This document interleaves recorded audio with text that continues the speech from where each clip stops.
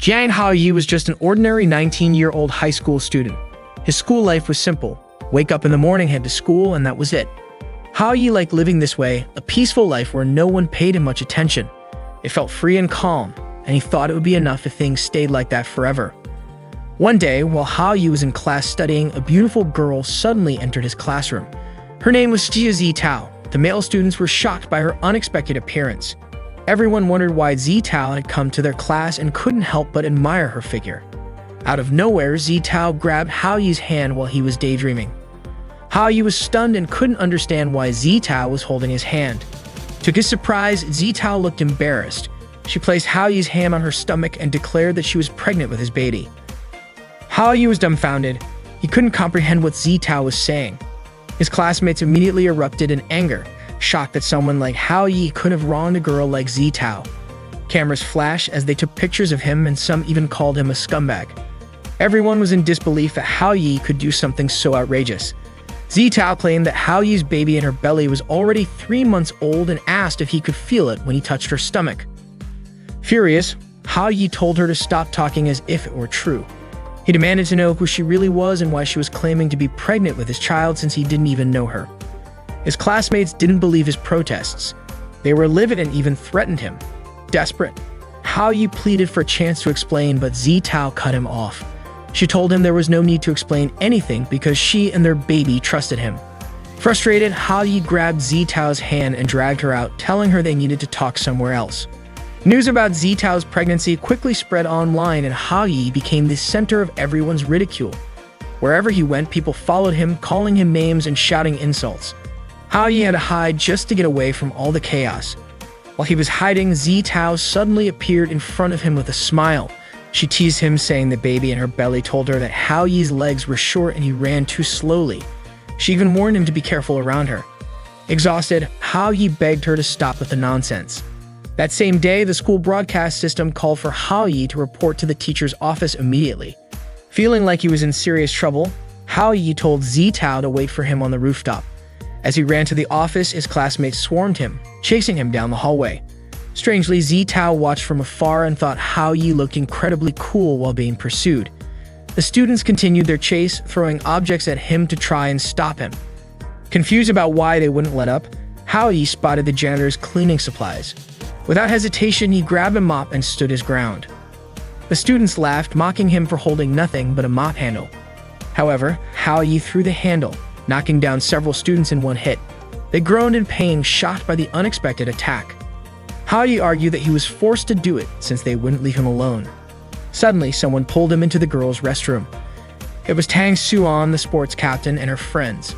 They beat him up mercilessly. Suan demanded that Haoyi explain the news that had gone viral online. Haoyi insisted that he didn't know anything. Furious, Suan accused him of being heartless and not understanding her pain. Instead of responding, Haoyi's eyes drifted towards Suan's chest, and she punched him immediately. Annoyed, Suan reminded him that he used to call her by name when they were together, yet now he acted like he didn't know her. Her friends questioned why Suan never told them about Haoyi before. They were angry at Haoyi for making Suan cry and prepared to beat him up again. However, Suan stopped them, saying it was between her and Haoyi and they shouldn't interfere. Suan leaned down close to Haoyi, her voice suddenly soft and sweet. She told him to come clean about his relationship with Zitao, or she would do something much worse to him. Haoyi sat there, completely overwhelmed, unsure of how to escape the chaos surrounding him. Haoyi couldn't understand why Suan was doing this to him. Still, he insisted that he really wasn't close to Zitao. Hearing that, Suan hit Haoyi again. When the restroom door finally opened, Suan and her group walked out with Haoyi trailing behind them. Outside, the students were still waiting for him. Just as Haoyi stepped out, Lin Yuan, the smartest student in school, suddenly appeared, ran toward him, and hugged him tightly. Haoyi was bewildered, unsure of what was about to happen next. Yuan told Haoyi to come home with her because Xiao Hong and Xiao Ming missed him so much. Haoyi was completely confused. He had no idea who Xiao Hong and Xiao Ming were. Without warning, Yuan hit him with a book, calling him a traitor for cheating on her, even forgetting their 2 children. Just as Yuan was about to hit him even harder, Suan intervened, grabbing Yuan's hand in time. Suan declared that she was the only one allowed to do that to Haoyi.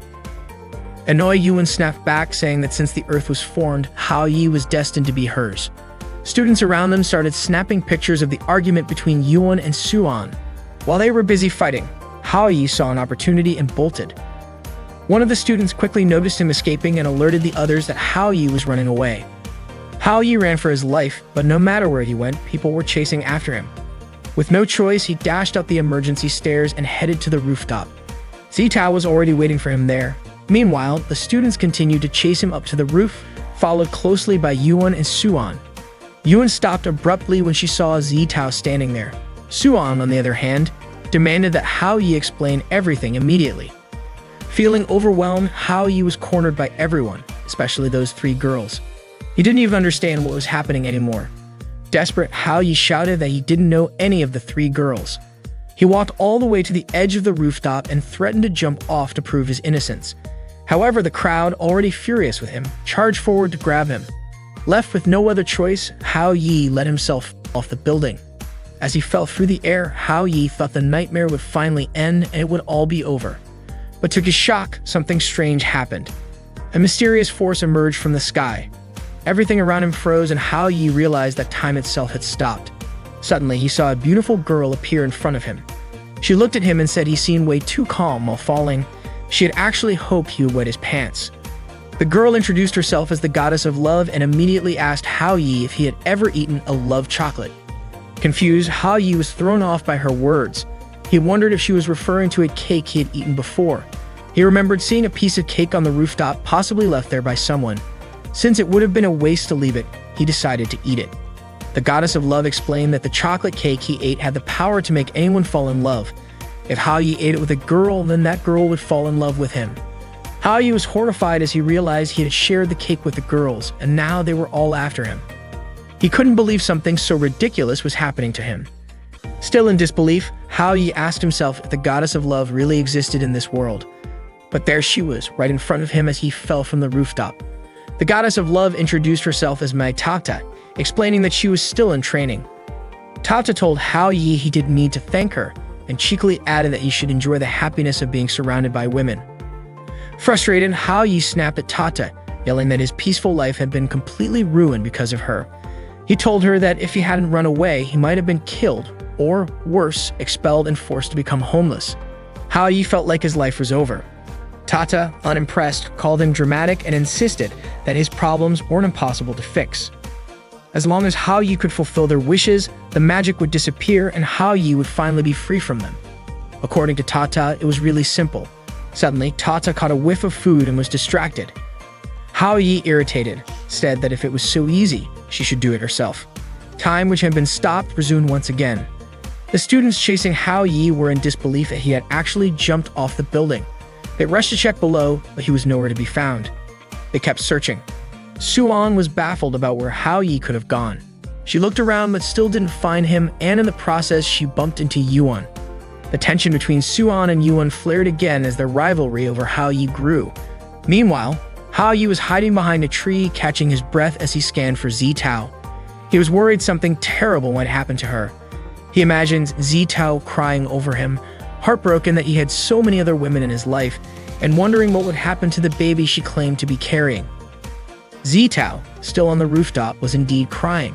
When Hao Yi finally reached her, panting, Zitao was shocked but relieved to see he was okay. Hao Yi told her to meet him somewhere tomorrow. Zitao smiled and teasingly asked if this meant he was asking her out on a date. The next day, Hao Yi took Zitao to a hospital for a checkup. As they sat in the waiting room, people gave them judgmental looks. Some whispered about how kids these days had no self-control and caused all sorts of problems. Zitao leaned on Hao Yi's shoulder, and Hao Yi, staring at her, realized how cute she looked up close. Zitao asked him to take her to get the test results. Before Hao Yi could respond, Zitao commented on how kind he was and said she was sure he would make a great dad someday. The doctor suddenly appeared with the results, confirming there was no baby in Zitao's stomach. Hao Yi was ecstatic to hear this. Zitao, however, was puzzled, insisting she had felt a baby inside her. She quickly concluded it was her fault and vowed to try harder next time to get pregnant. She even suggested they buy something to speed up the process, claiming she knew all about it. Hao Yi quickly changed the subject, suggesting they visit her family to clear things up. When they arrived at Zitao's house, Hao Yi was stunned. The place was a grand mansion, practically a castle. Servants greeted Zitao, addressing her as princess. That was when Hao Yi realized Zitao came from an incredibly wealthy family. Hao Yi couldn't wrap his head around why someone as perfect as Zitao wanted him to fulfill her wishes. Zitao told Hao Yi she would always remember this day as the day he came to propose to her. Hao Yi couldn't even fathom it. Even in his wildest imagination, he was still a loser. He silently acknowledged that his life was nothing but a mess. Zitao, on the other hand, said that even if her father rejected him, she'd still be happy because Hao Yi at least tried. A maid arrived to greet Zitao and asked who Hao Yi was. Zitao was about to call in her boyfriend, but Hao Yi quickly covered her mouth. He introduced himself as a close friend of Zitao's father instead. The maid greeted Hao Yi warmly. Hao Yi was taken aback to learn that Zitao lived alone. The maid explained that Zitao's father worked abroad and never returned home, and she pitied Zitao for it. Hao Yi then decided it would be better to leave since Zitao's father wasn't around. However, the maid insisted that Hao Yi stay, saying Zitao specifically asked him not to leave. Just then, one of Zitao's guards arrived with news from the school. The school had called and reported that a student named Hao Yi had kidnapped Zitao. Hearing this, Hao Yi began sneaking out of the house, trying to make his escape. The maid said that Hao Yi's name sounded familiar to her. Zitao's guards, however, were furious at Hao Yi and prepared to beat him up. Hao Yi pleaded with them, insisting that they had misunderstood the situation, but the maid urged them to attack him anyway. Hao Yi ended up getting severely beaten. Zitao arrived just in time and ordered her guards to release Hao Yi, declaring that she and Hao Yi were in love. The guards hesitated momentarily, but one of them scoffed and said that if Zitao truly loved someone like Hao Yi, the world might as well be ending. He instructed the others to finish Hao Yi off. Once again, Hao Yi was brutally attacked. Zitao shouted that she didn't care if Hao Yi was poor or unemployed. Even if the best he could do was support her as a scavenger, she would still marry him. Despite her words, the guards showed no mercy and continued to pummel Hao Yi. Through her tears, Zitao vowed to try harder next time, even though she wasn't pregnant anymore. She encouraged Hao Yi to give it his best tomorrow as well. Hearing this, the guards became even more enraged and intensified their assault on Hao Yi. Zitao finally pleaded with them to stop torturing Hao Yi. By now, Hao Yi had been thrown against a wall and gasping for air, begged Zitao to stop talking. Zitao quickly pulled Hao Yi to his feet and dragged him into her room, slamming the door shut behind them. The guards pounded relentlessly on Zitao's door, demanding to know what Hao Yi was doing inside. Zitao refused to open it and declared that her love for Hao Yi was pure and true. Hao Yi panicked, clamped his hand over Zitao's mouth, begging her to stop shouting. The guards outside kept banging on the door, warning Zitao not to fall for Hao Yi's tricks. Meanwhile, Hao Yi let out a frustrated sigh and accidentally noticed an old calendar sitting on Zitao's desk. On the calendar was a note marking the best day ever, the day she had lunch with her father. The guards continued to hammer on the door, while the maid called Zitao's father to report the incident. However, her father brushed it off, saying it didn't matter as long as Zitao was safe. He even told the maid to stop bothering him with such trivial issues. In a sudden burst of determination, Hao Yi flung the door open and snatched the maid's phone. He yelled into it, declaring that he was the one who had kidnapped Zitao and daring her father to come meet him. The guards, surprisingly impressed by Hao Yi's courage, decided to prepare a meal for him so he wouldn't be hungry when meeting Zitao's father. Not long after, 2 helicopters landed in the yard and several cars arrived to secure the property's entrance. Hao Yi braced himself, convinced that wealth could only be achieved through hard work. He knew he had come too far to back down now. Zitao's father finally arrived at the house, greeted with reverence by the guards as they lined up to welcome him. Zitao's father arrived in front of his house with his subordinates, and all the bodyguards respectfully greeted him. Hao Yi could feel the intimidating aura emanating from Zitao's father. Zitao's father remarked that Hao Yi was quite bold for summoning him. He then ordered his subordinates to keep an eye on Hao Yi. Hao Yi, feeling relieved that perhaps nothing would happen, quickly had his hopes dashed when Zitao's father commanded his men to teach Hao Yi a lesson. Once again, Hao Yi was surrounded and beaten up. Zitao tried to intervene, telling her father that Hao Yi was innocent. She showed him the results of her checkup, proving that she wasn't pregnant. This made Zitao's father stop his men, and he turned to Hao Yi, asking about his true intentions. Hao Yi then asked if he hadn't claimed to have kidnapped Zitao, would Zitao's father have come home to see her at all, or would he have just continued forgetting about her? Zitao's father was shocked by Hao Yi's words, and Zitao herself was deeply moved. Hao Yi continued, explaining that Zitao still needed her father, but her father couldn't see that. While Zitao's father had given her a luxurious house, personal bodyguards, and servants, and ensured she never went hungry, was that really what Zitao wanted? Hao Yi passionately argued that what Zitao truly desired was her father's love. Did you ever give her that love? Hao Yi shouted. Zitao was overwhelmed with emotion at Hao Yi's words. Zitao's father, furious, grabbed Hao Yi by the collar and yelled, "What do you know about love? Do you think money grows on trees?" Hao Yi pleaded with him to stop hurting his own family. He then showed Zitao's father a calendar from the previous year, marked as Zitao's best day. It made her father remember a joyful moment they'd shared together during a simple lunch. It dawned on him that what Zitao wanted most was to be with him. To others, that moment might not have seemed like much, but to Zitao, it was her biggest dream. Hao Yi asked Zitao's father to think it over. Even the maids and bodyguards were moved to tears by Hao Yi's sincerity. They praised him, saying he was a truly good person. Hao Yi then said his goodbyes, running off quickly in an attempt to escape. However, it turned out he was just running in circles and ended up right back where he started. Zitao caught up to him and placed a hand on his shoulder. Confused, Hao Yi asked how she caught up so fast. Zitao replied that she had simply taken the back door. Zitao thanked Hao Yi and kissed him, but suddenly, she disappeared. Hao Yi was stunned and wondered what had just happened. Had Zitao vanished? Out of nowhere, Tata appeared, explaining that Zitao hadn't disappeared. Instead, her magic had worn off. Tata congratulated Hao Yi for fulfilling Zitao's wish. Meanwhile, Zitao lay asleep in her bedroom. Her father approached her and asked if she'd like to have lunch with him. Tata admitted she was surprised Hao Yi resolved everything so quickly. Hao Yi grumbled that he simply hated overly complicated problems. He left in a hurry, muttering that his life had nearly ended because of Zitao, but was thankfully resolved in just 2 days. At least he didn't have to see Zitao sad anymore. Tata smiled at Hao Yi's seriousness. The next day, on his way to school, Hao Yi tripped and found a flyer that featured him being sought after as Yuan's husband. Flyers were scattered everywhere around the school. Hao Yi was dumbfounded and wondered what on earth was happening now. He didn't know when all this trouble would finally end, and even compared himself to the legendary king of a harem who achieved eternal happiness, if only that were true for him. Trying to avoid attention, Hao Yi covered his face and crept toward his classroom. He even resorted to crawling to his seat. Meanwhile, a girl was seen searching for Hao Yi, eventually discovering which class he was in.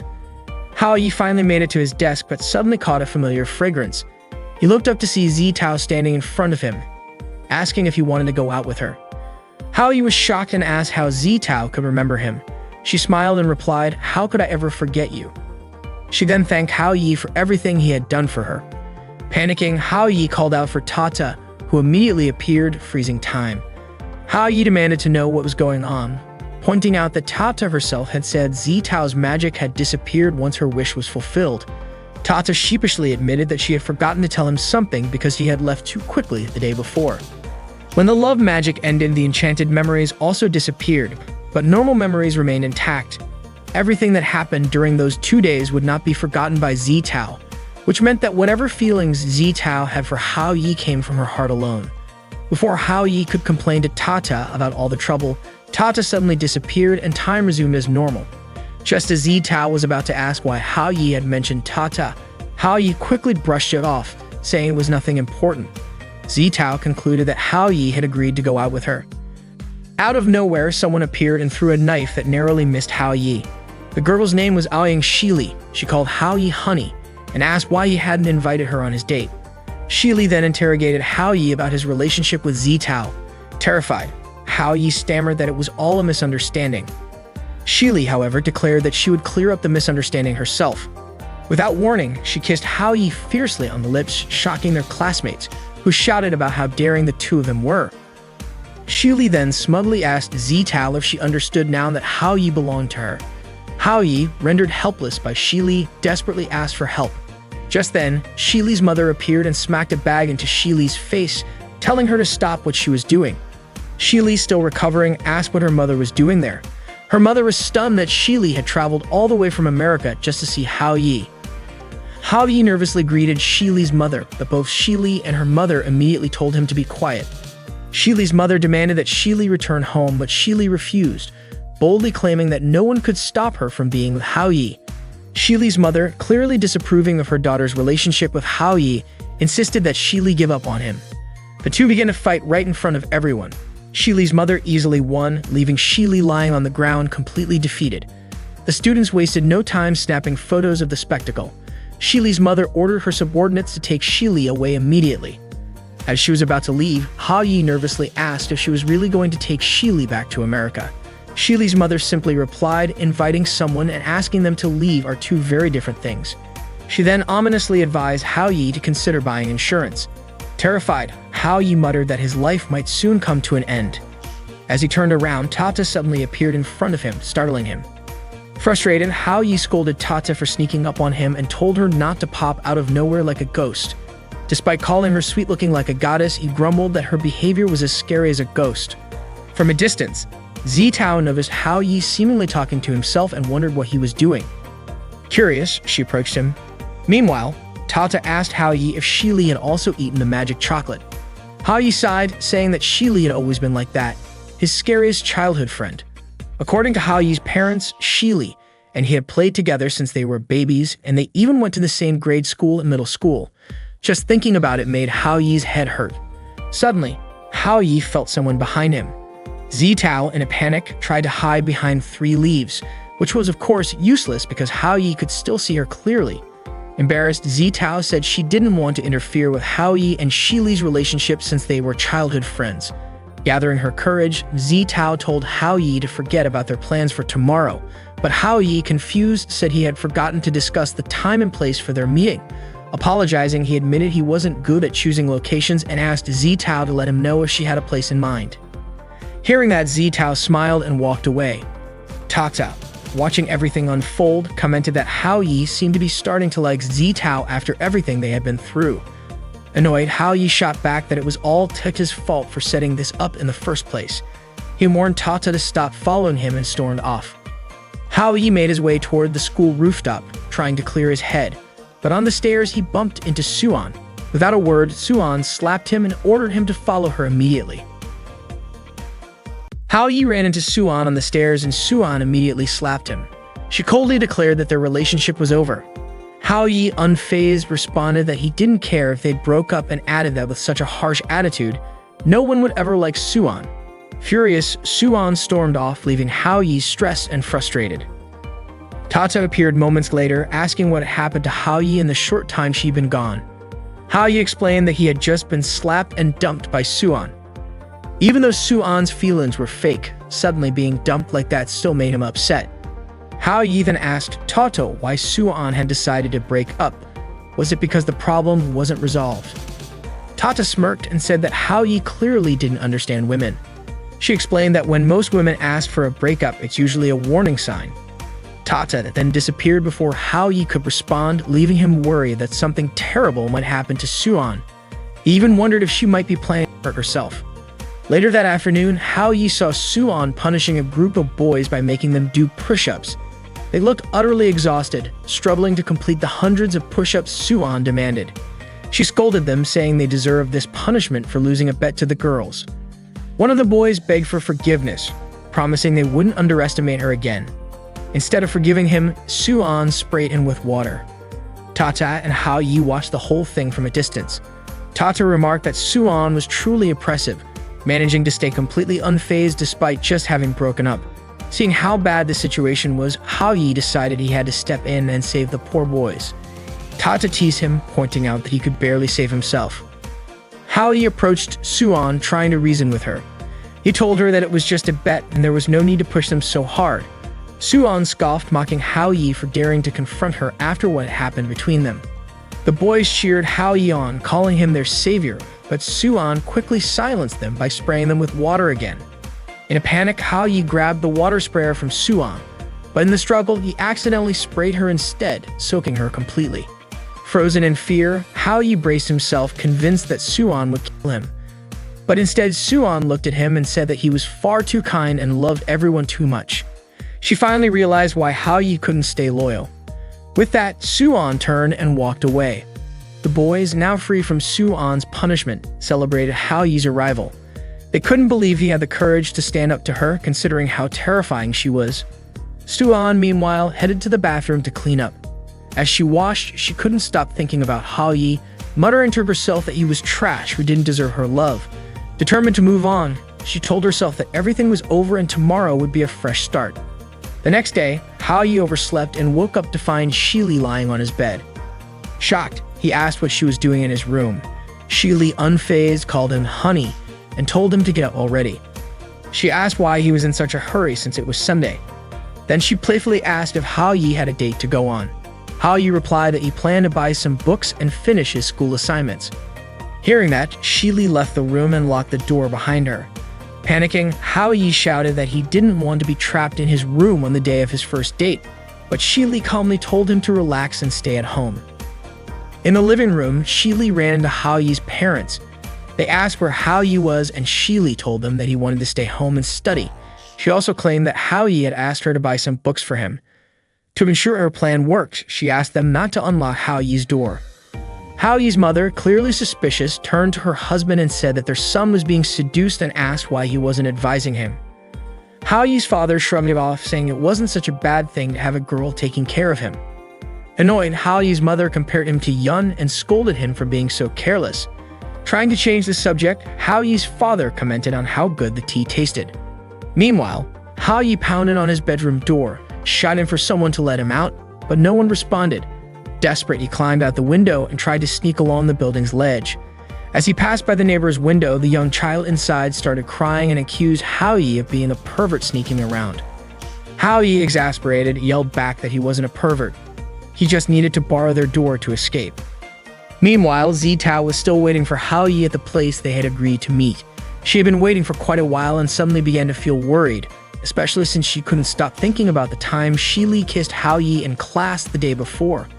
She remembered how Shili had declared that Hao-yi belonged to her, and the fact that Hao-yi and Shili were childhood friends only made things worse. Zitao started to believe their meeting was no longer happening. Out of nowhere, Hao-yi came running toward her, apologizing for being late because of everything that had happened at home. Zitao smiled and said it was okay, adding that she had just arrived as well. She then invited Hao-yi to have some tea with her. Hao-yi didn't expect Zitao to invite him for something as simple as tea. He had secretly hoped that she called him out to confess her feelings. Zitao, on the other hand, felt nervous and unsure whether she should say something. She was completely flustered, not knowing what to say because it was her first time going on a date with a guy. Her heart was pounding so hard that she worried Hao-yi might notice. Suddenly, Hao-yi placed his hand on Zitao's forehead to check if she was sick because her face had turned red. Without realizing it, their faces were so close that they found themselves staring straight into each other's eyes. Surprised, they quickly pulled back. Hao-yi apologized and Zitao, blushing even more, said that she was fine. Both of them looked away awkwardly, trying to hide how embarrassed they were. Out of the blue, Hao-yi remembered that there was an anime and manga festival happening that day. He excitedly asked Zitao if she wanted to check it out with him. Hearing that, Zitao smiled brightly and agreed. Meanwhile, Shili returned to Hao-yi's room, bringing him the books she had promised. But when she got there, she found the room empty. Thinking that Hao-yi was playing hide and seek with her, Shili muttered that she wouldn't let him win. At the festival, there were tons of visitors gathered around taking pictures of 3 cosplayers. They were chatting in a way that sounded like they were mocking Soo-an. It seemed like they didn't like her very much. As Zitao and Hao-yi walked past, many visitors turned to stare at Zitao, captivated by her beauty. Zitao really wanted to hold Hao-yi's hand, but she couldn't bring herself to do it. Hao-yi also wished Zitao would hold his hand, and for a moment, he thought about taking the initiative himself. But the crowd was too overwhelming, and the moment never felt quite right.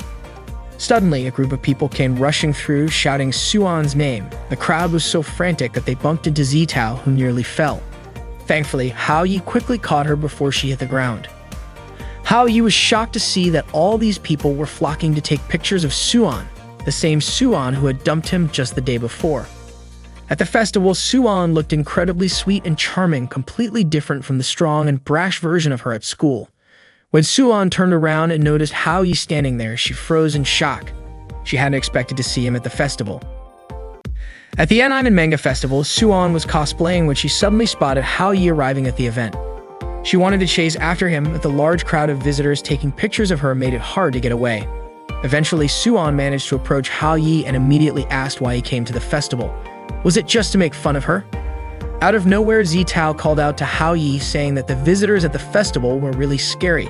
They kept taking photos, which made Zitao anxious. Suddenly, Suan noticed some of her sports club members at the festival, so she quickly grabbed Hao Yi and Zitao to move them somewhere else. In the middle of the situation, Suan had no choice but to flash a sweet smile at the visitors, calling out her name. The crowd nearly fainted from how adorable she looked. Meanwhile, Shili had just arrived at the festival entrance. She was carrying a sword, and the visitors were in awe, thinking she was a cosplayer because she looked so cool. However, Shili wasn't there for fun. She came looking for Hao Yi, knowing he couldn't escape her. Suan pulled Hao Yi and Zitao into a room to avoid being seen by her sports club members. Hao Yi teased Suan, saying he didn't expect her to enjoy cosplay and that it actually suited her. Suan got annoyed, snapping back that Hao Yi was still making fun of her. Hao Yi denied it, saying he wasn't mocking her, he was complimenting her. Suan then covered Hao Yi's mouth and grumbled that she wouldn't be hiding like this if it weren't for him.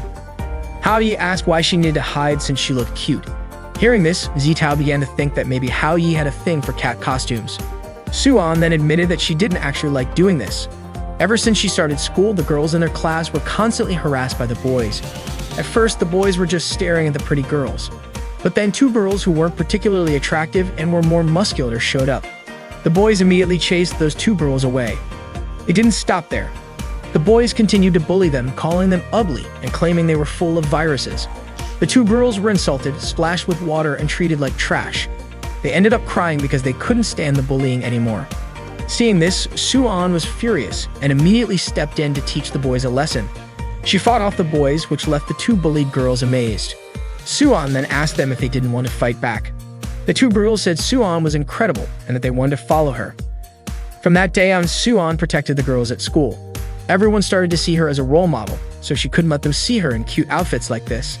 If they ever did, they'd feel disappointed, thinking she was just messing with them. They would probably abandon her, leaving her completely alone. Hao Yi pointed out that even though Suan's intentions were good, she was still hiding her true self from others. He told her that she should show people who she really was instead of living in hiding like this. Suan shot back, saying someone like Hao Yi would never understand her feelings. She then called him a Capricorn and added that she absolutely hated him. Confused, Hao Yi asked what being a Capricorn had to do with anything. Suddenly, an announcement came over the loudspeaker saying that the 12th River City Women's Competition was about to start. Zitao quickly reminded them that the cosplay competition seemed like it was starting soon. However, Suan said it was pointless because the competition required 3 participants to enter. If they didn't have 3 people, they couldn't compete, which was why she always came alone to defend her title. But now she no longer had the right to participate. Zitao seemed to understand the situation and then came up with an idea. Since they needed 3 people, she suggested that she and Hao Yi join Suan to compete together. Suan was surprised that such an idea could work. However, Hao Yi thought it was impossible since he was a guy. But Suan didn't care. She immediately dragged Hao Yi to the dressing room to get him ready as a female cosplayer. While they were busy transforming Hao Yi, Shili spotted them. With a bit of persuasion, Hao Yi finally transformed into an incredibly adorable female cosplayer. Suan commented that Hao Yi looked so pretty, even she felt jealous of him. Zitao also agreed, saying Hao Yi looked stunning. When Hao Yi stepped out of the dressing room and saw himself in the mirror, he was completely shocked by his appearance. He practiced greeting the visitors with cute gestures and introduced himself as Gai. However, he couldn't help but feel disgusted with himself for acting that way. Unbeknownst to him, Shili was snapping photos of him from afar. Annoyed at Hao Yi for lying to her, she still couldn't help but admire his cross-dressing. She thought it was so cute that she could just eat him up in one bite. Shili decided she had a new plan to have some fun with Hao Yi. Suddenly, Suan burst into tears after discovering that the outfit she planned to wear for the competition had been torn. Zitao wondered who could have done something so cruel to Suan. Hao Yi recalled that there were people who didn't want Suan to win, so they resorted to dirty tricks like this. Hao Yi asked Suan why she didn't just wear another outfit since this one was ruined. However, Suan misunderstood him, thinking he was implying that someone like her wasn't suited to wear something like that. Hao Yi immediately clarified that he didn't mean it that way, but Suan, now upset, snapped that she didn't need his pity. She cried and ran off, leaving Hao Yi calling after her, but he couldn't stop her. The ones who ruined Suwon's outfit were the same girls who had been gossiping about her in the lobby earlier. They had planned this sabotage so they could win the competition themselves. Haoyi asked Zitao if Suwon's outfit was expensive. Zitao explained that the first time Suwon won, it was because she wore a costume she had made herself, which was irreplaceable to her. Suwon dropped the torn outfit and ran outside. Haoyi finally understood why Suwon was so determined to protect her secret. She was very careful about how others saw her. At that moment, Suwon seemed to have lost the will to fight back, but what mattered most was that they still needed to participate in the competition and win it. While in the bathroom, Haoyi tried to recall what a cosplayer needed to do. First, introduce themselves, then showcase their unique appeal as the main attraction. He still hadn't found Suwon, and Zitao hadn't managed to find a suitable outfit yet. It seemed like Haoyi would have to go on stage first. Suddenly, Tata appeared, startling him. Haoyi reminded her that she was in the men's bathroom. Tata nonchalantly asked if Haoyi was having trouble. Haoyi asked her how he could win the cosplay competition and surprise everyone. An idea popped into his head as he thought about the concept of surprises, and he stared at Tata. Feeling awkward under Haoyi's gaze, Tata squirmed uncomfortably. The Anan cosplay competition for women finally began, and Haoyi, now introducing himself as Yai, had to go first. He felt a little nervous because the crowd was huge. Some girls mocked the silly name he used, asking if his stupid disguise was aiming for first place. They jeered at him, making fun of his efforts. Determined, Haoyi reassured himself that he could do this. As he stepped onto the stage, he felt incredibly nervous under the stares of the audience and the constant flash of cameras. He tried to greet them, but in his nervousness, he tripped and fell. The crowd erupted into laughter, calling him useless and pathetic. Haoyi froze for a moment, but then suddenly put on the cutest face he could muster, smiled sweetly, and told them to stop yelling at him. The entire crowd was stunned. They immediately started praising him, exclaiming how adorable he was. In an instant, they all fell for Haoyi's charm. The girls who had mocked him earlier realized that the competition wasn't just about scoring points. Popularity was what truly mattered. Haoyi had managed to win the crowd over. He promised himself that next time he'd do even better and left the rest to Suwon and Zitao. He wasn't going to give up. Meanwhile, Tata was searching for Suwon, but she was having a hard time because everyone at the event looked so similar. Zitao was still running around frantically, trying to find where Suwon had gone. Haoyi begged the host to give him more time to wait for his two friends. He kept pleading for just a little more time, but the host refused, saying that 3 groups had already performed and they couldn't keep delaying Haoyi's group. If this continued, Haoyi's group would be disqualified from the competition. The host urged Haoyi to resolve his group's issues quickly. He then announced that the next group to perform was Haoyi's. Haoyi stepped onto the stage and stood frozen for a moment, prompting the host to ask why he was just standing there. The crowd started chanting Suwon's name over and over. From above, Suwon could see Haoyi. Gathering his courage, Haoyi finally spoke up to calm everyone down. Then he began to sing in his cutest style. The audience loved it, but they continued shouting for Suwon, demanding that she appear on stage. Hearing the crowd scream for Suwon made Haoyi stop singing. Backstage, the 3 cosplayers who had sabotaged Suwon's costume were watching Haoyi perform. They were confident the audience would quickly grow bored of Haoyi's performance, even calling it a clown act. The audience kept shouting for Suwon to appear, and Haoyi pleaded with them to listen. He explained that he had come to the festival with a friend and said he thought Suwon was the one suffering the most. To avoid hurting anyone's feelings, Suwon always tried to hide her true self, but no one realized just how much she hid the things she loved. Haoyi went on, saying that he had seen how much Suwon truly enjoyed cosplaying. Though it shocked him at first, he wanted to tell Suwon that when she was in cosplay, she was the most confident and natural version of herself that he had ever seen. Haoyi then shouted, asking where Suwon was and if she could hear him. He begged her to come out. Suddenly, the railing above the stage broke and Suwon fell. The crowd gasped in fear, worried something terrible would happen to her. At that moment, time seemed to stop. Haoyi moved effortlessly, catching Suwon and pulling her into a hug. Miraculously, they both transformed into new costumes. The crowd erupted into cheers, amazed at Haoyi and Suwon's incredible appearance. People in the audience speculated that they must have had tons of sponsors and spent a fortune on their costumes. Cameras flashed non-stop as everyone took pictures of them. Haoyi turned to Suwon, asking if she was okay. The host announced that it looked like they already had their winner since the crowd's reaction was so enthusiastic. In the middle of the audience, Zitao watched Hao Yi and Suan's performance and admitted that it was truly amazing, though she couldn't help but feel a little sad that she wasn't the one up there. The host even joked that he never expected Hao Yi to know magic tricks. Suan looked at Hao Yi and said it didn't seem like magic at all, demanding that he explain what had really happened. Hao Yi, however, couldn't bring himself to tell her. Tata, watching from backstage, sighed in relief, grateful that everything had been done just in time. Meanwhile, Shili was watching Hao Yi and Suan from behind the stage, annoyed that Suan had suddenly gained so much confidence after Hao Yi changed her look. Calling Suan slag, Shili muttered that she wanted to cut Suan in half. Suddenly, Shili overheard some girls talking about Suan. They were surprised Suan had still performed even after they had torn her costume. They admitted that Hao Yi looked really cute and even discussed inviting Hao Yi to join their group next time. They couldn't stop gushing about how sweet Hao Yi was. Hearing this, Shili grew furious. Realizing that these girls were planning to steal Hao Yi, she decided to teach them a lesson. In the dressing room, Suan was visibly exhausted after the competition. Hao Yi asked her if she was okay, reminding her that they had won.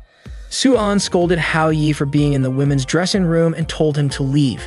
Hao Yi explained that his clothes were inside the room. Suan told him to wait outside and said she would change first. Hao Yi insisted that he should go first since he could change quickly, but Suan refused. They began bickering over who should change first. In the middle of their squabble, Suan shoved Hao Yi. Suddenly, they found themselves undressed and face to face. Suan froze for a moment before slapping Hao Yi across the face. Suan quickly shut the door, but Hao Yi shouted that his clothes were still inside. Without hesitation, Suan threw his clothes and shoes out at him, slammed the door shut again, and called him a pervert. Just then, Tata approached Hao Yi and asked if he was in trouble. Frustrated, Hao Yi snapped at her, asking how she could even ask such a question. After all, wasn't she the one who had caused all this mess? Tata froze in shock, only to realize Hao Yi was undressed. Embarrassed, she covered her eyes and told him to get dressed quickly out of respect for the goddess who had helped him. Hao Yi, still annoyed, blamed Tata for not warning him that the outfit would disappear after some time. Apologetic, Tata admitted she wasn't very skilled with magic and often made mistakes when nervous. She confessed she had the lowest rank among all her peers. Hao Yi softened and reassured Tata that it wasn't her fault. He admitted that if she hadn't shown up at the right moment, he wouldn't have been able to save Suan. Hao Yi then thanked Tata, acknowledging that it was thanks to her always watching over him. Tata found herself marveling at how strange humans could be. Zitao then approached Hao Yi, inviting him to head home. Hao Yi suddenly realized he had forgotten about her entirely. He asked if Suan would be joining them on the way back, but Suan told him to go ahead without her. Curious, Suan asked why Hao Yi would even consider inviting her to walk home with him. Little did she know 3 girls who had earlier sabotaged her outfit were trapped inside the wardrobe where she had changed. Apparently, Shili had locked them in there. Meanwhile, Hao Yi only escorted Zitao as far as the station because he had something else to do. Zitao assumed it must be related to Suan. Before parting ways, Zitao thanked Hao Yi for walking her to the station, saying she had a wonderful day. As she left, Hao Yi found himself thinking about how considerate Zitao was.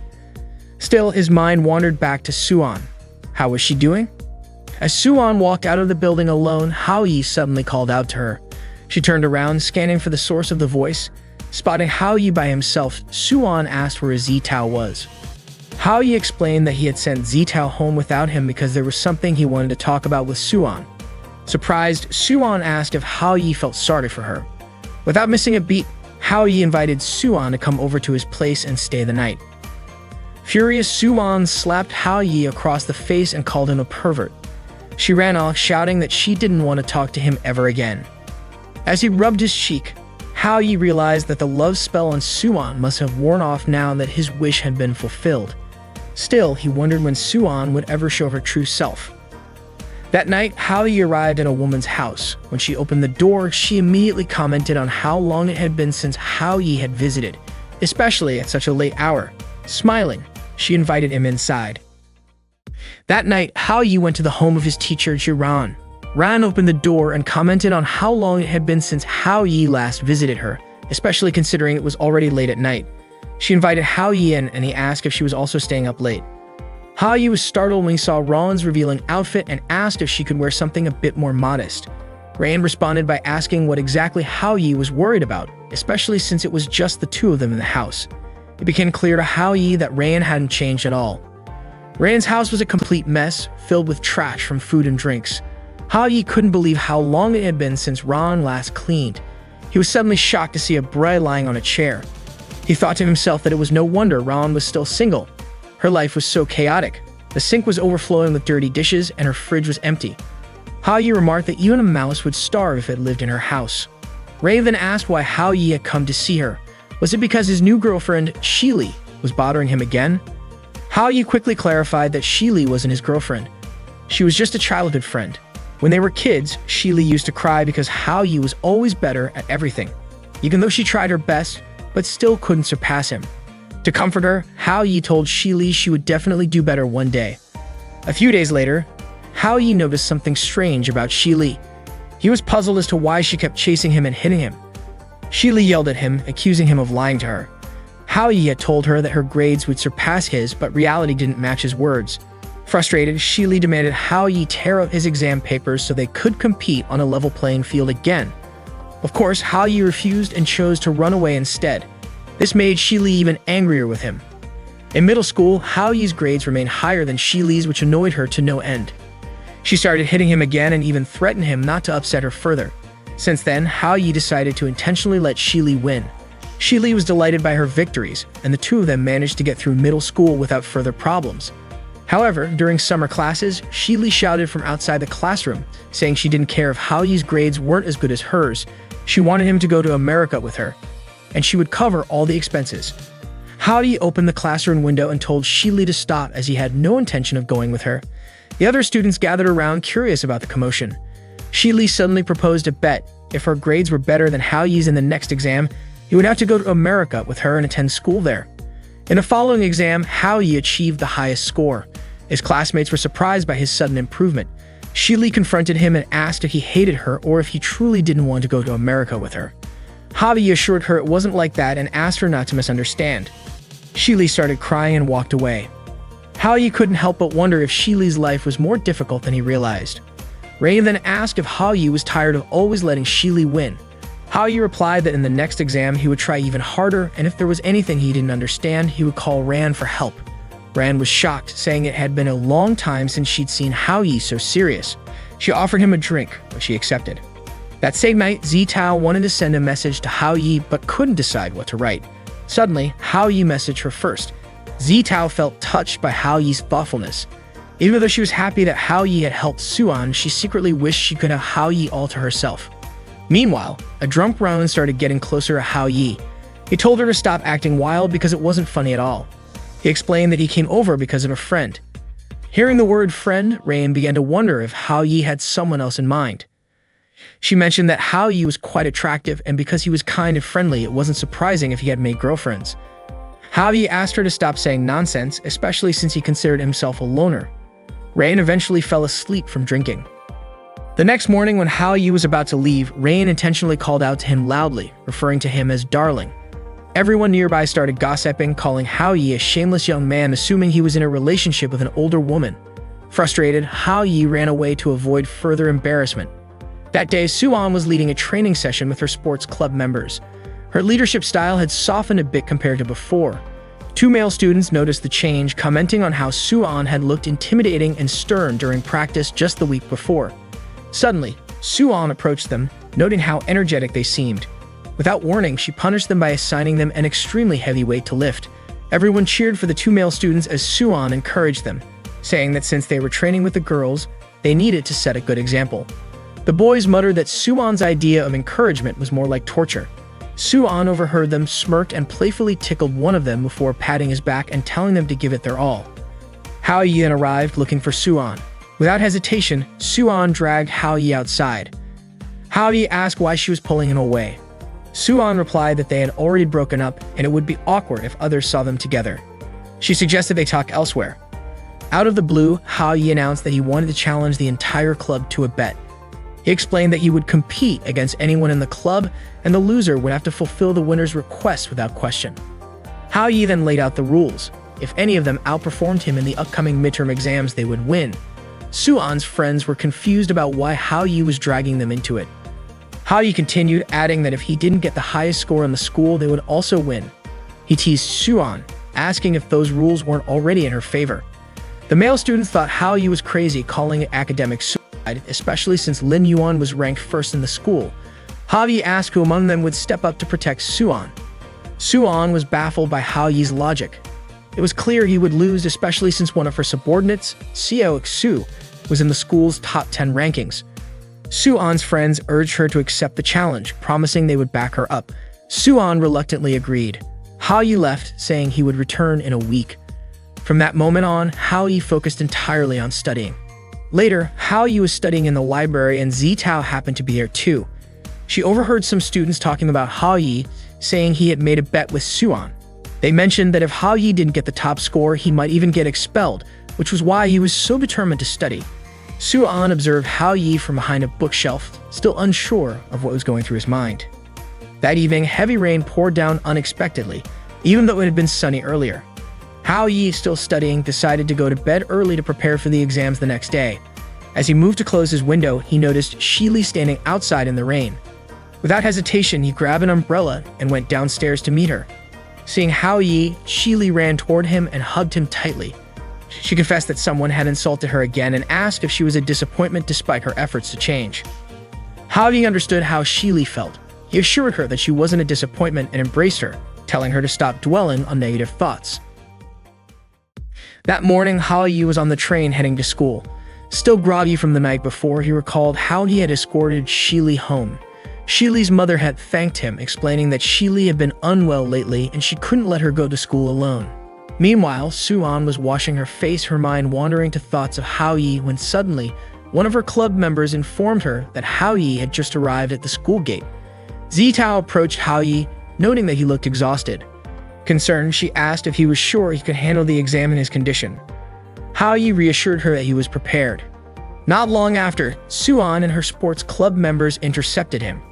Suan told Hao Yi that he still had a chance to change his mind, but one of her clubmates interjected, saying it was already too late. They were eager to see him fail. Hao Yi didn't say a word and simply walked past them, prompting the club members to call him a coward. Suan, however, remained curious about what was going through his mind. The exam began with Ran supervising Hao Yi's class. She suspected that once Hao Yi focused, he might surprise everyone. To Ran, there was something undeniably endearing about Hao Yi. Before long, Hao Yi left the exam room. Suan's friends assumed he had given up. When the exam concluded, relief spread among the students. As everyone felt the weight of the exam lift, Suan noticed Hao Yi and thought about approaching him, but Zitao beat her to it, leading Suan to change her mind. Hao Yi asked Zitao for help picking something out. Specifically, he wanted her to choose some clothes for him. The next day, Suan and her sports club were practicing as the exam results were set to be announced. The club members were confident that Hao Yi would lose, assuring Suan that she shouldn't worry about their bet because Xiao Xu would undoubtedly come out on top. They believed there was no way Hao Yi could outperform Xiao Xu. To everyone's surprise, Hao Yi arrived holding a cosplay outfit. He declared that Suan had lost the bet, and as her punishment, she would have to wear the outfit for 2 weeks. Shock rippled through the group. They mocked Hao Yi for having such a disgusting hobby and couldn't believe he had actually won the bet. Xiao Xu immediately checked the exam results and proudly announced she had ranked 5th. Hao Yi smirked and casually told them to check the top spot. Everyone was stunned when they saw that Hao Yi had achieved first place with a perfect score. Hao Yi confidently told them they already knew the outcome and left it up to Suan, as their leader, to handle the rest. Some members accused Hao Yi of being a pervert, questioning the legitimacy of his results. Suan, however, agreed to fulfill her punishment without hesitation. As Hao Yi walked away, he suddenly remarked that someone once told him there's nothing wrong with a man being a little perverted. He added that he didn't think there was anything strange about wearing the outfit. Suan's friends later approached the school administration to challenge Hao Yi's results, but the school confirmed there was no issue with his scores. They had verified his results with all the teachers, and there was even his signed acknowledgement. One of Suan's friends suggested Hao Yi might have cheated. However, Rayan dismissed the idea, confidently stating that no matter how challenging the exam, Hao Yi would never resort to cheating. It simply wasn't his nature. Ran then asked them all to leave. It wasn't just the students doubting Hao Yi. Some of the teachers still couldn't believe it either. When the announcement board showed Hao Yi's name at the top of the rankings, the students gathered around in shock, questioning whether he had actually refrained from cheating. Meanwhile, murmurs spread that Suan, the sports club president, had lost a bet. Suan stood nearby wearing the cosplay outfit and holding a brochure for the sports club with a forced smile. Male students immediately flocked to her, intrigued enough to consider joining the club.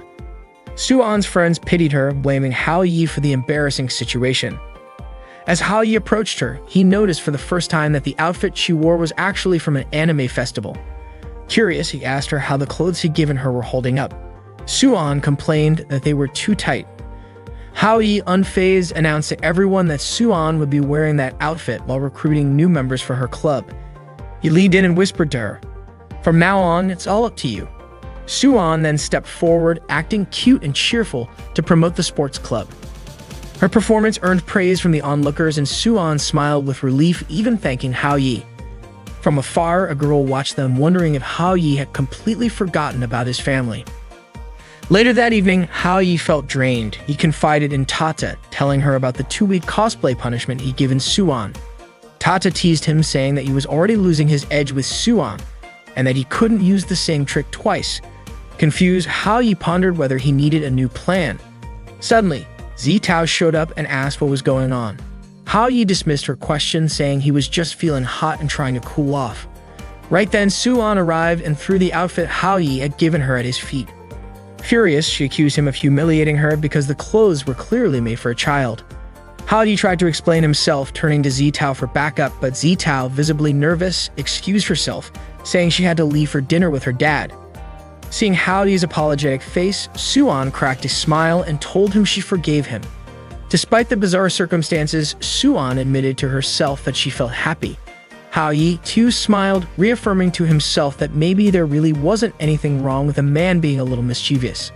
The next day, while walking down the school hallway, Tata asked Hao Yi about who Shili had been talking about the previous night. Hao Yi replied that Shili was talking about her boyfriend. Tata was shocked, assuming Shili had been referring to Hao Yi. Laughing, Hao Yi clarified that he wasn't Shili's boyfriend. It was actually her ex-boyfriend she had been talking about.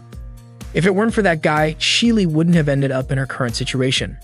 Out of nowhere, 2 little kids ran up to Hao Yi, calling him Dad. Hao Yi was utterly stunned, especially when Lin Yuan appeared alongside them. Yuan then said they were his children. This revelation shocked Hao Yi so much that he felt his soul leave his body, but Tata caught his spirit and put it back. Yuan explained that Hao Yi had left home and forgotten about his 2 children. Hao Yi remembered Yuan had once mentioned their children's names were Ming and Hong. Smiling behind Yuan, Tata seemed amused. Hao Yi quickly told her to keep quiet, adding he'd deal with her later. Misunderstanding, Yuan looked hurt, thinking Hao Yi was directing his harsh words at her. Hao Yi hurried to clarify that he wasn't speaking to Yuan. Yuan then asked if Hao Yi could come home that evening. Just then, Ming complained he was hungry. Hao Yi suggested that Yuan take Ming and Hong to get some food from the front of the school while he handled something important. He promised to meet them at the school gate and asked the kids to call him uncle while in public. After they left, Hao Yi confronted Tata, visibly irritated. He demanded to know how much more she was hiding from him and why she kept complicating his life. Tata apologized, saying she'd been too busy to inform him earlier. She explained that the contract's primary purpose was to fulfill the wishes of the girls involved. If time passed and the contract remained unfulfilled, the magic would activate and their wishes would automatically come true. Hao Yi was baffled and frustrated, struggling to comprehend how such a ridiculous rule could exist. Worse, fulfilling these contracts seemed to be cutting his lifespan in half. Tata calmly said it wasn't as bad as it seemed, and in Hao Yi's words, could simply be considered delusions manifesting.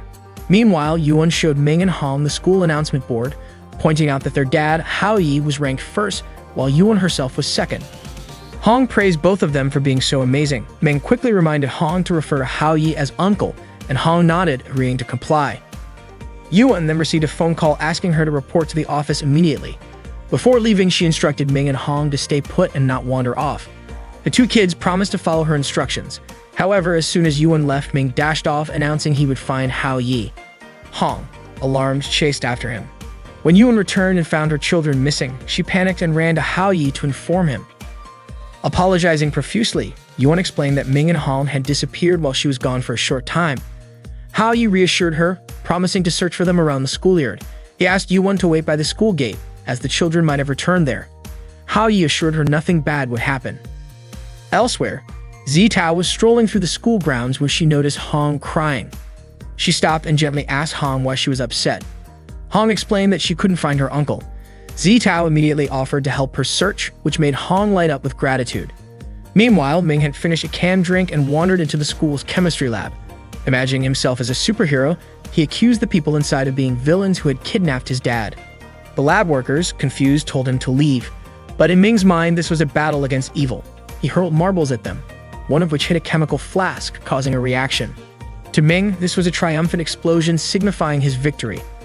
Afterward, Ming slid down the staircase railing, gleeful about his imaginary success. At the same time, Hao Yi was searching frantically for Ming. The school's operator spotted Ming on the CCTV and was shocked to see a child wandering around campus.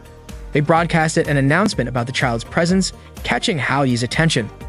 Two students walking nearby were discussing the announcement, and Hao Yi asked if they'd seen where the child had gone. They pointed him in a direction, and Hao Yi hurried off to search. Ironically, Ming passed right behind him while he was looking elsewhere. When Hao Yi heard the sound of a door closing, he quickly turned to look and realized it was the girls' locker room.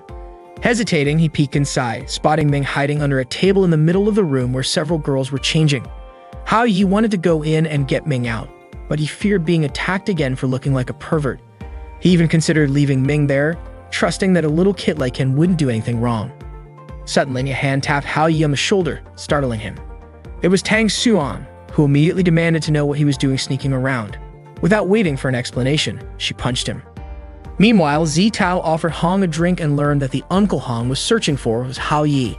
This revelation delighted Zitao because it gave her another reason to approach him. She invited Hong to continue searching together, but their attention was caught by a group of students gossiping about Hao Yi causing trouble in the gym. Worried, Zitao decided they needed to check it out. Back in the locker room, Hao Yi had been caught peeking and was now surrounded by angry girls. He tried to explain, saying the situation wasn't what they thought, but Suan interrupted him, demanding an apology. If Hao Yi apologized to the girls, Suan said she would let him go. Hao Yi begged them to hear his explanation, but the crowd wasn't interested. Just then, Ming appeared, declaring he would rescue Hao Yi. He ran into the room and pulled on Suan's clothes, startling her and causing her to hastily cover herself. One of the students pointed out that Ming was the child who had caused all the commotion. Hao Yi pleaded with the girls not to blame Ming and insisted they hold him accountable instead. Zitao and Hong arrived at the scene, and Hong immediately ran to Ming. A friend of Suan accused Hao Yi of being a voyeur and threatened to attack him. Hao Yi, forgetting his own predicament, tried to act like a hero for Ming. Suan told her friends to teach Hao Yi a lesson. While all of this unfolded, Yuan waited at the school gate until the dismissal bell rang. Hao Yi eventually showed up with Ming and Hong and Tao. Yuan immediately hugged the children, relieved they were safe. Hao Yi reassured her that there was nothing to worry about. They were fine. Out of nowhere, Tata appeared, calling Hao Yi an exhausted parent and offering to give him a special reward by lightly pounding on his back. Hao Yi suggested it would feel better if she massaged his shoulders instead. Hearing this, Yuan stood up and began massaging Hao Yi's shoulders, but Hao Yi quickly told her he wasn't asking her to do it. Hao Yi then told Yuan there was something important she needed to understand. He asked her to take a good look at Ming and Hong, who appeared to be around 7 or 8 years old. Yuan nodded. Hao Yi pointed out that neither of them was even 20 years old yet. He asked Yuan to think about the math. 20 minus 8 equals 12. It was impossible for him to have fathered those kids at 12 years old. But Yuan remained convinced that Ming and Hong were their children. Hao Yi couldn't understand how she could believe such a thing. Tata chimed in, explaining that it was the power of magic. Hao Yi demanded Tata undo the magic immediately, but she warned him that if she did, Yuan would lose her sense of self. Everyone interacting with Yuan had already fallen under the magic's influence, including possibly her family. Yuan, unaware of Tata's presence, asked who Hao Yi was talking to. Hao Yi brushed it off, offering to take her home. Yuan hesitated, but eventually admitted she didn't mind him coming back, though she didn't know how to react after he'd been gone for so long. Still, she thought it would be a good idea for him to come home. The group walked together to Yuan's house. At the door, Yuan knocked while Hao Yi nervously wondered if her family had been affected by the magic or not. When the door opened, a knife flew past, narrowly missing Hao Yi.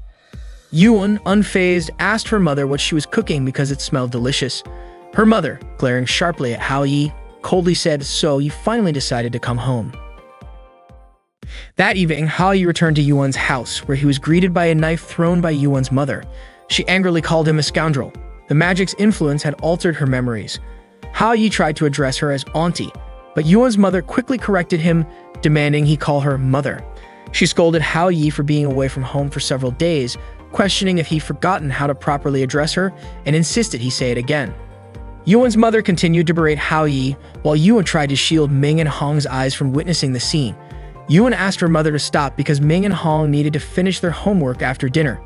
Reluctantly, her mother backed down, told Hao Yi to come inside, and invited him to dinner. Hao Yi thanked her, almost addressing her as auntie again, but quickly corrected himself, calling her mother. It was Hao Yi's first time seeing Yuan's modest home. Yuan prepared dinner and warmly welcomed Hao Yi back. Meanwhile, in her room, Zitao was debating how to approach Hao Yi.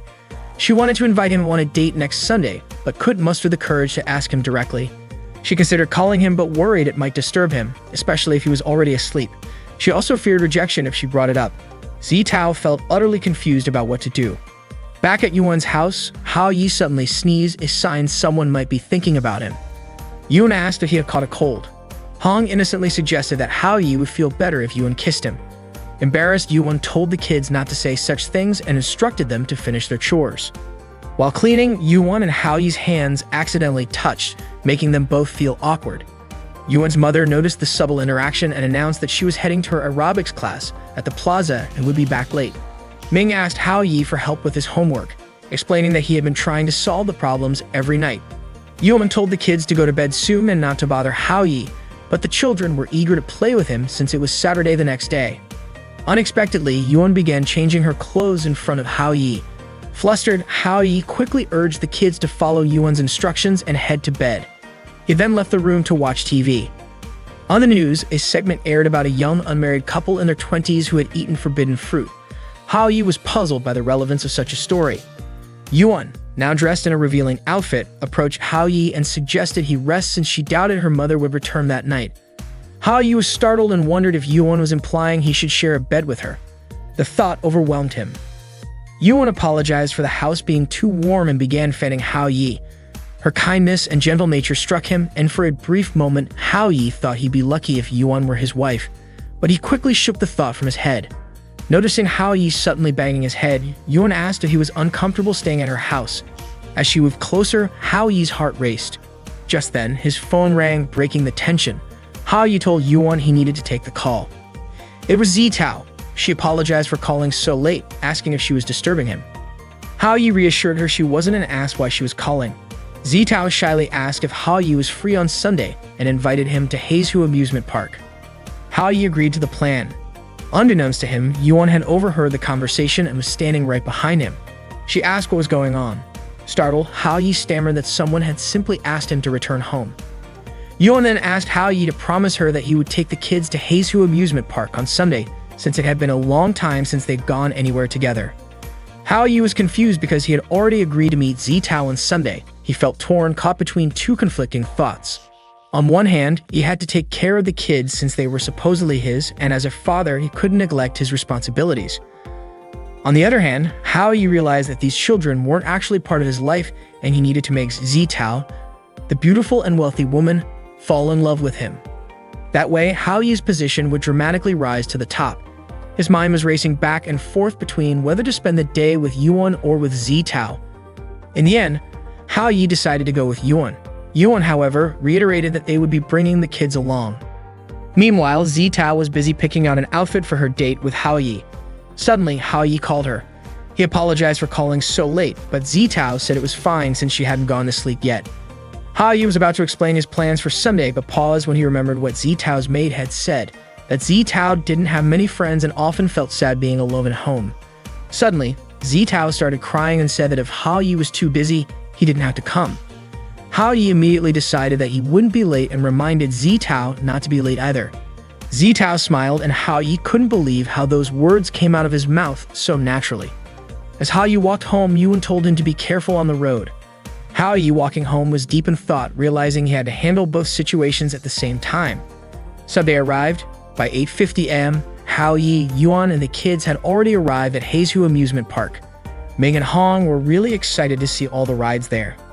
It wasn't long before the clock hit 9 o'clock a.m., marking the start of Hao Yi's operation. Ming asked which ride they would go on first. Hao Yi suggested they start with the Ferris wheel to get a view from the top. They were amazed by how high the ride went. Hao Yi had already planned everything out. He needed to meet Zi Tao at 10 o'clock a.m. So the plan was to take them on one ride after another for the next hour. While riding the water wheel, Hao Yi got scared and accidentally hugged someone's leg, thinking it was a pole. The person turned out to be someone's boyfriend, and he got angry at Hao Yi for grabbing his leg. Hao Yi quickly let go. Yuan was upset and asked what Hao Yi had done in front of the kids. She immediately scolded him. When they got off the water wheel, it was 9:27 a.m., meaning Hao Yi didn't have much time left. Yuan asked if he was okay. Hao Yi reassured her that he was fine and suggested they continue with the next rides. They went on various attractions, spinning teacups, swings, roller coasters, and other extreme rides, until 9:53 a.m. After all those rides, Hao Yi felt really nauseous. Yuan asked if he was alright, but Hao Yi couldn't answer. He just covered his mouth and rushed to throw up. Suddenly, food started raining down on Hao Yi. Tata appeared and commented, saying life was short, so why was Hao Yi suffering like this? She said all the food was for him. Hao Yi, irritated, told Tata not to mess with him. Then, a watermelon fell on his head. Tata explained that she came to offer advice, but Hao Yi hadn't even thanked her. Hao Yi replied that he didn't have time to talk to her since he only had 10 minutes left and needed to meet Zi Tao. Tata asked if Hao Yi was sure about his plan and if he needed help. Hao Yi responded by saying Tata shouldn't underestimate people, and from then on, he just wanted to follow his lead. Hao Yi's plan was simple. At 9:53 a.m., he would sneak out of the souvenir shop. At 9:55 a.m., he would jump the fence from the alley to the plaza. At 9:57 a.m., he would pass through the carousel area. At 9:58 a.m., he would quickly pass the vendors. At 9:59 a.m., Hao Yi would still have 1 minute to meet Zi Tao. Hao Yi hopes Zi Tao would be like most girls and show up a little late for a date. That would give him just enough time to fix his hair. Finally, at 10 o'clock a.m., Hao Yi met Zi Tao.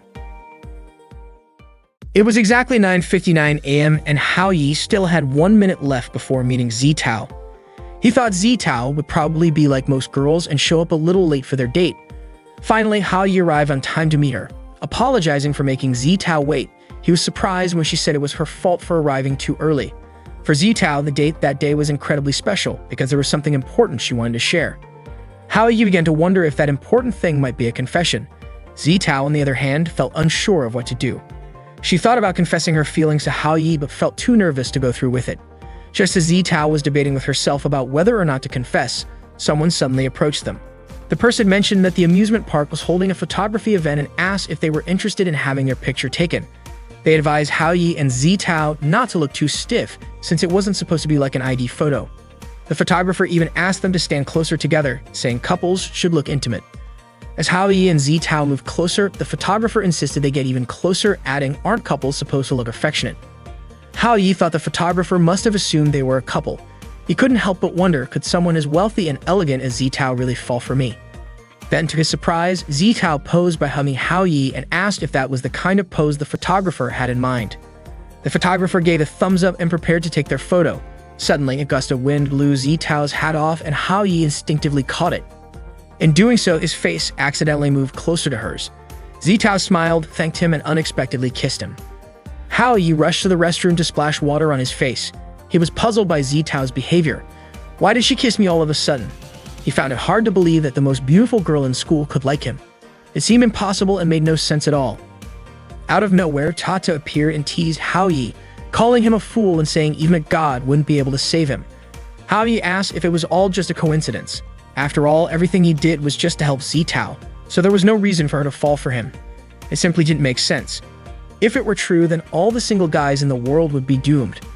Hao Yi concluded it must be the effect of the chocolate cake. But Tata rolled her eyes and insisted that the chocolate had nothing to do with Zi Tao's actions. She called Hao Yi stubborn and reminded him she had explained everything to him before. Tata then asked, "Don't you realize all the girls are into you? All their affection is piling up and it's only a matter of time." Hao Yi suddenly remembered he was almost out of time.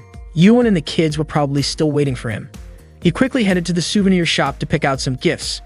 As he browsed through the items trying to choose the perfect ones for the kids, Zhang Dong appeared and called out to him.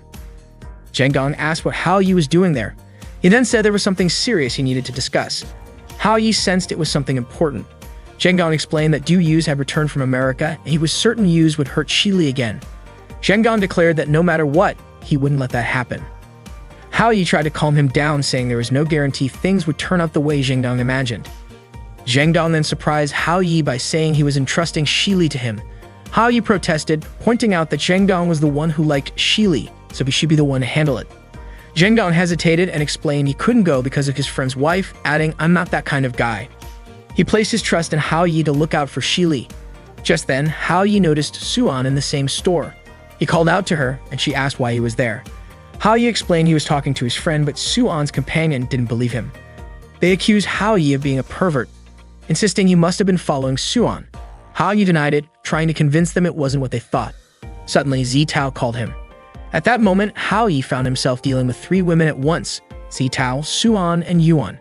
He was racking his brain over how to divide his time between them, especially since both Zitao and Yuan had been waiting for him for quite some time.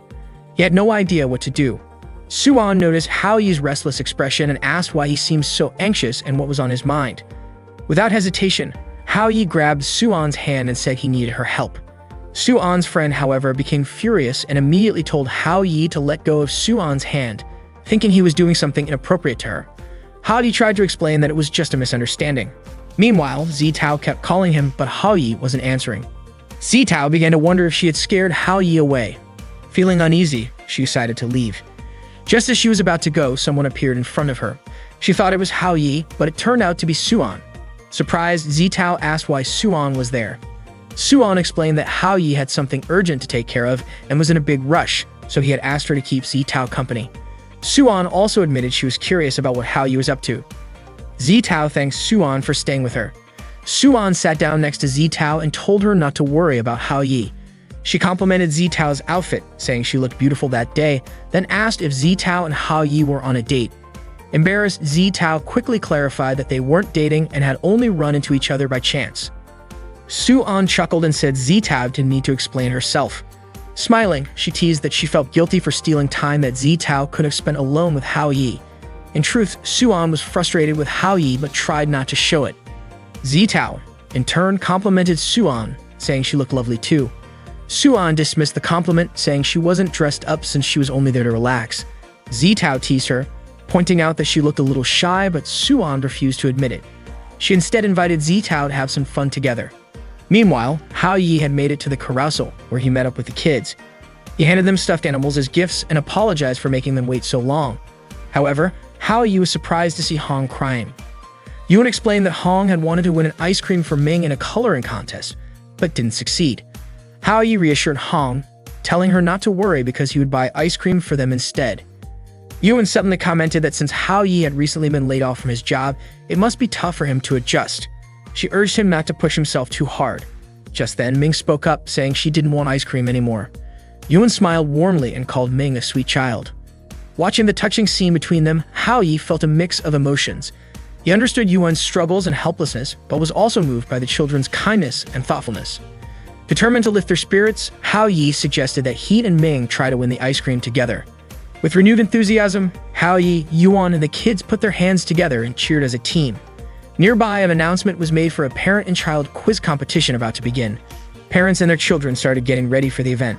The host took the stage and prepared to ask the first question. What does DNA stand for? Hao Yi quickly pressed the buzzer and answered the question correctly. The next question was, how many dreams are described in the literary work Dream of the Red Chamber, a classic from the Qing dynasty? Hao Yi immediately gave the answer without hesitation. Other participants objected, claiming they hadn't even heard the full question before Hao Yi answered. Ming, however, beamed with pride, declaring Hao Yi was amazing. The other participants were puzzled when Hao Yi correctly answered a question about Cameroon being in the UTC+1 time zone. Han jumped for joy as Hao Yi continued to answer every question correctly. Then came the next question. Where is the black box located? Hao Yi answered confidently, at the tail of the plane. The quiz organizers were astonished at Hao Yi's ability to nail every question so effortlessly. Hao Yi eagerly awaited their best question yet. Finally, the last question came. How many chromosomes does a panda have? Without missing a beat, Hao Yi answered 21 pairs. He even stepped forward to the quiz table to ensure his answer was heard. The organizers, a bit flustered, reminded him that it was just a small competition, and there was no need to take it so seriously. Nevertheless, they awarded him a meal voucher as the prize for winning the quiz. Hao Yi and the kids were thrilled about the victory. They headed to eat together, with the kids overjoyed at finally getting their ice cream. Yuan smiled and remarked how happy the children were that day, all thanks to Hao Yi. She expressed her gratitude to him. Hao Yi, a bit surprised, replied that he hadn't realized it was all because of him. Yuan continues, saying that even though Hao Yi was afraid of heights, he still took the kids on the Ferris wheel and roller coaster. Despite having no income, he worked hard to give the kids what they wanted. Hao Yi quickly told her not to say such things, as it was only natural for them to have fun. They were his kids after all. Yuan suddenly fell silent, leaving Hao Yi confused and wondering if he had said something wrong. Finally, Yuan spoke up, saying that Hao Yi was truly calm and reserved. She commented that Hao Yi reminded her so much of someone else. Hao Yi doubted it was about an ex and thought to himself that this might be the perfect chance, right here and right now. Zitao and Suan spent time together at the amusement park at Hao Yi's request. Suan suggested they visit a store, but Zitao remained silent, looking downcast. Suan warned her that if she stayed gloomy, she'd leave her behind. She also mentioned that the outfit she was wearing was quite popular. Zitao apologized and then made an adorable cosplay-like gesture, which made Suan burst into laughter. By chance, they spotted Hao Yi with Yuan and the children. At that moment, Yuan told Hao Yi that she was taking the kids shopping. Hao Yi said he would catch up with them later. After Yuan left, Suan called out to Hao Yi and asked what exactly he was up to. Suan and Zitao dragged Hao Yi to the restroom, where Suan demanded an explanation. Suan tied Hao Yi up and began interrogating him, visibly annoyed because she felt Hao Yi was using her. She accused him of asking her to accompany Zitao just so he could spend time with Yuan. Hao Yi insisted that she had misunderstood him. He explained that his encounter with Yuan was purely coincidental. Suan wasn't entirely convinced because both she and Zitao had clearly seen Hao Yi with Yuan, whose eyes were red as if she had been crying. Holding a broom close to Hao Yi's face, Suan demanded that he tell her the truth about what had happened. Hao Yi explained what transpired at the cafe. He had asked Yuan why he had never heard her talk about her father. He told her she didn't have to carry all the burdens alone and admitted he had only just realized that Yuan came from a single-parent family. He pointed out how her mother worked so hard to support them and asked whether her father cared at all about his wife and children. Hao Yi also questioned whether her father sent any financial support, considering the family's situation, and if it was possible that he would never return to see her again. Yuan, visibly upset, slammed the table, startling everyone in the cafe. Hao Yi explained that he had only intended to catch her off guard to get her to open up. That way he could help her. But Yuan ended up crying, refusing to explain anything, perhaps because she wasn't ready to share. That's the real story, Hao Yi said. He admitted that he had only meant well for Yuan. Suan asked if he was telling the truth. Hao Yi nodded and insisted that he had never lied. Zitao expressed sympathy for Yuan and Suan agreed. She admitted she hadn't realized that Yuan was a single parent raising her two younger siblings, whom they had seen earlier. Suan remarked that Hao Yi's words about Yuan's father were like pouring salt on an open wound. She added that it must be incredibly tough for Yuan to take care of her siblings and wake up early every day. Hao Yi shouted, asking to be untied. Suan eventually let him go, acknowledging that Hao Yi's meeting with Yuan was a coincidence and that Yuan had genuinely needed help. However, she warned him that if he ever lied to her again, she wouldn't forgive him. Hao Yi agreed. Zitao urged Hao Yi to support Yuan and even offered to help if he needed anything. Hao Yi hurried off to catch up with Yuan. Later, while Suan and Zitao were at the cafe, Suan asked Zitao why she had let Hao Yi leave like that and whether she was okay with him being with Yuan. Zitao replied that Yuan was in a tough spot and that Hao Yi was determined to help her, so there was no point in holding him back. Suan was moved and remarked how incredible it was, especially since Hao Yi and Zitao had been on a date. Zitao quickly denied it, saying they hadn't been on a date and that meeting Hao Yi had been purely coincidental. Her flustered response made Suan laugh. Suan told Zitao there was no need to explain anything to her. Meanwhile, Hao Yi, Yuan, and the kids were at an aquarium watching fish. Yuan reminded the kids to be careful so they wouldn't fall. Hao Yi was about to apologize to Yuan for their conversation at the cafe, but Yuan reassured him that he wasn't at fault. She understood that Hao Yi just wanted to know the truth. When a photographer passed by, Hao Yi asked if he could take a few pictures of them. They ended up taking photos together.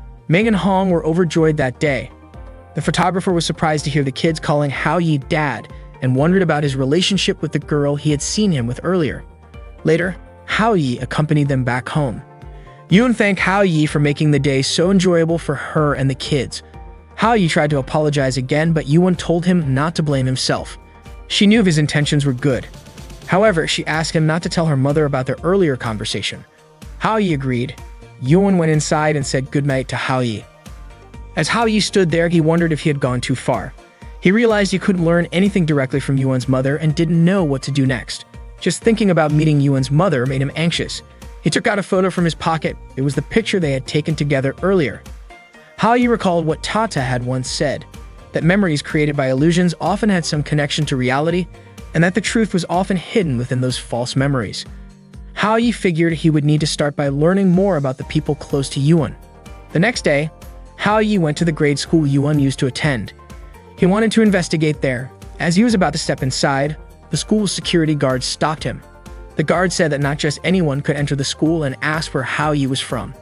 Hao Yi casually replied that he was just a young pioneer and tried to walk in. The guard chased after him, yelling at Hao Yi not to run. Hao Yi dashed through the hallways until he reached the teacher's lounge. Certain that Yuan's homeroom teacher would be there, he burst into the room and immediately asked if the teacher was present. All the teachers in the room glared at him. They asked who he was and why he was out of class during school hours. They even demanded to see his identification.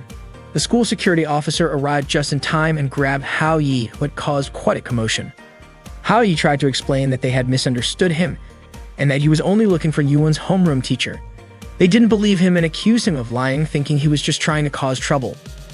The security guard finally caught up to Hao Yi, but Hao Yi managed to escape again. While running, he accidentally bumped into a female teacher. In his panic, Hao Yi reflexively grabbed her chest, making her scream and punch him. Hao Yi immediately apologized and explained that he was just looking for Yuan's homeroom teacher. It turned out that the teacher Hao Yi bumped into did know Yuan. They ended up talking in the back garden of the school. The teacher shared that she had been teaching at the school for 10 years. She remembered Yuan as a bright and active student and recalled how, rain or shine, Yuan's father used to pick her up after school. She recounted a particular day when Yuan's father said goodbye to her before leaving. Yuan cried as she chased after him and even fell down in the process. Yuan's parents had divorced and her father never returned after that. Ever since, Yuan had waited for him but grew increasingly sad as time passed. Hao Yi asked if the teacher could help him find Yuan's father's address. He even begged her to assist him. That evening, Hao Yi met up with Tata. Tata teased him, but Hao Yi's expression was unusually serious. It was clear that Yuan's situation was still weighing on his mind. Tata found it strange. She pointed out that while Hao Yi wanted to uncover the truth about Yuan, he didn't want to hurt her. Yet he couldn't approach Yuan's mother, which meant daydreaming about the situation wouldn't accomplish anything. Finally, Hao Yi decided to resort to a last-ditch effort. That night, he went to the police station. Turning off the lights, he slipped into a room and quietly opened the door. A police officer, noticing the door moving on its own, got up to investigate. The officer felt a presence nearby and started looking around. Hao Yi got arrested by the police and was interrogated at the station. They asked him about his identity. Hao Yi was treated like a criminal, and the officers warned him it wouldn't be easy to get out of jail. His terrified face made the officers laugh, and one of them even hugged him, revealing that it was actually Yan, Hao Yi's friend. Hao Yi told Yan he needed help finding someone. Yan gave him some information about Yuan but warned Hao Yi to just look at it and not share it, as it was confidential. Yan teased Hao Yi, asking if he had a thing for Yuan. Hao Yi denied it, explaining that he only wanted to know about Yuan's father. However, when Yan checked, there was no record of him.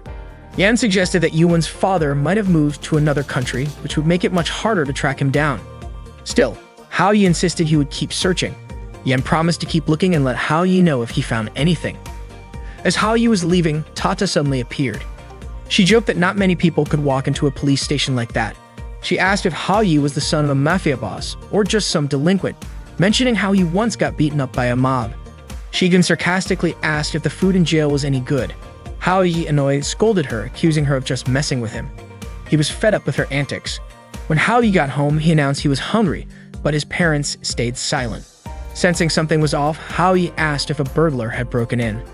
His father told him that a real man stays calm in every situation. Hao Yi joked, asking if his dad had lost all their money in the stock market. but his father said it was worse than that. He then told Hao Yi to prepare himself because someone was coming over that night. Hao Yi asked if it was a debt collector and suggested they call the police. Just then, Shi Li walked in, asking why Hao Yi wanted to call the cops. Hao Yi was stunned to see her. Shi Li said she hadn't seen him in a while and asked if he missed her. Without waiting for an answer, she grabbed Hao Yi and pulled him to his room. Hao Yi begged his parents for help, but instead, his dad grabbed his hand and told him it was time to test his strength. Hao Yi, shocked, thought he was being rescued, but his dad let go and Shi Li dragged him into the room. In the room, Shi Li said she couldn't wait any longer. Hao Yi, confused, asked what she was planning. Shi Li hugged him and said they would play horsey that night. Panicking, Hao Yi screamed for his parents, but they didn't intervene. Desperate, he excused himself to the bathroom and told Shi Li to go to sleep first. After spending 3 hours in the bathroom, he returned to find Shi Li sound asleep. Watching her, Hao Yi thought she looked beautiful when she was calm. Suddenly, Shi Li mumbled his name in her sleep and Hao Yi couldn't help but smile. It reminded him of their grade school days when Shi Li had given him a lunchbox she made. She said it was meant for the 6th grade class president, but she gave it to Hao Yi out of pity. Right after handing it over, she left. That memory was a sweet one for Hao Yi. With morning approaching, Hao Yi decided it was too late to sleep, so he stayed up. While staring at a photo from an amusement park trip, he began wondering what Yuan was doing. Though he felt tired, he found himself enjoying the moment for some reason. Maybe that's how Yuan felt about being a parent. At 4 a.m., Yan called and told Hao Yi he had found information about Yuan's father, Lin Yujia, and even got 20 phone numbers. Just as Hao Yi was about to leave, Shi Li hugged him and asked what he was doing making calls in the middle of the night. Hao Yi didn't know when Shi Li had woken up, but she started trying to take off his pants. The next morning at school, Hao Yi was still groggy since he'd only slept for 2 hours. Suddenly, Shi Li greeted him and said that last night was so much fun, adding that they should continue on the bed tonight. Everyone in the class stared at them in shock. Without giving Hao Yi a chance to explain, his classmates yelled at him and ganged up to beat him. Yuan overheard the commotion and got upset, thinking Hao Yi was cheating on her again. Poor Hao Yi, just when he thought he could relax for a bit. Later, Hao Yi started calling the phone numbers Yan had given him. The first number was inactive. When he called the second, someone answered but mistook him for an insurance agent.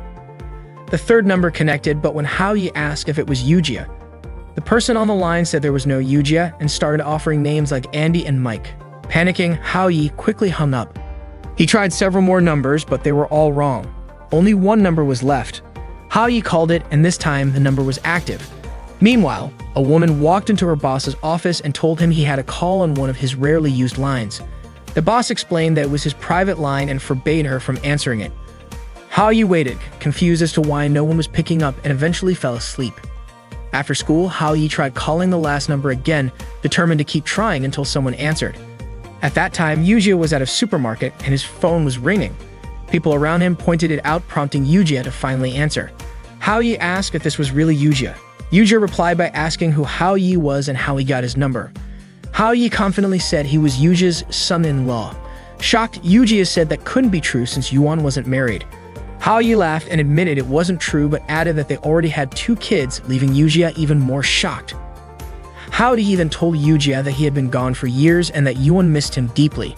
He pleaded with Yujia to come back and see his grandchildren. Yujia explained that he was living abroad, but the supermarket then made an announcement about a missing item in the local language. This made Hao Yi suspect that Yujia was still in the country. Hao Yi told him that Yuan just wanted to see her father again and that hiding wouldn't solve anything. He reminded Yujia that it had been 10 years since he left and that Yuan hadn't seen him since. Hao Yi even questioned whether a man should abandon his responsibilities like that. But Yujia revealed something shocking. Yuan wasn't his biological daughter. Hao Yi was stunned and accidentally dropped his phone. He couldn't believe what he had just heard. Suddenly, Tata appeared and asked if Hao Yi still wanted to keep searching after learning the truth. Hao Yi walked to Yuan's house, his mind replaying Yujia's words. The revelation was unexpected, and Hao Yi felt he needed to ask Yuan's mother directly. He just wanted to understand what had happened. When he reached Yuan's house, he overheard her mother yelling at her. Her mother told Yuan to throw away the photo in her wallet, but Yuan refused.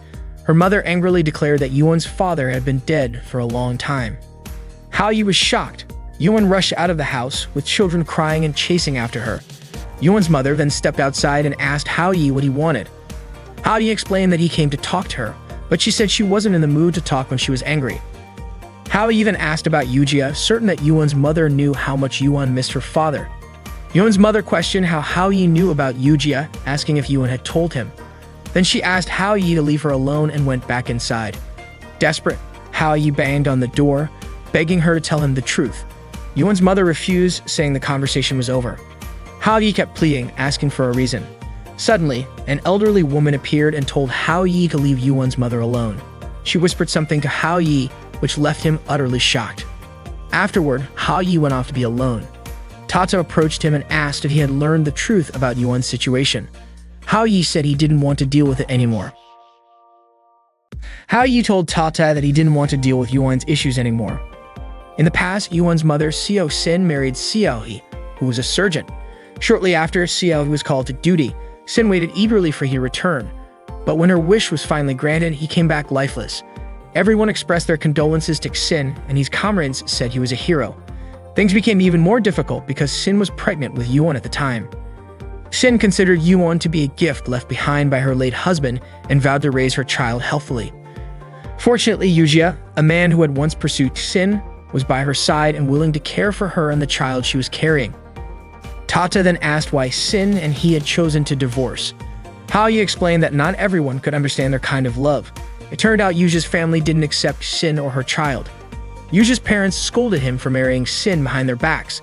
They even disowned Yujia, threatening to kick him out unless he divorced Sin. They refused to acknowledge him as their family.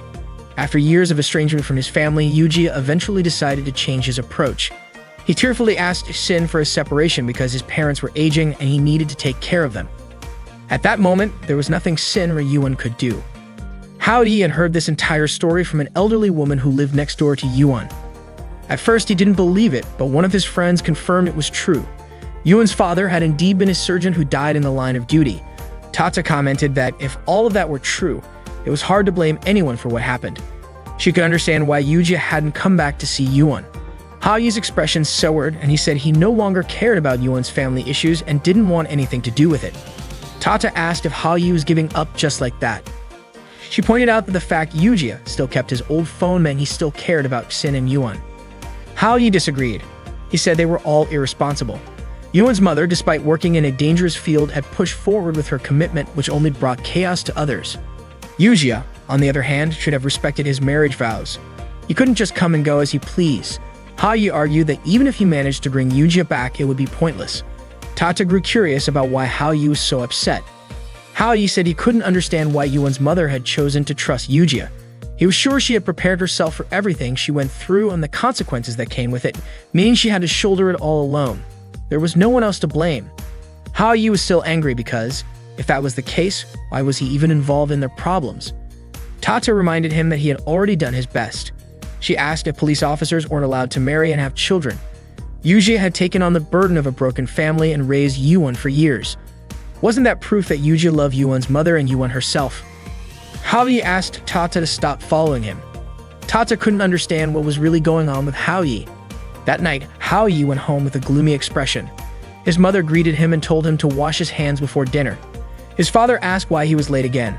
Frustrated, Hao-yi snapped, asking since when they had started caring about him. His parents were shocked by his response. Hao-yi's mother guessed that he might be dealing with something heavy lately. She suggested that her husband try talking to him, but Hao-yi's father said that their son was an adult and could handle his problems on his own. Suddenly, there was a commotion from Hao-yi's room.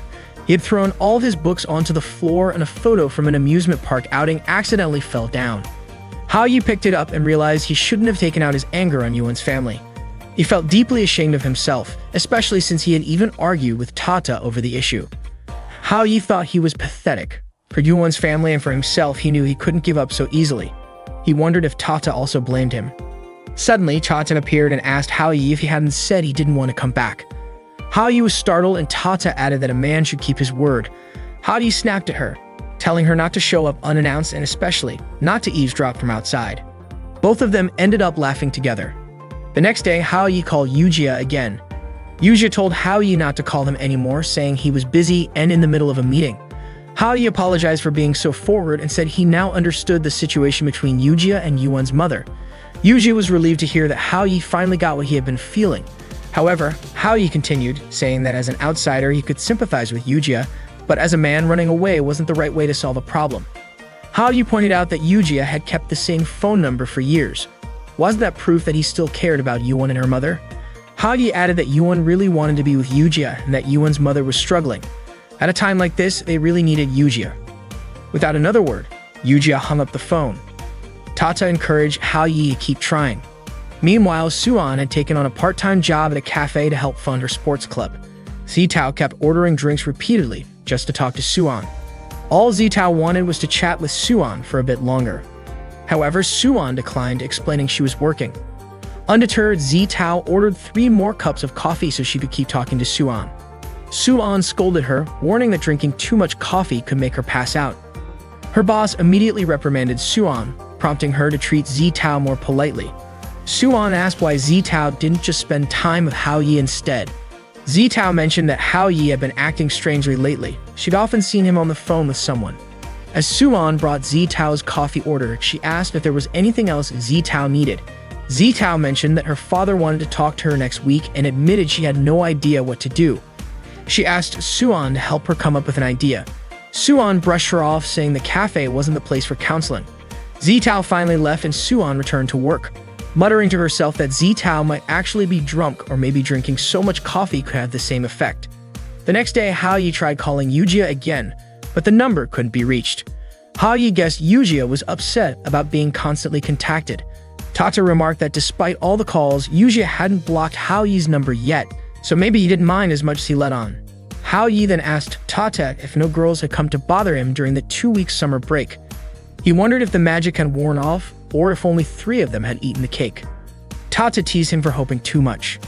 She explained that under normal circumstances, the love magic followed certain boundaries, meaning it only worked within specific areas or moments. Ha-yi mused that if he kept everyone together, no one else could bother him. He got excited, calling it a brilliant idea. However, Tata quickly shot him down, saying she wouldn't let him do that.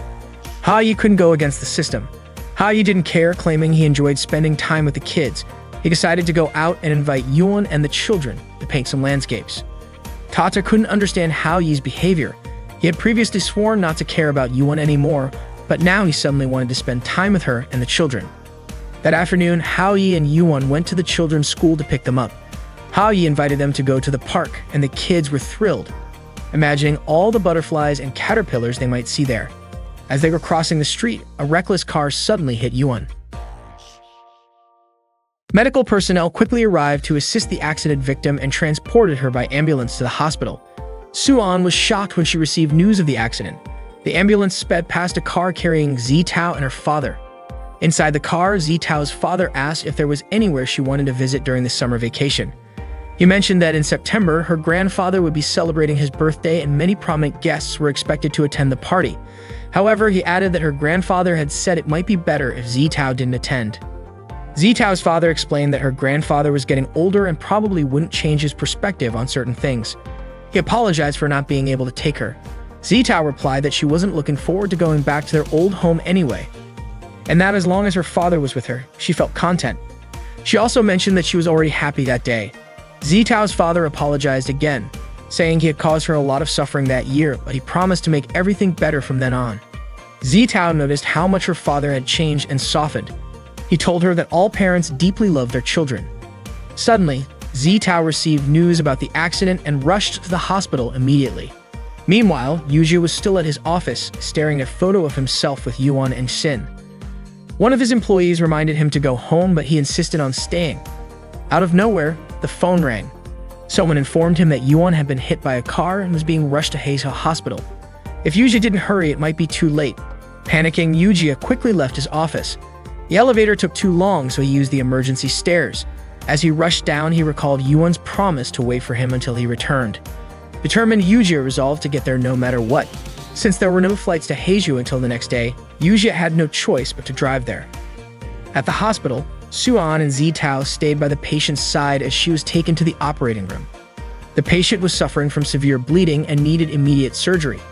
Meanwhile, Yujia drove as fast as he could, praying for one more chance with Yuwon. While the patient was in surgery, Suan and Zitao anxiously waited outside. When the doctor emerged, they immediately asked about the patient's condition. Around the same time, Yujia arrived at the hospital. He hurriedly asked a nurse about the high school girl who had been hit by a car. He explained that her name was Yuwon and that she was his daughter. However, the nurse said there was no record of a patient by that name. She speculated that Yujia might have mistaken her for someone else. Frustrated, Yujia decided to search for her himself. He ran into a doctor who had just finished surgery and asked for Yuwon's location. The doctor directed him to a patient's room, but when Yujia entered, it was empty. Devastated, Yujia broke down, convinced he'd lost the chance to see Yuwon again.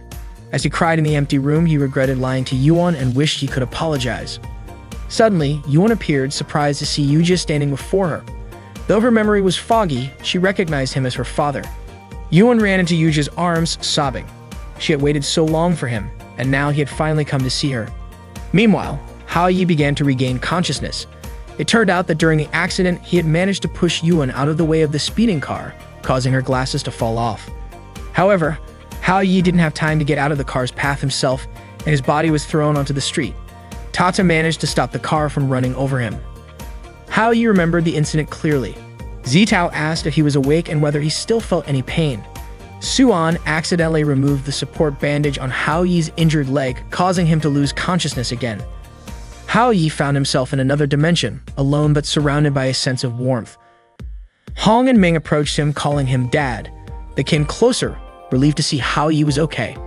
Hong handed Haoyi a drawing she had made of their time together. Haoyi told her it was beautiful. Hong hugged Haoyi and thanked him with all her heart. Hong told Haoyi that they would always miss him. The magical power keeping them there would soon fade, and they would disappear as well.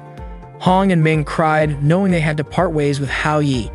Ming asked Haoyi to promise that he and Yuan would live happily from that moment on. Even though Hong and Ming would vanish from the world, they assured Haoyi they would still watch over him and Yuan. With tearful goodbyes, they bid farewell and disappeared. Haoyi woke up, calling out for Yuan. Yuan smiled when she saw Haoyi regain consciousness.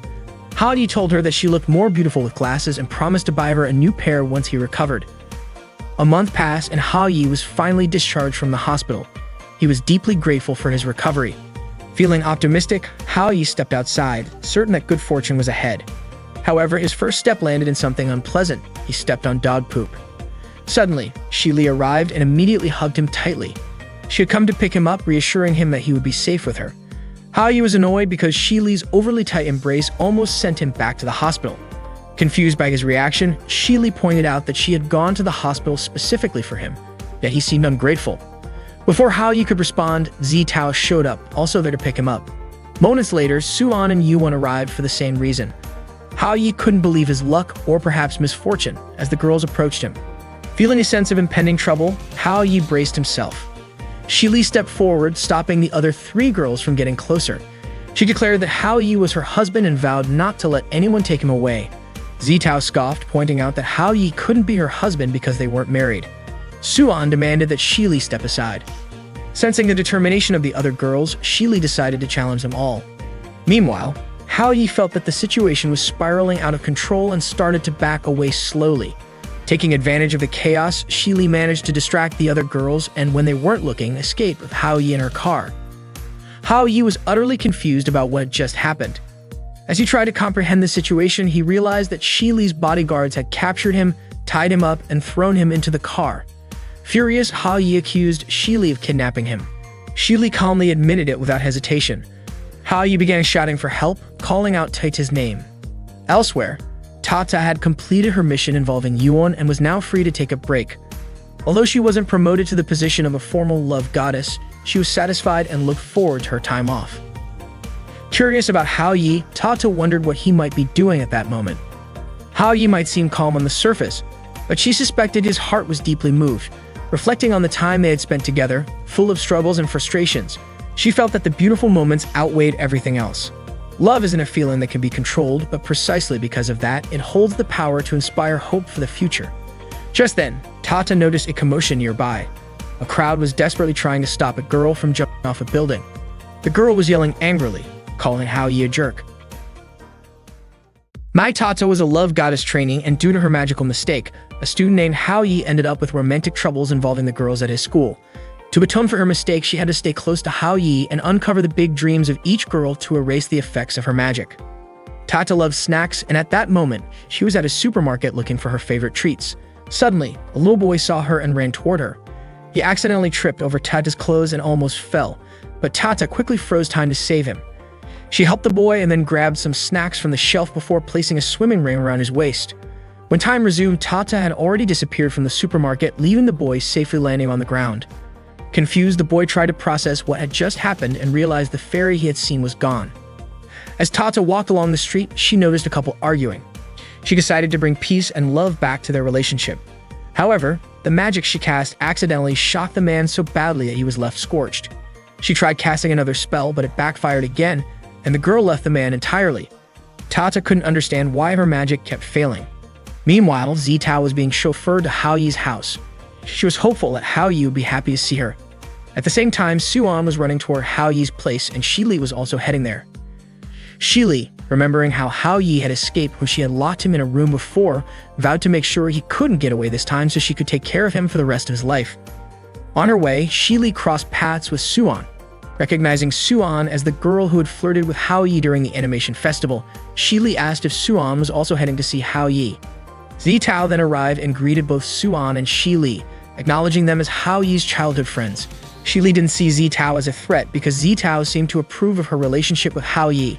She even asked for Zitao's name and casually referred to her as a friend. Just then, Yuan appeared, noting how crowded Hao Yi's house had become. Zitao asked if Yuan was also there to see Hao Yi. Yuan replied that Hao Yi had gotten hurt saving her, so of course she had to visit him. Hearing this, the three other girls immediately felt defeated. The group prepared to enter the house, but they suddenly heard sounds from inside. Sounds of Hao Yi groaning in pain. Alarmed, Shili kicked down the door. Inside, they were shocked to see Hao Yi disheveled, sweating profusely and breathing heavily. The girls assumed Hao Yi had been engaging in something inappropriate with Zheng Dong. Hao Yi quickly tried to explain that it wasn't what it looked like, but Tato snapped a photo, accusing Hao Yi of heading toward the gay gateway. Zheng Dong attempted to clarify, saying that he and Hao Yi weren't doing anything suspicious. Shili, however, immediately threw a knife at Zheng Dong, narrowly missing him. Zheng Dong explained that he had only been applying ointment to Hao Yi. Zitao asked if Hao Yi had rejected her because he actually liked men. Yuan then questioned why Hao Yi wasn't saying anything. Hao Yi wanted to explain but was cut off when Suan angrily hit him. She called Hao Yi a pervert, saying he was even worse than she had thought. Shili, annoyed that Suan had struck Hao Yi, swung her sword at Suan. However, Suan's large chest managed to block the attack. Feeling the softness of Suan's chest, Shili began to wonder if Hao Yi preferred girls with large breasts like Suan. To calm the situation, Hao Yi handed them water, but it was clear that Suan and Shili dislike each other. Yuan then mentioned that she had made soup for Hao Yi. Unbeknownst to her, the other three girls had also prepared soup for him. Hao Yi could already imagine the suffering he'd endure from being forced to eat all their soups. Shili proudly declared that she had made rib bone soup with berries. Not to be outdone, Suan boasted that she had prepared pork liver and spinach soup, which was excellent for replenishing blood and promoting good health. Zitao said she didn't know much, but she had only made seafood soup. When she opened her dish, it looked incredibly luxurious, featuring abalone and shark fins. The girls were amazed by Zitao's extravagant creation. Yuan remarked that if this were a test, they had all failed. After a fracture, eating high-protein food is not ideal because it burdens the digestive system. Instead, what's needed are fiber-rich vegetables and fruits, making a soup of fibers, vegetables, and tofu the perfect combination. The girls argued about whose food Hao Yi should eat. Toto and Yuan, Hao Yi's neighbors, came over asking about the delicious aroma they had smelled. Hao Yi then had an idea. He stopped the girls' argument by claiming he had already eaten all the soups. Hao Yi hurried to change his clothes, asking Zheng Dong for help. It turned out that Tato, Yuan, and Zheng Dong had eaten all the soups under the table. While choosing clothes for Hao Yi, Zheng Dong commented on how terrifying Hao Yi's harem was, even dragging him into its chaos. Zheng Dong advised Hao Yi not to think too much about others and said that Shili worried him the most. As he helped Hao Yi button his shirt, Zheng Dong asked if Hao Yi had lost his feelings for Shili. Hao Yi replied that he never said that. However, Zheng Dong knew Hao Yi had liked Shili since they were kids. Hao Yi admitted it was true but clarified that it was all in the past. Zheng Dong then asked why Hao Yi didn't accept Shili, who genuinely loved him. Hao Yi said he didn't want to be a backup option in Shili's eyes. He then asked Zheng Dong to wait for him outside. As Hao Yi got dressed, he started reminiscing about Shili from their childhood until now. Suddenly, a pile of snacks fell on Hao Yi. It was Tata, who had arrived crying. She explained that she had tried to help a couple make up but ended up ruining their relationship instead. Shili overheard a woman's voice from Hao Yi's room and, furious, assumed Hao Yi was hiding another girl inside. She stormed into his room, her eyes scanning every corner, demanding that Hao Yi bring out the woman he was hiding. Shocked, Hao Yi stammered that he didn't know what Shi Li was talking about. As Shi Li searched his closet, Hao Yi desperately tried to cover Tata with the snacks. Shi Li insisted she had heard him talking to someone. Hao Yi denied it, claiming it was probably just Tata's imagination. Soon Zitao, Suan, and Yuan enter Hao Yi's room. Suan accused him of hiding a girl there. Hao Yi insisted it was all a misunderstanding and invited them to sit down and eat some candy while he explained. Unfortunately for Hao Yi, the girls were already angry, and Shi Li alone was enough to cause him trouble, let alone adding 3 more to the mix. Shi Li threatened to cut out Hao Yi's tongue if he lied. The girls kept pressuring him to reveal the truth, but Hao Yi maintained that there was no girl hidden in his room. Suddenly, Shi Li noticed Tata's scarf and questioned him about it. Tata realized she was in danger and decided to reveal herself, flying into the room in front of everyone. Tata tried to use her magic to freeze time, but instead, she accidentally changed the girls' outfits into dresses. Panicking, Tata tried again, but this time she transformed their clothes into anime costumes, sexy outfits, and even bikinis. To make things worse, Hao Yi seemed to enjoy the spectacle. Suan immediately slapped Hao Yi, calling him a pervert. Tata started crying because her magic had failed, but luckily, she managed to regain control and made everyone forget what had just happened. Hao Yi asked if Tata's powers were out of control because she'd eaten too much. Tata retorted that eating was a basic need for life and blamed Hao Yi instead for not resolving the issues caused by the chocolate cake. If the situation dragged on, her magic powers would weaken, and she might end up turning into a regular human. As Hao Yi was about to leave, he suddenly heard someone mention his name on TV. It was Sandy, a famous idol singer who had been performing since childhood and had gained significant fame in recent years. Hao Yi couldn't even recall if he knew her. Perhaps she was talking about some other Hao Yi. Suddenly, petals started falling, transporting Hao Yi to another dimension. There, Hao Yi and Tata saw Sandy approaching, singing as she arrived. Sandy greeted Hao Yi and asked why he hadn't invited her to play, so she had decided to come and see him herself. Hao Yi was bewildered, not understanding how Sandy even knew him. Tata speculated that Sandy might have eaten the magical chocolate as well. That chocolate could make people's dreams come true, which explained how Sandy had gained magical powers too.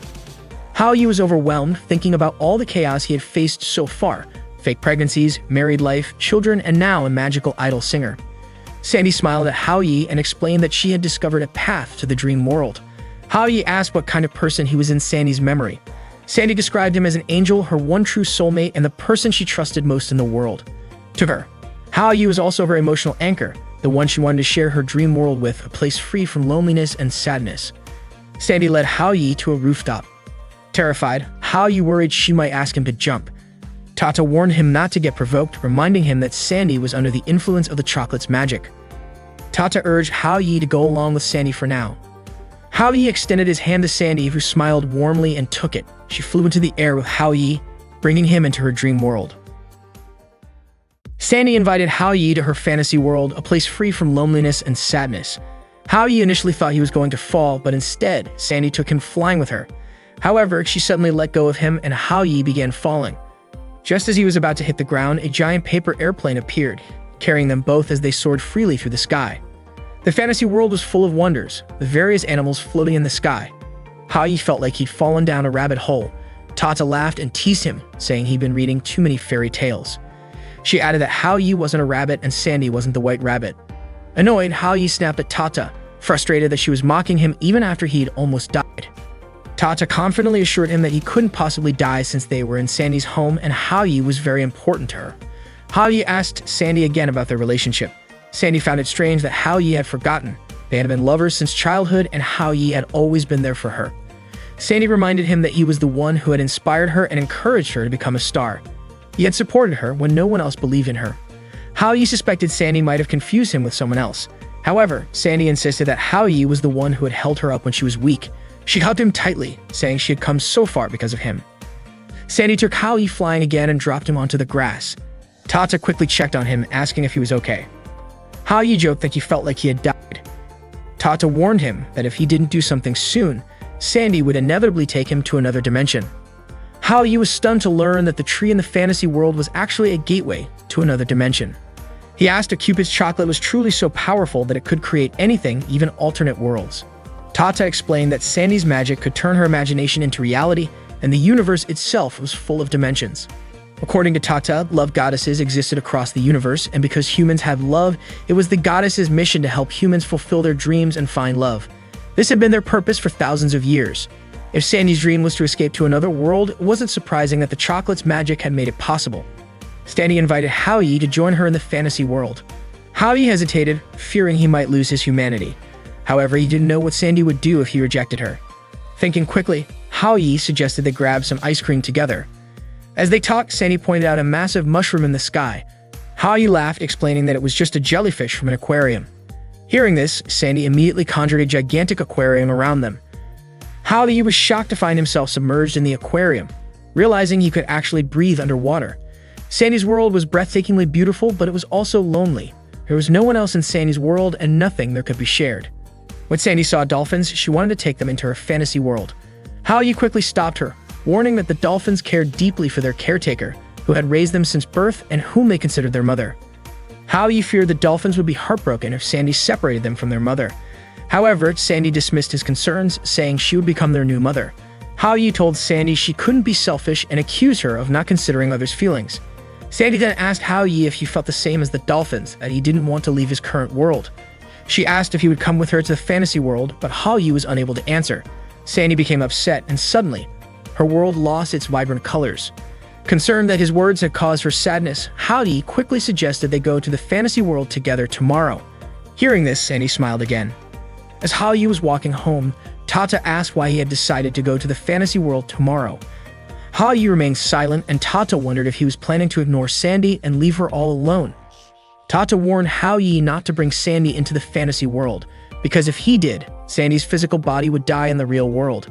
She explained that Sandy's body was in a coma at the hospital, and what Hao Yi was meeting was just Sandy's soul. If her soul passed through the dimensional door, her body in the real world would die. Hao Yi already knew about this, but Tata was shocked that Hao Yi didn't seem to care about Sandy's death. She knew Hao Yi wasn't the kind of person to just ignore something like that. Hao Yi had seen the world Sandy created, and it was perfect, without a single failure. Hao Yi had thought it was because Sandy's heart was pure and beautiful, unlike the real world, which was full of cruelty and ugliness. But when he thought about it more deeply, he realized that Sandy's desire to leave everything behind in the real world and choose the fantasy world instead was because there was something about her life that she couldn't express, something that was less beautiful than what she showed. Without understanding everything, it would be impossible to keep her in the real world. Hao Yi assured Tata that he wasn't going to ignore Sandy, he just needed some time. He promised he would think of what to do for her that night. Later that evening, Hao Yi thought about it while he was taking a shower. He was startled when he returned to his room and saw Sandy lying on his bed. Hao Yi asked why Sandy had come without telling him beforehand. He felt embarrassed because he hadn't put his clothes on yet. Sandy said she wasn't going to look. Hao Yi was surprised. Sandy's way of thinking was so different from that of ordinary humans. Hao Yi asked why Sandy had come to see him that night when they were going to meet the next day. It turned out that Sandy just wanted to give him a gift, a song she had written for him. She explained that she was able to write it without the help of an agent, all because of the inspiration Hao Yi had given her. She thanks him for always supporting her. Hao Yi didn't want to accept the gift, thinking it was too precious for him. But Sandy insisted she wouldn't take it back, saying she would write more songs after going to the fantasy world, where she would have countless listeners without any limits and her life would be free. Hao Yi believed that Sandy would have many fans, but he knew he wouldn't be one of them. He understood that she wouldn't visit him anymore. Suddenly, Tata appeared and said that Sandy couldn't wait until tomorrow. Would they just let Sandy die? Tata certainly couldn't let her client die by suicide. She asked Hao Yi to think of a way to save Sandy. Hao Yi mentioned that he had a method, but it might go against the love goddess's rules, and he was afraid it might hurt Tata. Tata was willing to take the risk, saying that if she didn't solve the problem between Hao Yi and Sandy, her mission wouldn't be complete and she would lose her magic powers. So Tata decided to bet on Hao Yi's method and agreed to it. Hao Yi met Sandy near the tree that served as the entrance to the fantasy world. Sandy immediately hugged him, thinking Hao Yi had changed his mind. However, that wasn't the case. Hao Yi had come to take her back. He hoped Sandy wouldn't go to the fantasy world and asked her to come back. But Sandy, of course, refused. She didn't want to return to the real world. Hao Yi asked why Sandy didn't like living in the real world. Did she not like being limited? And if so, who was limiting her? Meanwhile, her agent, Agent Wang, and Sandy's mother, Lu Jie, were watching Sandy's condition at the hospital. Wang complained about the cost of Sandy's treatment, saying that if she didn't wake up soon, it would be useless. However, Lu Jie believed that Sandy would surely wake up. Hao Yi told Sandy that the fantasy world wasn't as pure and beautiful as she believed. It was also filled with darkness and ugliness. Sandy responded, saying that it was only temporary. Haoyi explained that the fantasy world also had its ugliness, because beauty and ugliness were like two sides of a coin. They would always coexist, no matter where Sandy went. If Sandy enjoyed the beauty, she would also see the ugliness, and she would start thinking that the fantasy world never existed.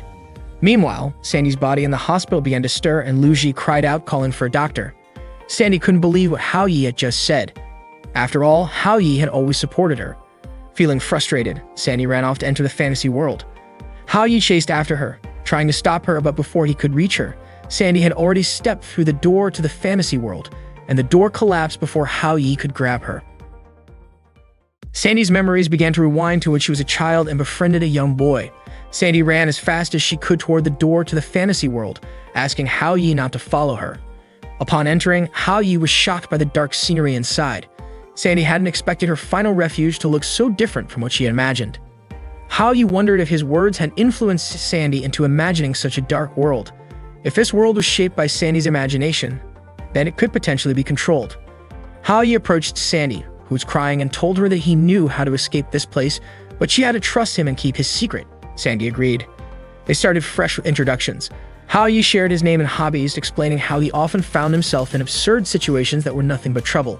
He told her about meeting a girl from a complicated family, where she never felt the love of her parents. He also shared stories about other girls he had met, each with their own struggles. One girl had a deep connection to people but didn't seem bound to the world. So to protect her, he hid his romantic side, making himself appear strong, even if it meant being misunderstood. Another girl felt neglected by her father and longed for a warm family. All these girls had their lives changed by one thing, the goddess of love. Sandy saw a vision of the goddess of love herself. Haoyi explained that it was because of the goddess of love that he was able to meet these girls.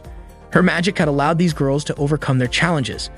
Haoyi then remarked that the world isn't perfect and everyone has their own fears and sadness, but no one loses hope entirely.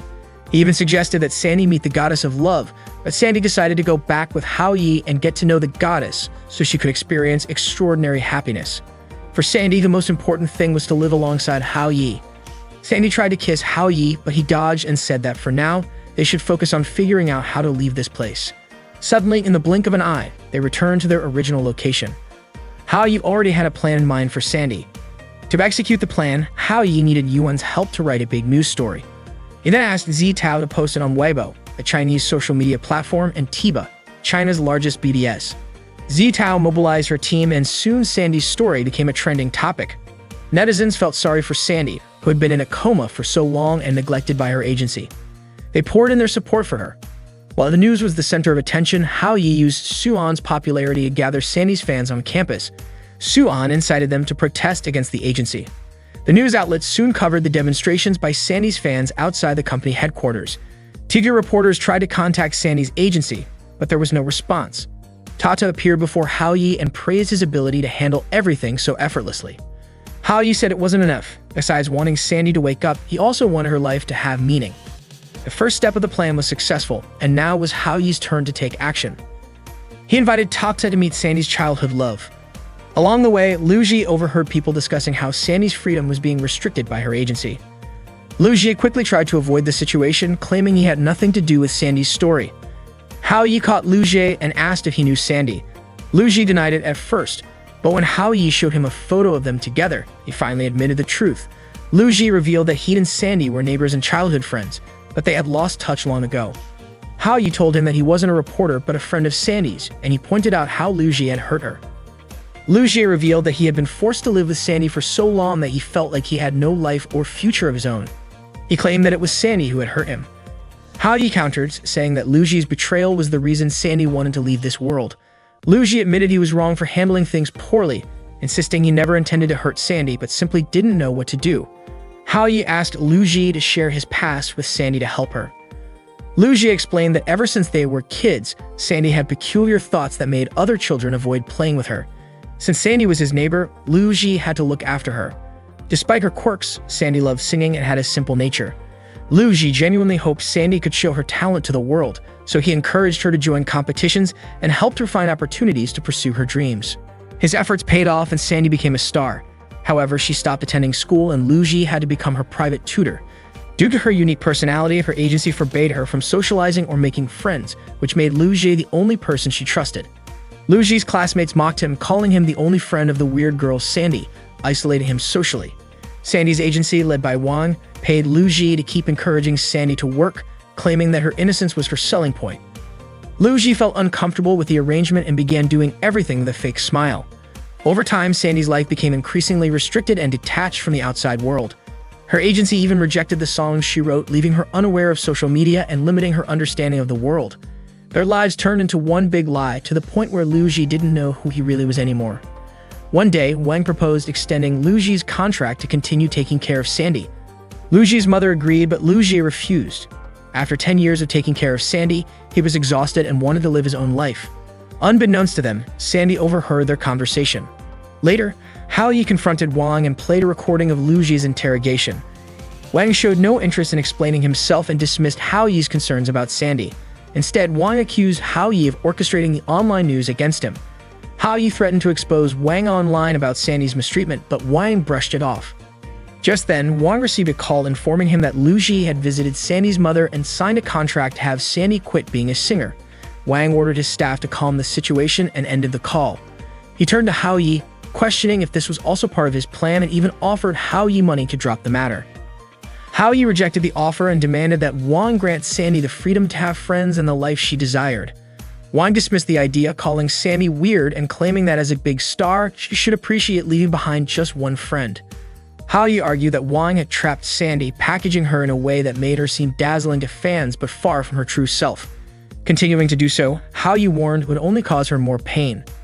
Wang coldly remarked that stars come and go in the music industry and questioned what Hao Yi could do if Wang truly followed through with his threats to exploit Sandy to the last drop. Wang attempted to leave, but Hao Yi stopped him, this time threatening him with compromising photos of Wang with another woman. Hao Yi also revealed that he knew Wang's legal wife worked as a manager at his company. Stunned, Wang had no choice but to listen. He couldn't comprehend how a high school student like Hao Yi could manage to corner him. Meanwhile, Zitao was overjoyed that she had accomplished what Hao Yi had asked of her.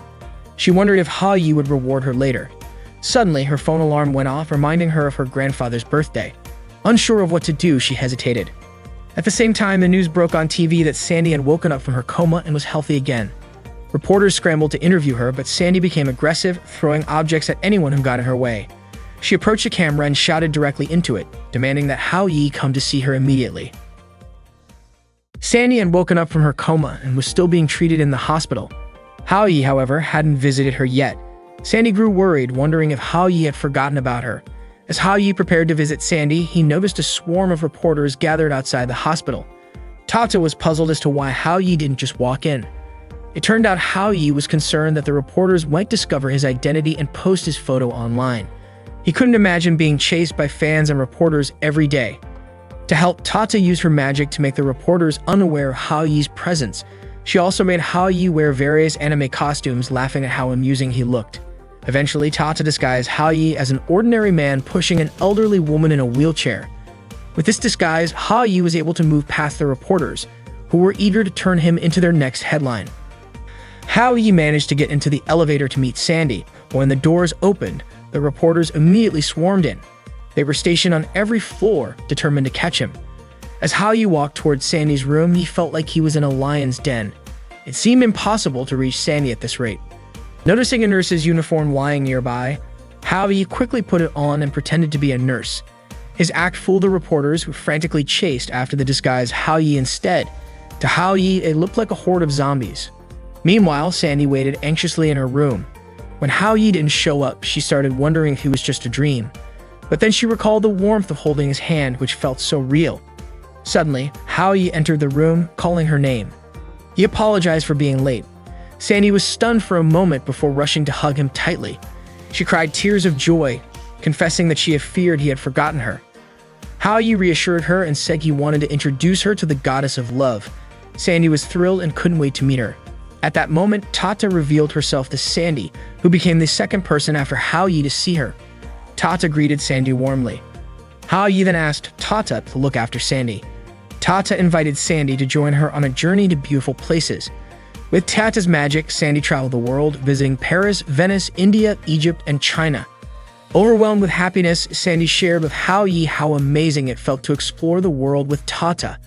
Hao Yi smiled, grateful that Sandy now had a friend. During their journey, Tata explained that Sandy had met Hao Yi because of the Cupid's chocolate, which created memories. She clarified that Sandy had misunderstood, thinking Hao Yi was her childhood friend. Tata apologized, admitting that Sandy's troubles were her fault. But Sandy surprised her by saying she was glad because it led her to meet such incredible people. Curious, Sandy asked if all of Tata's friends were goddesses. Tata laughed and said that some were men. Sandy then wondered if Tata herself was born from chocolate magic. Tata explained that her director taught her magic. In ancient Greece, the goddess of love used arrows to influence relationships. But over time, people prayed for more fairness and love, and the goddesses decided to follow these wishes. One day, a man built a factory that created chocolate infused with memory magic. The Cupid Palace formed an alliance with this man, who became the factory director. Tata admitted that she admired him greatly, describing him as brilliant and handsome. Without that chocolate, she said, she would never have met Hao Yi. Sandy called Hao Yi mysterious, but Tata explained that he was the first person who wanted to understand Sandy and be her friend. Hao Yi had gone to great lengths to solve Sandy's problems and sincerely hoped she could find happiness in the real world. Sandy confided that she worried about whether people would like her true self. She expressed a desire to sing her own songs but was unsure if anyone would listen. Tata reassured her, saying that Hao Yi was her biggest fan and would definitely want to hear her songs. Encouraged by Tata's words, Sandy shed tears of joy and hugged her. She declared that Hao Yi and Tata were her true friends. That day, Sandy held a press conference. She shared many experiences she had gone through and thanked her fans for their support. She also announced an agreement with her agency for her future. Sandy would be sent abroad to further her education. Additionally, she revealed that she would be holding a solo concert on November 11, where she would perform her own song. Tata watched Sandy's press conference broadcast and was thrilled that Sandy was finally hosting her own concert. Suddenly, a delivery person brought tickets for Sandy's concert to Hao Yi's house. Seeing this, Tata snatched the tickets immediately, claiming they were meant for her. Hao Yi reassured her, saying he had another ticket. It was a gift from Sandy, specifically for Tata. Touched by Sandy's thoughtfulness, Tata insisted that she wanted to watch the concert with Hao Yi. The day the concert arrived, Sandy was rehearsing in her dressing room, preparing to surprise Hao Yi and Tata with the song she had chosen for the performance. Suddenly, there was a knock at the door. It was Lu Jie. Sandy turned toward him and greeted him awkwardly. Lu Jie handed her a bouquet of flowers, expressing his hope that Sandy would always be happy. Sandy remembered how, in the past, Lu Jie would always send her flowers and notes wishing her happiness before she went on stage. However, the reality back then was far from what the notes conveyed. Lu Jie apologized for everything, but Sandy stopped him, saying it wasn't necessary.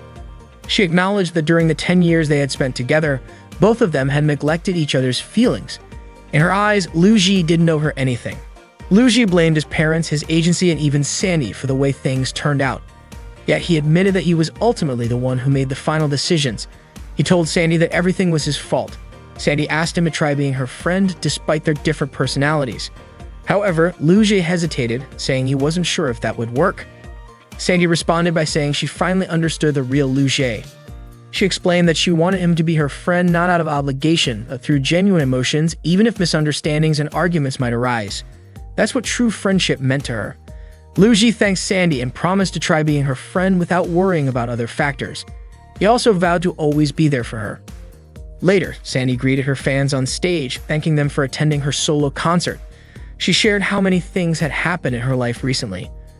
Although she couldn't put her feelings into words, she promised to express them through her new song, titled Cupid's Chocolate. As she sang, Sandy waved to her fans. When she reached the part of the stage where Hao Yi was sitting, she extended her hand toward him. Hao Yi shook her hand briefly, but the moment caught the attention of nearby reporters who began snapping pictures. Embarrassed, Hao Yi quickly pulled his hand away. However, Sandy leaned in and hugged him, whispering a heartfelt thank you. Hao Yi immediately backed away, flustered, as the fans erupted in excitement and reporters speculated about his relationship with Sandy. Hao Yi couldn't believe what had just happened. Meanwhile, news of Sandy hugging Hao Yi during the concert reached Xi Li. Furious at seeing Hao Yi touched by another girl, Xi Li's jealousy began to simmer. Hao Yi was hiding from Sandy's fans, who were determined to catch him. This all happened because Sandy jokingly leaned her face close to Hao Yi's during last night's concert. Ever since, her fans had been chasing him non-stop. At home, Xi Li was waiting for him, visibly upset. On his way, reporters swarmed around him as well. Hao Yi couldn't go anywhere and had to hide behind some plants. While hiding, Hao Yi spotted Ran passing by and called out to her. He begged Ran to help him, even offering to be her servant for 3 months in return. Ran brought Hao Yi to Cafe Time. She asked her friend, the cafe owner, for a favor. Ran had a business trip that day, and she explained that one of her students was in trouble after being mistaken as Sandy's boyfriend, leading to the chaos. She requested the cafe owner to let Hao Yi stay there temporarily. The cafe owner agreed, no matter how long Hao Yi needed to stay. Relieved, Hao Yi immediately slumped onto a chair in the cafe, exhausted and ready to sleep. After a while, he was woken up by the sound of someone flipping through a book. Startled, Hao Yi quickly apologized, not realizing someone else was sitting at the table where he'd fallen asleep. He offered to find another seat. The person was Director Ryus, an ally of Cupid's palace. Ryus mentioned that he'd only arrived after the person sitting with Hao Yi earlier had left. That's when Hao Yi realized Ran had ditched him and left him there. Ryus noticed how tired Hao Yi looked and asked if he was in trouble. Hao Yi explained he had been running all night. Feeling sympathetic, Ryus offered to treat him to coffee and a chocolate cake. Suddenly, Hao Yi's phone rang. It was Zitao calling. Hao Yi assumed Zitao would be upset with him because of the scandal with Sandy, but to his surprise, Zitao was worried about him. Hao Yi asked if she was angry, but Zitao assured him she knew it was all just a misunderstanding. Hao Yi told her he was fine and was at Cafe Time. Ryus, watching Hao Yi, teased him, asking if he had just talked to his girlfriend since he seemed so happy. Embarrassed, Hao Yi denied it and explained that Zitao was just a friend checking in on him. Ryus asked why Hao Yi looked so anxious, but Hao Yi couldn't give a clear answer, which made Ryus smile. Ryus told Hao Yi found him amusing and handed him a box of candies. Hao Yi was confused and asked what it meant. Ryus asked if Hao Yi believed in magic. Hao Yi replied that magic wasn't something modern society could take seriously. Ryus agreed but insisted the box contained ordinary candies, nothing magical. Just then Zitao called again, letting Hao Yi know she had arrived at Cafe Time. Hao Yi went to greet her and invited her to sit with him. He wanted to introduce her to the man he had just met, but by then Ryus had already left. Hao Yi tucked the candy box into his pocket. Meanwhile, Tata spotted Hao Yi with Zitao through the cafe's glass window. Feeling hurt, she walked to the edge of a nearby lake. She regretted worrying about Hao Yi and even packing a bag for him, thinking he no longer needed her. Suddenly, Ryus appeared in the middle of the lake and asked what upset her. Surprised, Tata asked why Ryus was there. Ryus casually replied that he was on his way back from restocking supplies and had stumbled upon something interesting about Hao Yi. Panicking, Tata admitted that Hao Yi's troubles were partially her fault and promised to fix things. But Ryus dismissed her concerns, reminding her that she was under Cupid's palace's management while he was just a chocolatier. Ryus pointed out that Tata had broken her contract by revealing herself to ordinary humans, which was a serious offense. He warned her that she could lose her 1,000-year abilities overnight as punishment. Desperate, Tata begged Ryus to save her, promising never to make the same mistake again. Ryus cast a spell on Tata, a magical control that would prevent her from interfering with humans again. He warned her that if she violated this rule, her magic would fail again. Tata finally realized the gravity of the situation. Shili vowed to kill Sandy for daring to touch Hao Yi, whom she deeply loved, and even planned to break Hao Yi's legs so they could live together in the mountains forever. Suddenly, Shili's mother knocked her unconscious, puzzled by her daughter's obsession with Hao Yi. She ordered her staff to carry Shili to the car, saying they would be flying to the US at 2 a.m. Shili's mother was determined to stop her from marrying Hao Yi. Meanwhile, Sandy publicly clarified the scandal involving Hao Yi, stating it was simply her way of thanking a fan. Though it was meant as a joke, Hao Yi felt humiliated and used by Sandy. Back at the cafe, Zitao, still with Hao Yi, pointed out that he should feel relieved now that the scandal had been cleared up and he could finally go home. But Hao Yi couldn't stop thinking about how he had almost died on the streets while being chased all night, unable to sleep. He hoped his life would return to peace now that the scandal was resolved. Zitao offered to pay for their meal and insisted Hao Yi go home and rest. Hao Yi, however, said he'd cover the bill, but then realized it wouldn't be polite to leave right after Zitao had just arrived. So he changed his mind, suggesting they enjoy the meal they had ordered together. Zitao smiled and agreed. As Hao Yi scrolled through his phone notifications, he suddenly asked Zitao for help putting on pajamas. Shocked, Zitao slapped him and dragged him to a shopping mall.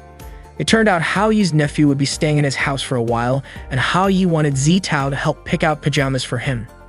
Embarrassed, Zitao regretted her earlier reaction, while Hao Yi felt awkward, knowing Zitao had misunderstood. Both felt self-conscious as they continued shopping. They ended up in a lingerie store where Zitao tried on some pieces. Hao Yi froze, stunned by how beautiful Zitao looked, but his silence made her think the outfit wasn't good. Zitao tried on more styles, but Hao Yi stayed quiet, distracted by his mind conjuring strange images of her. Finally, Zitao asked if she should buy them all. Hao Yi suggested she just choose the one she was holding. Suddenly, they overheard a couple shopping for lingerie. The man, doting and affectionate, kept complimenting his partner, who turned out to be a crossdresser. He even told Hao Yi and Zitao to stop staring at his partner. After the couple left, Hao Yi and Zitao burst out laughing. They spent the rest of the day strolling through bookstores, accessory shops, and even playing arcade games. Hao Yi managed to win a panda plushie from a claw machine and gave it to Zitao. They also took pictures together in a photo booth and printed them out. Hao Yi thanks Zitao for spending time with him, and Zitao admitted it had been the best day of her life. On their way home, a group of people suddenly called out to them. Hao Yi recognized one of them as someone who accused him of ruining Suan's costume at the Anime Expo. The group blamed Hao Yi for causing trouble and planned to teach him a lesson. They prepared to gang up on Hao Yi, and Zitao grew worried, knowing Hao Yi wasn't the strongest guy. Hao Yi apologized to Zitao, explaining that he didn't show his true strength during his last visit to her house because he didn't want to cause trouble.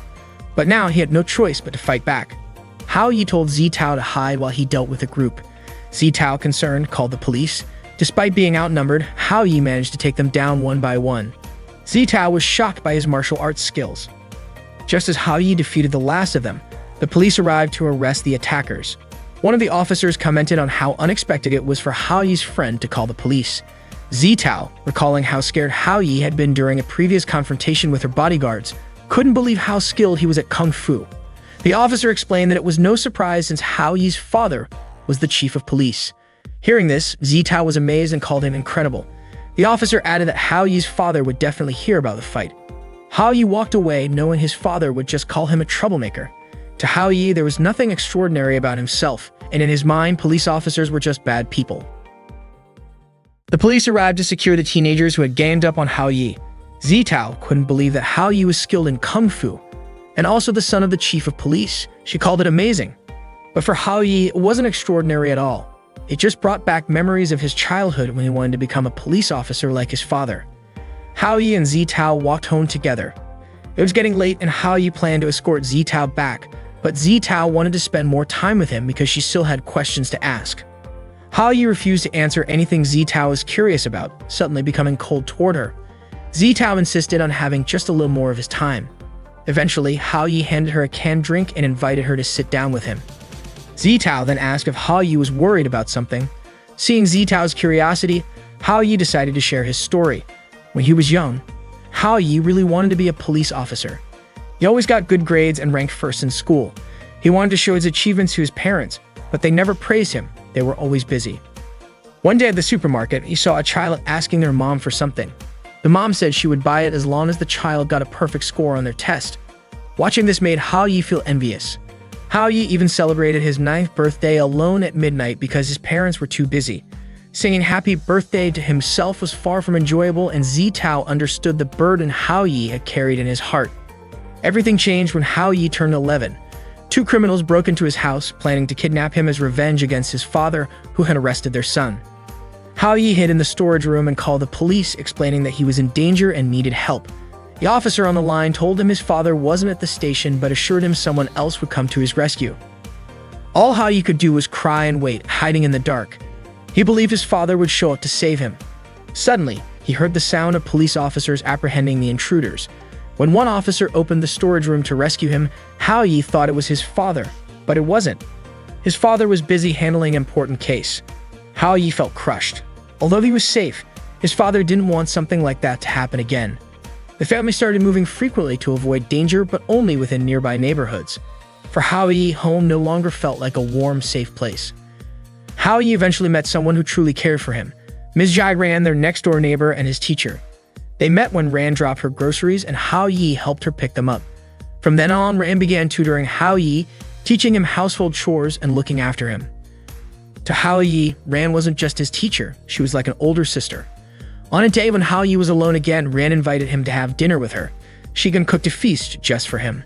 Hao Yi ate everything and burst into tears, reminded of the rare times his mother cooked for him. Ran hugged him tightly, telling him he was a wonderful child. To Hao Yi, Ran felt more like real family than his own parents. Ran even sat down with Hao Yi's parents to discuss him. After hearing what Ran had to say, his parents apologized for neglecting him and promised to be more understanding and attentive. Ran gave Hao Yi's father 2 gym club cards so he could teach Hao Yi self-defense. But on the day they were supposed to go, Hao Yi waited outside the gym all day. His father never showed up because of work. Hao Yi was immensely grateful to Ran for being the first person to truly care about him. But despite her efforts, little changed in his life. Hao Yi couldn't help but wonder, if his life were simpler, would that make him a bit happier? On New Year's Eve, Hao Yi couldn't spend time with his family. His parents were busy with work again. They genuinely wanted to have New Year's dinner with him, but they had no other choice. His father asked Hao Yi to understand. Suddenly, Ran showed up with a New Year's gift. Hao Yi quickly invited her in to join him for dinner since his mom had made dumplings. Hao Yi begged his father to help make dumplings together. Even though Hao Yi felt sad and nothing had changed, he didn't want to disappoint Ran. For her sake, Hao Yi pretended to have a warm and happy family. Deep down, he hoped his father would feel guilty. Hao Yi's father arranged for his colleague, Uncle Wang, to teach Hao Yi self-defense. To outsiders, Hao Yi's family looked like an ordinary, peaceful household, but only Hao Yi knew the truth. Meanwhile, Tata noticed Hao Yi and Zitao together. Zitao asked Hao Yi if he went out of his way to help her because he understood how painful it felt to be alone. Hao Yi admitted that he just didn't want Zitao to go through what he did. Zitao was moved to tears, realizing that while Hao Yi was always helping others achieve their dreams, no one was helping him with his. When Zitao asked Hao Yi why he helped her Suan and Yuan, Hao Yi brushed it off, saying he didn't care about himself anymore. Zitao hugged him tightly and asked why he was always there for everyone else during their worst moments, yet never let anyone help him. She insisted that he also needed someone to share his pain with. Zitao was confused why Hao Yi kept everything bottled up, leaving her Suan and Yuan in the dark and unable to support him. She told Hao Yi that it hurt her not being able to help him. Hao Yi wiped Zitao's tears and told her he didn't want her to waste time on something pointless. Zitao hugged him again and said it wasn't pointless. It was about his dream of becoming a police officer. Even though Hao Yi felt sad, lost, lonely, and angry, Zitao knew his admiration and determination hadn't wavered. She believed Hao Yi wouldn't give up on his dream. Hao Yi embraced Zitao and thanked her. Seeing this, Tata walked away. She convinced herself that she was fine. She realized that Hao Yi was noble and kind-hearted, and it seemed like he had liked Zitao for a long time.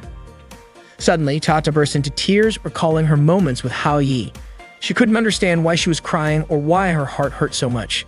Tata went up to the rooftop to reflect. No matter what the future held, she knew Hao Yi would never know her feelings, and she decided she wouldn't interfere with his life. Still, Tata couldn't help but wonder if there was any place for her in Hao Yi's future. Out of nowhere, Kral, Tota's friend from Cupid's palace, appeared.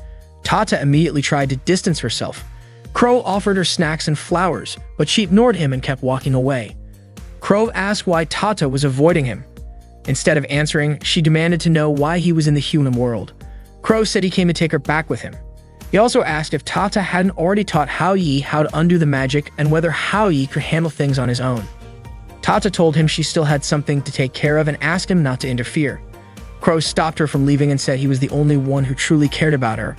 He pointed out that Hao Yi already had a girlfriend, so there was no reason for her to stay. Tata replied that she hadn't yet found the girl who left the chocolate on the rooftop, so she couldn't leave. She promised she would return after finding that girl. In truth, Tata didn't want to go back to Cupid's palace, but she wasn't sure if Hao Yi needed her anymore. 500 years ago, Tata became a love goddess and moved into Cupid's palace for the first time. She was overjoyed to live there. One day, she accidentally bumped into Crow while he was walking. Tata quickly apologized. Crow asked for her name and she introduced herself, saying she was in charge of monitoring Area 13.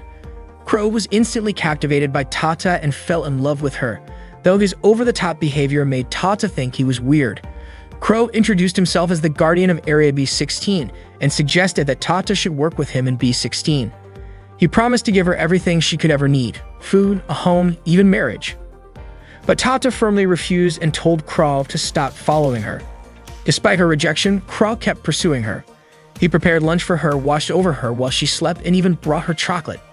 However, Tata knew it was Cupid's chocolate, so she threw it away and told Crow to give up since he wasn't her type. Tata laughed as she recalled the time Crow had brought her that chocolate. She knew it was Cupid's chocolate and didn't eat it, but that was something Hao Yi had done too. Thinking about Hao Yi made Tata feel sad. She knew he had fallen in love with Zitao and might not need her anymore. That morning, heavy rain poured down. Haoyu was worried about Zitao as she had been out late. He wondered if she was getting enough rest. Suddenly, Zitao called Haoyu, asking for his help. This time, it was about Suan. That morning, Suan was participating in a contest at an anime expo. The event was designed and programmed in a highly innovative way. Suan took Zitao to the dressing room, where there were tons of costumes, fashion props, and professional-grade makeup tools.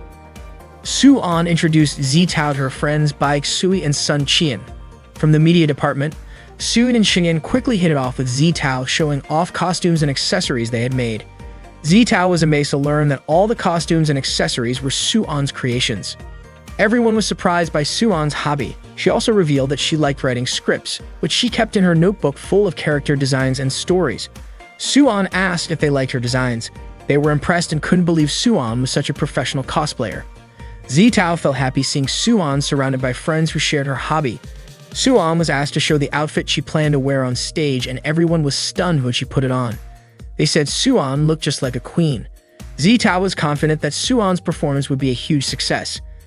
But when Suan went to put on her crown, she realized it wasn't in her bag. She remembered leaving it in her school locker. If she went back to get it, she wouldn't make it in time for the warm-up performance. Zitao reassured her, saying her friends could step in for the warm-up act. Sui and Xingyan agreed to help and promised to do their best. Trusting them, Suan left to retrieve her crown, vowing to return before the main performance. The audience had been eagerly awaiting the contest. While waiting for it to start, they enjoyed the warm-up performance. Sui and Xingyan showed Zitao a costume that Suan always brought with her for luck. They asked Zitao to take care of it. Among the items was the maid outfit that Suan had once worn. Zitao couldn't help but think about how Haoyu had changed Suan, and how Haoyu had also changed her. The rain kept pouring down. Suan was at a bus stop, unsure if she could make it to the contest. Zitao called her and told her it was almost her turn on stage. But the rain was so heavy and Suan didn't have an umbrella. Feeling hopeless, she told Zitao to pass on her apologies. Zitao, however, urged her not to give up. She promised to buy Suan some time. Suan was curious about what Zitao would do. Zitao declared that if Suan was the queen, then she would gladly be her servant. Meanwhile, Haoyu rushed to the school to retrieve Suan's crown from her locker. As he ran, Tata spotted him and approached. Haoyu managed to find Suan's crown, and when he saw Tata, he asked where she had been lately. He then asked for her help, but Tata didn't respond. Instead, she suddenly began to cry and hugged Haoyu tightly, saying she didn't want to leave. Surprised, Haoyu asked why Tata had to leave, but she just kept crying and apologized. She admitted she shouldn't have acted the way she did and regretted forgetting that Haoyu had a relationship with Zitao. Tata assumed Haoyu was in love with Zitao, but he clarified that his relationship with Zitao wasn't what Tata thought. Hearing that, Tata felt immense relief, realizing Haoyu wasn't in love with Zitao after all. Haoyu was confused by how quickly Tata's mood shifted from tears to happiness. She brushed it off, asking him to forget what had happened, and agreed to help him. Meanwhile, the audience eagerly chanted Suan's name, excited to see her performance. Sui and Xingyan grew anxious as Suan's group was about to take the stage, but she still hadn't arrived. Zitao tried to reassure them, insisting that Suan wouldn't give up. She encouraged Sui and Chan to do their best and keep the crowd engaged until Suan arrived. At the bus stop, Suan was overwhelmed with despair, thinking it was all over because she didn't have her crown. She began to cry. Suddenly, Haoyu appeared, holding the crown. He told her, "A queen shouldn't cry." Shocked, Suan asked why Haoyu was there. He explained that Zitao had called him for help and that he understood how important the contest was to her. Suan pointed out that she wouldn't make it on time because of the heavy rain. Without hesitation, Haoyu carried Suan on his back to get her to the expo as quickly as possible. The rain began to ease and the skies cleared. Haoyu believed that even the gods were helping them. Back at the expo, Zitao was acting as the loyal servant who vowed to dedicate her entire life to the queen. In character, the servant was praying to revive the queen, who had been slain by the demon king. Sui and Xingyan grew increasingly worried since the time they had bought was running out and Suan still hadn't appeared. Zitao, fully in character as the servant, pretended to have sacrificed her sight for the queen. She covered her eyes and begged for the queen to return. Moments later, Suan dramatically entered as the queen. She walked up to Zitao, gently kissed her closed eyes, and thanked her. The performance was a smashing success, and the audience erupted into cheers. Everyone loved the show.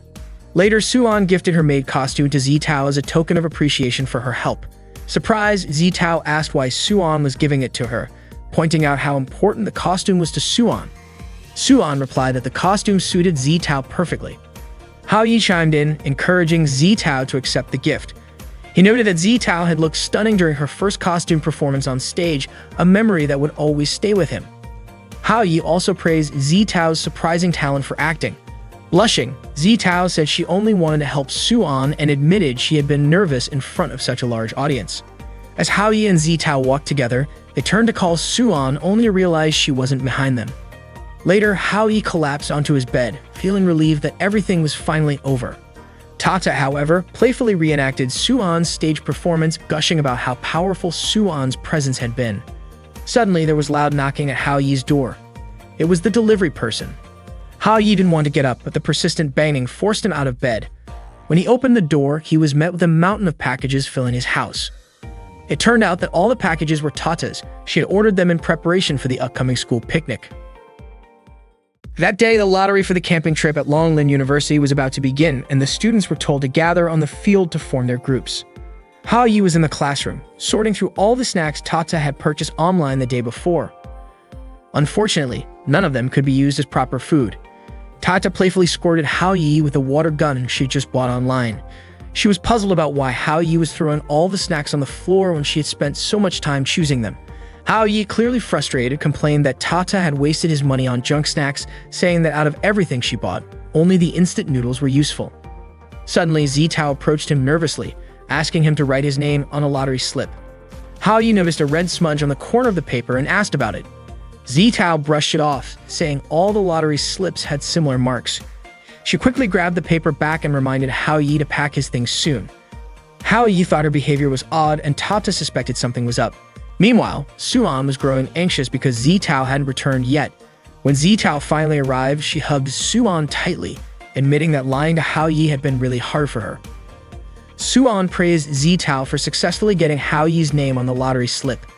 With this, Suan was confident she could ensure that Zitao and Hao Yi would end up in the same group as her. They could share delicious food, enjoy the beautiful scenery together, and everything would go perfectly as planned. Suan decided to memorize the color of the marked paper for the lottery. However, unbeknownst to them, Yuan overheard their entire conversation.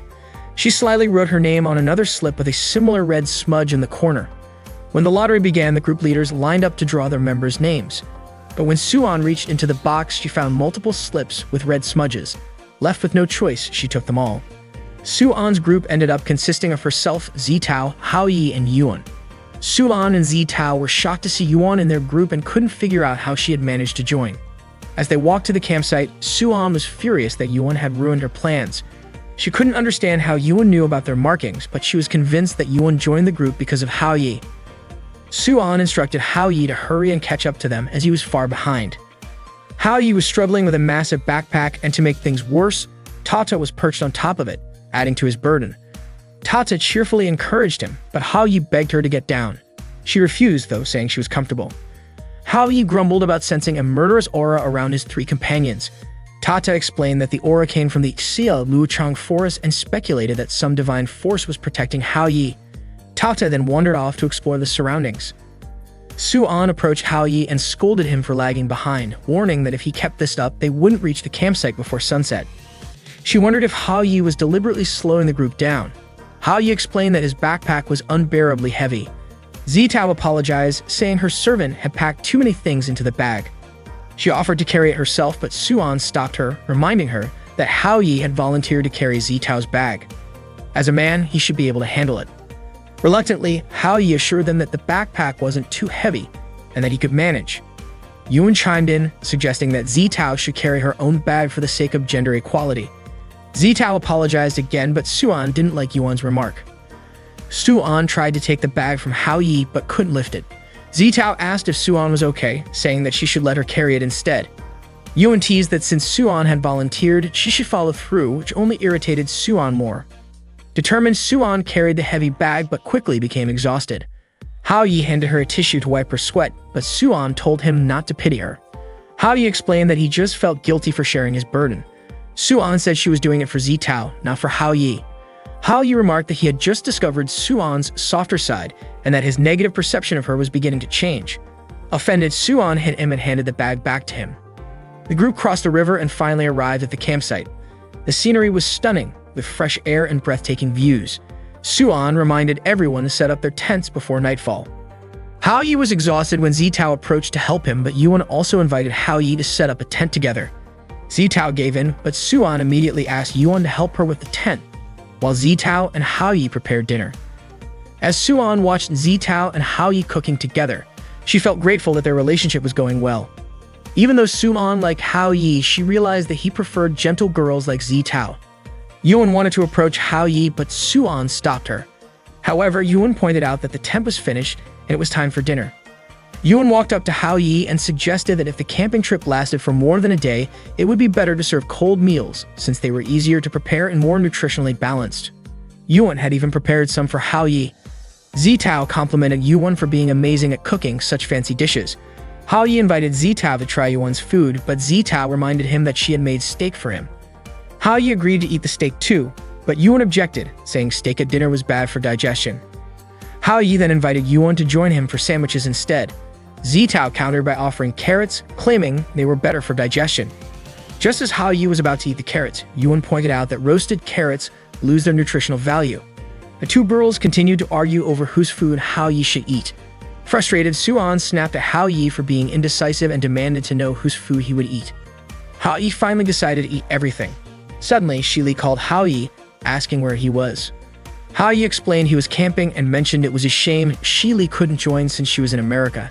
To his shock, Shili declared she was coming over right away. Panicked, Hao Yi tried to dissuade her. Moments later, Shili arrived by helicopter. She rushed to Hao Yi, claiming she had used every means to escape and come to him, even bringing him plenty of gifts, only to find him flirting with other women. Su-an was irritated by Shili's baseless accusations, pointing out that they were all just part of the same group. Shili dismissed the idea of a group, saying she only wanted to be with Hao Yi. She threatened to deal with Hao Yi's friends, but Hao Yi quickly calmed her down and invited her to join them for dinner. Su-an warned Hao Yi against indulging Shili because Zitao had prepared the food specifically for their group. Unfazed, Shili threw the freshly cooked food to the ground, declaring that since Hao Yi was her boyfriend, everything he ate or did should be decided by her. Shili demanded everyone leave, but Su-an refused, retorting that Shili should be the one to go, and that Hao Yi wouldn't listen to her. Enraged, Shili attacked Su-an, but Su-an managed to block her. Hao Yi tried to intervene, asking them to stop, but Shili kept chasing Su-an, trying to strike her. Su-an disliked the chase, but realized Shili wouldn't stop, so she kept running. Shili swung her sword repeatedly, but Su-an dodged every time. One of Shili's sword swings hit a campfire, sending embers flying into the surrounding items, igniting a fire near the tents. Hao Yi and Yuan scrambled to extinguish the flames. Zitao rushed to fetch water, but accidentally dropped her bucket, which was swept away by the river's current. As Zitao tried to retrieve the bucket, Hao Yi noticed her struggling and ran to stop Shili, who was preparing another attack. Shili, furious that Hao Yi was defying her because of another woman, cried that she only wanted to be with him. Meanwhile, Zitao struggled against the river's current and was on the verge of being swept away when Su-an reached out to grab her hand. Hao Yi, angry at Shili, told her this wasn't a joke and rushed to help Su-an and Zitao. Shili, worried, ran after him, warning that it was dangerous. Yuan suddenly intervened, calling Shili and slapping her. She told Shili to stop causing trouble for everyone. Yuan slapped Shili because she had had enough of Shili's behavior. Shili had ruined their camping trip, equipment was burned, and Su-an and Zitao were in danger. When Shili tried to slap her back, Yuan stopped her, saying that Hao Yi was hurt because of Shili's actions. Yuan reminded her that Hao Yi was risking his life to save Su-an and Zitao. She warned that if Hao Yi survived but Su-an and Zitao didn't, he would never forgive her. Shili didn't believe that she could hurt Hao Yi and didn't want him to hate her. She started to worry about Hao Yi, especially since the river's current was strong. Tears streamed down her face as she decided she had to save him. Yuan brought a backpack and said they must have drifted far downstream. She unfolded a map, tracing the river's flow, and pointed out a shortcut to rescue them. Meanwhile, Hao Yi ran along the riverbank, searching for Su-an and Zitao, desperately hoping they were safe. He called out for Tata, saying he needed her help. However, Tata had lost her magic and was crying, feeling guilty for being unable to save Su-an and Zitao. Su-an clung tightly to Zitao as they were swept away by the powerful current. Zitao pleaded with Su-an to let her go because she couldn't hold on any longer, but Su-an refused, urging her to stay strong. Just then, Hao Yi jumped into the river, catching up to them. They managed to grab onto a rock to avoid being carried away further. Hao Yi asked how much longer they could hold on, explaining he could only save them one at a time. Zitao insisted that Hao Yi save Suan first, since she was too weak to continue. Suddenly, Zitao was swept away by the current, followed shortly after by Suan. Panicking, Hao Yi thought hard about how to save them both. He finally used his legs as an anchor, letting each of them hold onto one of his legs. In the process, they accidentally pulled off his pants, which were carried away by the river. Meanwhile, Yuan and Shi Li trekked through the forest with a large backpack, searching for their friends. Shi Li flinched in fear when a branch fell, prompting Yuan to check on her. Yuan explained that they were only halfway there and that traveling through the forest at night was exhausting. She suggested taking a break to regain their strength, but Shi Li refused, insisting that Hao Yi was in danger. Determined to save Hao Yi herself, Shi Li decided to go ahead alone, claiming she couldn't trust Yuan. She ran through the forest, certain that only she could rescue him. However, she got caught in some branches and fell, feeling helpless and useless for failing to save Hao Yi. Yuan caught up to her, warning her not to wander alone in the dangerous forest. Noticing Shi Li's injuries, Yuan gave her some band-aids and encouraged her to eat something. Handing her bread, Yuan urged her to rest before they continued their journey. As Shi Li ate, she admitted Yuan was right. She hated feeling this way, but didn't know what else to do. She confessed her fear of losing Hao Yi and everything she cherished, just like in the past. Yuan responded gently, saying she didn't know what Shi Li had been through, but everyone carried their own pain. If Shi Li did make changes, the same things would keep happening and Hao Yi might leave her again. Yuan urged her to change before it was too late, and then resumed their journey. Back at the river, Hao Yi was still searching for Suan and Zitao, who had slipped away from their grip on him. Diving into the water, he imagined finding them sinking to the river's bottom, but it turned out to be a dream. When Hao Yi woke up, Suan and Zitao were safe. Zitao leaned in close to check Hao Yi's body, thinking he might have a fever because of how warm he felt. Embarrassed, Hao Yi quickly sat up, insisting he was fine. Feeling self-conscious about losing his pants, he asked them what they had done to him. Suan smacked him, calling him a pervert. Hao Yi argued that she shouldn't treat her rescuer that way.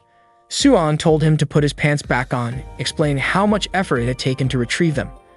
Hao Yi thanked her, and Suan and Zitao also expressed their gratitude for saving them.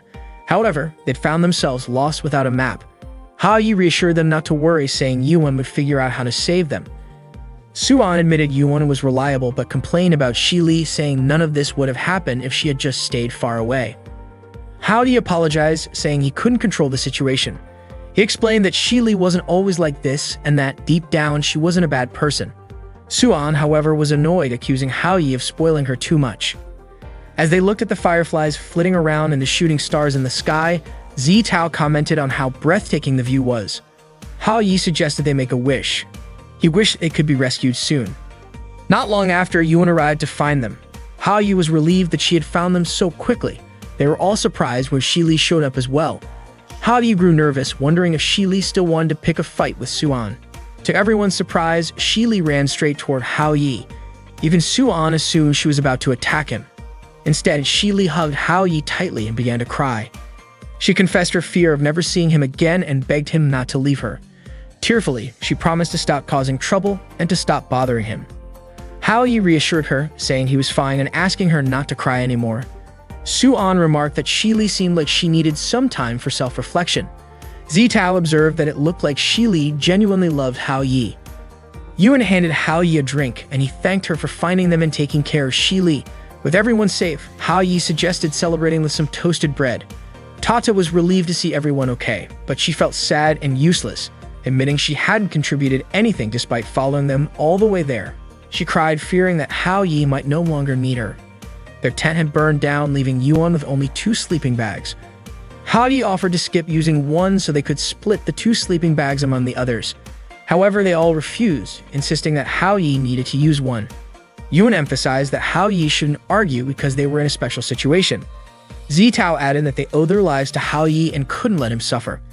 Even Suan chimed in, saying she didn't mind squeezing into a sleeping bag with him if it came to that. Shi Li boldly declared that Hao Yi should sleep with her and immediately kissed him. She then asked him who he would choose. Hao Yi, clearly overwhelmed, decided they should all sleep together. And so the 5 of them ended up crammed into a single sleeping bag for the night. That morning, Suan and Zitao were happily splashing around in the river. Shi Li woke Hao Yi from his sleep, reminding him that they had slept together all night and watched the sunrise together. Shi Li was cheerful and full of energy, even suggesting they share a morning kiss. However, Suan quickly stopped her. Shi Li argued that hugging Hao Yi was none of Suan's business, but Suan countered, saying she was the leader of their group and responsible for everyone's actions. She then asked if anyone agreed that Hao Yi should belong to Shi Li. The two started bickering again while Hao Yi quietly slipped away to join Yuan, who was studying a map. Hao Yi pointed out their current location and Yuan was marking the shortest route for their journey. Hao Yi praised Yuan for being so reliable. Yuan estimated they could make it back by midday, suggesting that the teacher might already be looking for them by then. Meanwhile, Zitao tried to intervene in the argument between Shi Li and Suan but ended up getting hit by a branch, which tore her dress. Shi Li blamed Suan for dodging her attack and dismissed Zitao's presence as an interference with her date with Hao Yi. Suan retorted, saying Hao Yi would never like a girl who caused trouble every day like Shi Li. Hao Yi stepped in to calm things down, but before he could, Yuan suddenly fainted. Suan checked the medicine provided by the organizers, only to find that it was all for external use. She suggested taking Yuan to the hospital, but they had lost contact with everyone else due to the lack of signal in the area. Yuan was the only one who knew how to get back. Hao Yi immediately told everyone to pack their things and asked for the map and compass. Just then, a helicopter landed nearby and Shi Li's mother stepped out, demanding that Shi Li leave with her. She threatened to restrain Shi Li again if she refused.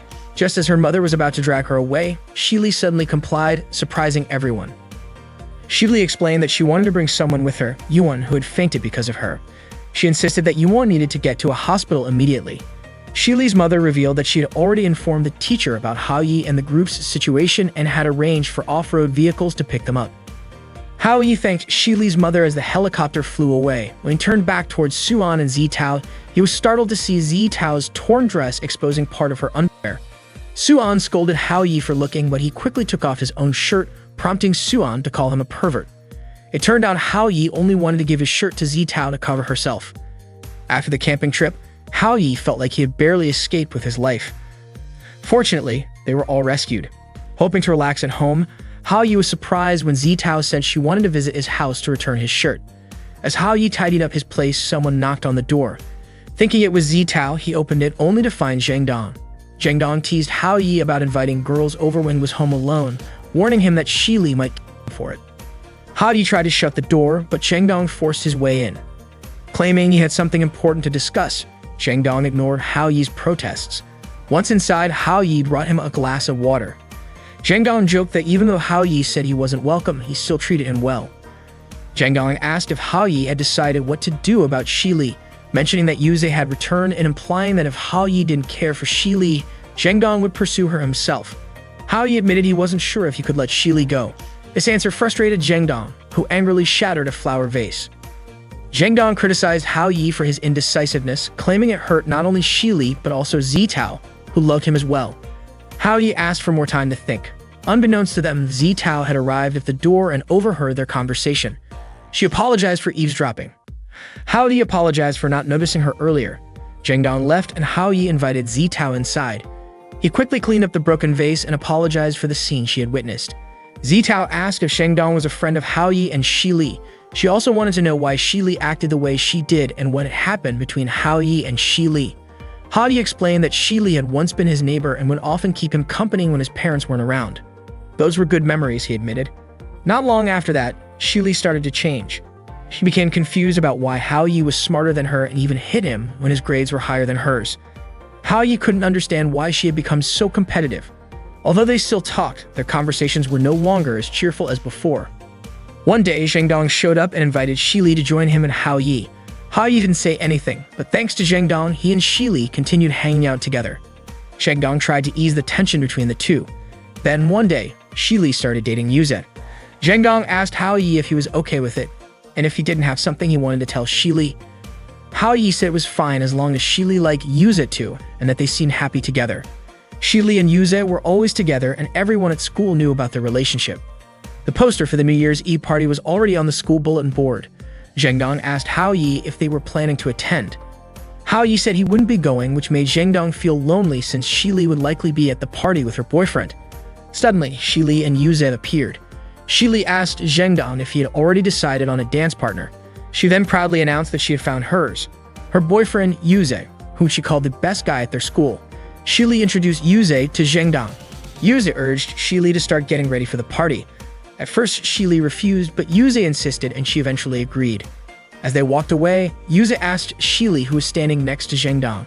Shili replied that she didn't know him. Later, Haoyi overheard some students gossiping about Shili. They called her an antisocial snob and couldn't understand why Yuze liked her or what he saw in her. Haoyi commented to Zitao that if he had figured out Yuze's plan earlier, Shili wouldn't have been hurt. At the New Year's Eve party, Yuze made a shocking announcement. He was getting engaged to his girlfriend Momo. The crowd was abuzz, questioning how this could happen since Shili was supposed to be Yuze's girlfriend.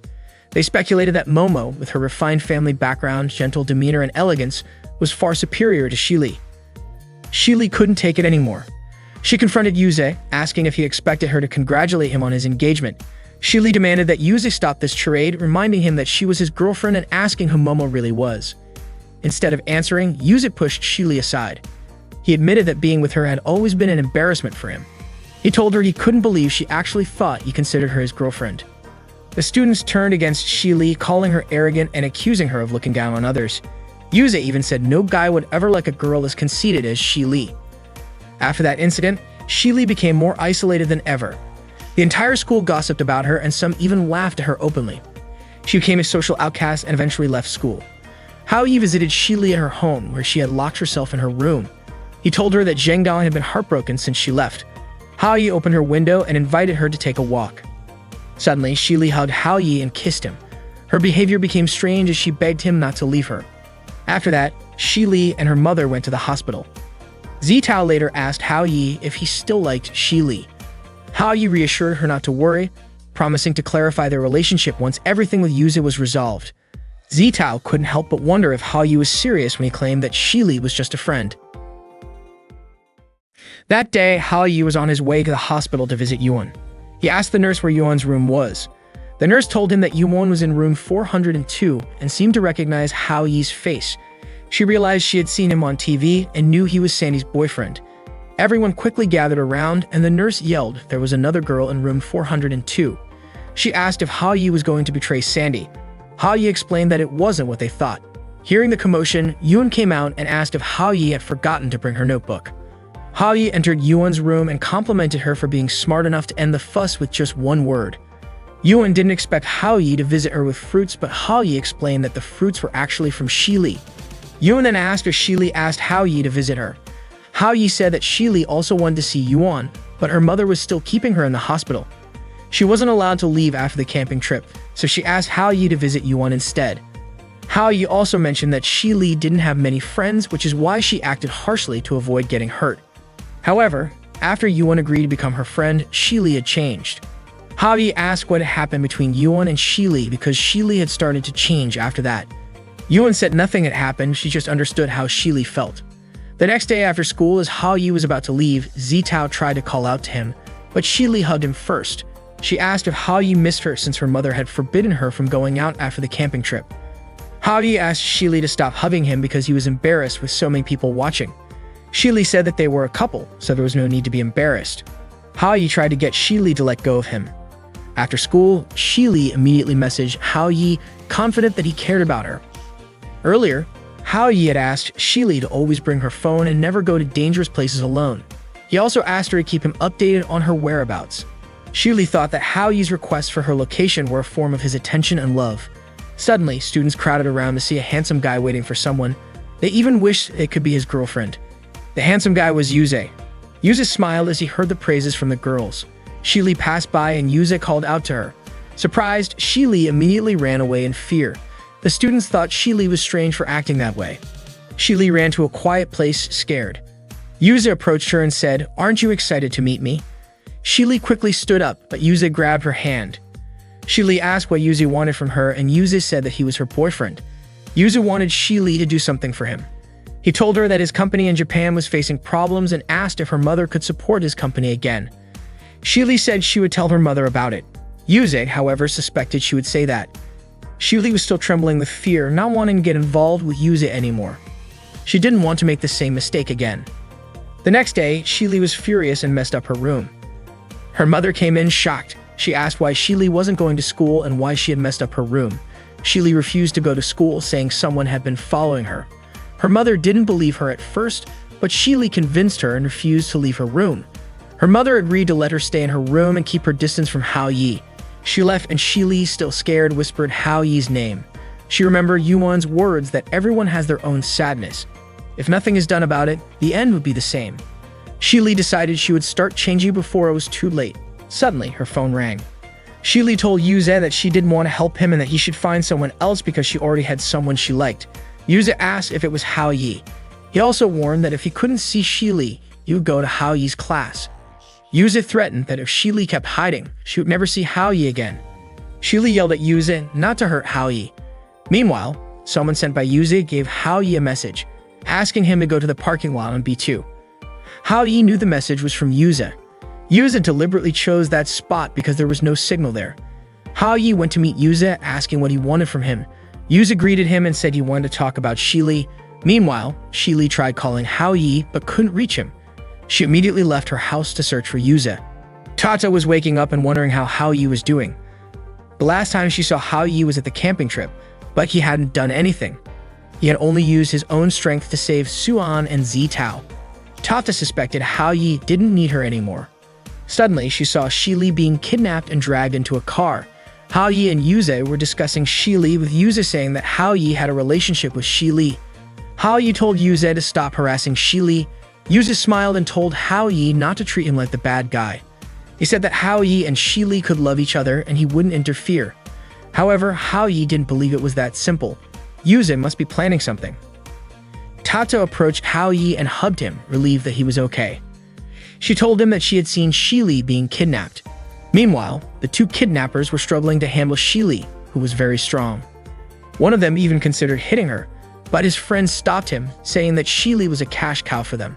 Shili then got back up, but they immediately shoved her again. Yuze arrived and thanked the kidnappers for their efforts. Shili heard Yuze's voice, and he said he would reward them for their hard work. Yuze removed the cloth covering Shili's head and mouth, saying that he missed seeing her terrifying face. He also mentioned that every time he saw Shili's panicked face, he was reminded of an incident back in middle school. Shili asked why Yuze didn't go to another company. Why did he have to come to her? Yuze explained that 2 years ago, his family's company was very well known but was sabotaged by a competitor and got involved in a scandal. Meanwhile, Shili's company had risen to become the leader in the industry, so Yuze wanted the leader of Shili's company to help him get back into the business world. That was the only way to save Yuze's company. That's why Shili was important. Yuze kissed Shili's hair, which made her uncomfortable. Shili jumped and said that Hao Yi would help her and would call the police. Yuze laughed when he heard police, because Shili was an adult, and she had only been missing for 2 hours. He said the police wouldn't care, and if Hao Yi could convince them, Yuze would tell them he was Shili's ex. The police wouldn't interfere with matters of love. Shili then asked what Yuze was planning. Yuze explained that his company had asked Shili's mother for support, but she had refused. So Yuze had no choice but to do this to Shili. Yuze then set up a camera to take pictures of Shili while she was undressed, intending to use them to blackmail Shili's mother. Yuze was confident that with these photos, Shili's mother would agree to his company's demands. The kidnappers were preparing to strip Shili of her clothes. Tata led Hao Yi to an abandoned factory where Shili was being held captive by kidnappers. Yuze was incredibly cunning. He knew the place was far from the police's reach. If Hao Yi showed up unprepared, the police wouldn't pursue the matter further. Hao Yi had contacted Yan, but he worried that as long as Yuze didn't harm Shili, the authorities might overlook his actions. Yuze hadn't extorted anyone. His crime was illegal detention, which, although punishable, might not stop him from harassing Shili in the future. Hao Yi wasn't about to let Yuze get away. He stepped into the factory determined. Tata was worried about him. If Hao Yi was going to risk himself, Tata wasn't going to let him go alone. But Hao Yi insisted he had to do this. If someone got hurt, he needed to gather evidence to put Yuze behind bars. He hoped that if anyone suffered, it would be him. Tata broke down in tears and hugged Hao Yi tightly. She didn't want him taking such a big risk. If she saw Hao Yi in danger again, she was sure she wouldn't hesitate to use her magic. Hao Yi reassured her, saying that the goddess of love shouldn't resort to such things. He promised he could protect himself and asked Tata to use her invisibility powers to record everything as evidence. Meanwhile, Shili was terrified. Yuze had demanded she strip. Just as the kidnappers were about to touch her, a window shattered. Hao Yi burst in and demanded that Yuze release Shili. Yuze grinned at the sight of Hao Yi's arrival. Hao Yi froze when he saw Shi Li tied up and almost assaulted. Shi Li knew Hao Yi would come to save her. As Hao Yi prepared to confront Yuze, Yuze threatened Shi Li's safety and ordered Hao Yi to stand still without fighting back. The kidnappers then attacked Hao Yi on Yuze's command. They hit Hao Yi repeatedly, but he didn't resist. Yuze was puzzled. Hao Yi could have teamed up with Shi Li to fight back, but instead, he chose to take her place. Yuze couldn't understand why Hao Yi was so obsessed with Shi Li. He even mocked Hao Yi, saying if he and Shi Li hadn't broken up, Hao Yi wouldn't have stood a chance. Hao Yi just laughed. He realized the kidnappers weren't as strong as he thought and that Yuze was all talk. Meanwhile, Tata had already started recording the scene. The kidnappers suggested tying Hao Yi up, but Yuze told them not to rush. Tata could only cry while continuing to record everything. Shi Li begged Yuze not to hurt Hao Yi and asked what he really wanted. Yuze sneered, saying he just wanted to prove that Hao Yi, the so-called hero Shi Li admired, couldn't save her. The kidnappers beat Hao Yi again and he still didn't fight back. Shi Li was reminded of the time she had hurt Hao Yi in the past. Eventually, Hao Yi collapsed from the repeated blows. Yuze looked on, thrilled with the sight. He even stomped on Hao Yi's hand. Tata couldn't bear to watch anymore. When one of the kidnappers raised a sharp metal rod to stab Hao Yi, something unexpected happened. Yuze was shocked. Blood poured from the blow. At that moment, Shi Li remembered the misunderstanding between her and Hao Yi that started years ago, all because of something her mother had said. Her mom had told her that if she wanted Hao Yi to like her, she needed to surpass him. A young naive Shi Li believed that by being better than Hao Yi, it'd grow closer. One day, Hao Yi bought her a comic book, but Shi Li rejected it, telling him not to bother her. Hao Yi didn't understand why Shi Li was acting that way. He explained that he was home alone and wanted to hang out with her. But Shi Li brushed him off, saying he was only good at studying because no one distracted him at home and told him not to interrupt her study time. That was the start of Shi Li's mistakes with Hao Yi. When the midterm results came out, Shi Li ranked first. She proudly showed her score to Hao Yi, who congratulated her and called her amazing. Her classmates praised her and asked how she managed to surpass Hao Yi. Shi Li boasted that this wasn't the only time she beat him and that she'd keep being number one in the future. She even challenged Hao Yi arrogantly. Feeling disappointed, Hao Yi walked away, sensing that Shi Li was starting to change. After that, Shi Li continued comparing herself to Hao Yi in every aspect: academics, sports, drawing, you name it. She didn't leave a single thing unchecked when it came to finding ways to compete with him.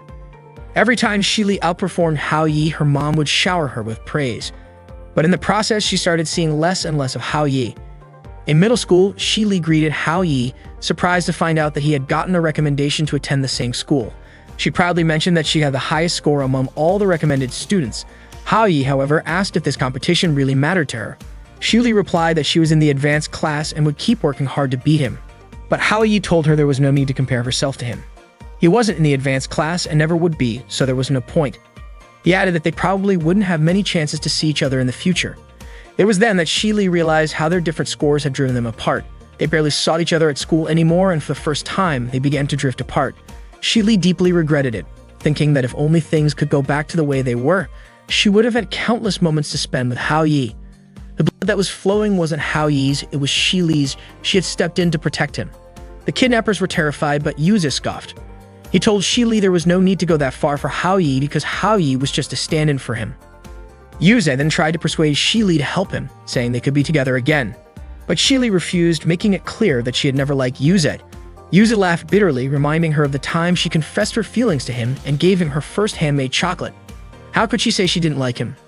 Shi Li burst out laughing, saying she had only given him the chocolate because she was panicking. She explained that it was Valentine's Day and she had wanted to give her chocolate to someone. But when she went to look for Hao Yi in his classroom, he wasn't there. Suddenly, Zheng Dong appears, startling her by asking who she was looking for. Flustered, Shi Li became defensive. Zheng Dong, curious, guessed that she might be looking for Hao Yi. Embarrassed, Shi Li denied it outright and decided not to give the chocolate to Hao Yi after all. In her rush, she accidentally dropped the chocolate on the floor. Hao Yi happened to pick it up, but Shi Li quickly told him not to touch it. The commotion caught the attention of the other students nearby. Zheng Dong noticed the chocolate was handmade and guessed that Shi Li must have made it for Hao Yi. Hao Yi, however, dismissed the idea, saying it wasn't possible since Shi Li had just told him not to touch it. He even joked that the chocolate was probably for some upperclassman she admired. The other students believed him, thinking it was impossible for someone like Shi Li, a top student, to like someone like Hao Yi. But Zheng Dong pointed out that Shi Li had come to their classroom, so who else could she have been looking for? Everyone laughed at the situation. Embarrassed and cornered, Sheely said she wasn't that foolish and that it would be better to give the chocolate to an upperclassman. Frustrated, Sheely stormed back to her classroom, tore up the chocolate's wrapping, and cried. At that moment, she overheard the other girls talking excitedly about Yuze, the popular upperclassman surrounded by female students. In a moment of desperation, Sheely gave the chocolate to Yuze just to get it over with. After hearing Sheely's explanation about the chocolate, Yuze felt bitter. The chocolate hadn't even been meant for him in the first place. Sheely firmly reiterated that she had never liked Yuze and that he had only been a stand-in for Hao Yi. Sheely had confessed the truth about the chocolate she gave to Yuze. It wasn't meant for him at all. It had been prepared for Hao Yi. She firmly stated that she had never liked Yuze and that he was just a stand-in for Hao Yi all along. Yuze, realizing he had been dragged into Sheely's love drama, felt angry. Sheely bluntly said that Yuze had been a backup option from the very beginning. Upset, Yuze declared that he wasn't some toy to be discarded after being used. He accused Sheely of not being a good person and brought up how he taught her a lesson back in middle school during the New Year's Eve party. At that time, Yuze announced he was going to get engaged to Momo and humiliated Sheely in front of her friends, calling her an arrogant girl who held her head high above everyone else. That incident left Sheely traumatized, and even now, the memories still hurt. Yuze also revealed that he had known about Sheely's feelings for Hao Yi all along, and this only fueled his anger. He felt like Sheely had toyed with him and swore to make her suffer for what she had done. He said that Sheely deserved to be ridiculed and live in the shadows. Hao Yi stepped in, telling Yuze to stop bullying Sheely, but Sheely admitted that what Yuze said was true, that she had trapped herself in her own web. She said it was her sin to bear and that she would atone for it herself. Looking at Hao Yi, Sheely said she loved him and promised to return all the love she had received from him. Hao Yi remembered those words. Sheely had said them to him once before. He told her that it wasn't her fault. If only he hadn't been so passive, their relationship wouldn't have ended up this way. He thought back to when he had gotten angry with Sheely, realizing that if he hadn't reacted like that, Sheely wouldn't have had to endure all the pain she went through. Sheely hugged Hao Yi tightly, insisting that it wasn't his fault but hers from the very beginning. She apologized again, and Hao Yi told her to let go of the past. He wanted them to reconcile and start over. Yuze, feeling ignored, lashed out. He sneered, saying that Hao Yi was just enjoying his leftovers. He also reminded Hao Yi that he was still under Yuze's orders. But Hao Yi smirked, revealing that he had evidence of Yuze's crimes. He instructed Tata to upload the footage to the internet. The recording would be sent to every phone in the city. As the video spread like wildfire, even the kidnappers received it, realizing too late that their actions had been recorded. Growing nervous, the kidnappers wondered if Hao Yi had brought backup. Without hesitation, Hao Yi started fighting them even as Yuze watched in disbelief. Hao Yi told Yuze to surrender to the police, pointing out that his crimes, including kidnapping and intentional harm, were severe enough to ensure a long prison sentence. The sound of approaching police sirens filled the air, but Hao Yi and Sheely were too busy taking down the kidnappers to notice. Yan arrived, frustrated that Hao Yi had already beaten up the criminals before she could join the action. Hao Yi handed Yuze over to the police. As the officers began to take Yuze away, he suddenly pulled out a knife and lunged at Hao Yi. But Sheely quickly stepped in to shield him, taking the stab herself. As blood poured from her wound, Sheely looked at Yuze and said that as long as she was alive, he would never be able to hurt Hao Yi. Yuze, shocked, called her crazy as the police restrained him. Sheely's body weakened and Hao Yi caught her before she could fall. Panicking, he asked why she had done something so reckless. But instead of answering, Sheely worried about Hao Yi, asking if he was hurt. "I'm fine," Hao Yi assured her, though his voice shook. He yelled for someone to call an ambulance, pressing his hands against her wound to stop the bleeding. Frustrated, Hao Yi scolded Sheely for being so foolish and sacrificing herself. But Sheely smiled weakly and said she just didn't want him to get hurt again. "You're the most important person to me," she whispered. "I'll love you forever. Thank you for forgiving me." Sheely was still receiving intensive care at the hospital. Hao Yi and Zitao went to visit her. Zitao commented on how brave Sheely was for saving Hao Yi, even risking her life for him. She realized this was proof that Hao Yi and Sheely had loved each other from the beginning. Zitao reassured Hao Yi that Sheely would be okay, but Hao Yi couldn't stop blaming himself for everything that had happened. Zitao sympathized with Hao Yi, saying she understood how loving someone could feel overwhelming. You want to hold on to what you have, but at the same time, you're afraid of making mistakes and losing it all. She told him it was normal and insisted it wasn't his fault. But Hao Yi suddenly shouted, saying everything was his fault and it was all because of him. He also told Zitao he didn't need her protection because she didn't understand what Shili had been through. Hurt, Zitao let go of his arm and apologized for treating the situation too lightly. She added that Shili cared deeply for Hao Yi, and that's why she wouldn't blame him. At that moment, Shili's mother stormed into the room and slapped Hao Yi. She angrily accused him of changing Shili's personality and causing her to end up in the hospital. She demanded to know how long Hao Yi planned to keep hurting her daughter. Hao Yi didn't deny her accusations and even told her to keep hitting him if it would make her feel better. Shili's father arrived and stopped his wife from hitting Hao Yi again. She was shocked and asked why he was defending someone who had hurt their daughter. Shili's father calmly asked Hao Yi to explain what had happened. Hao Yi recounted the events but took full responsibility, saying it was his fault for failing to protect Shili. To Hao Yi's surprise, Shili's father thanked him for saving Shili's life.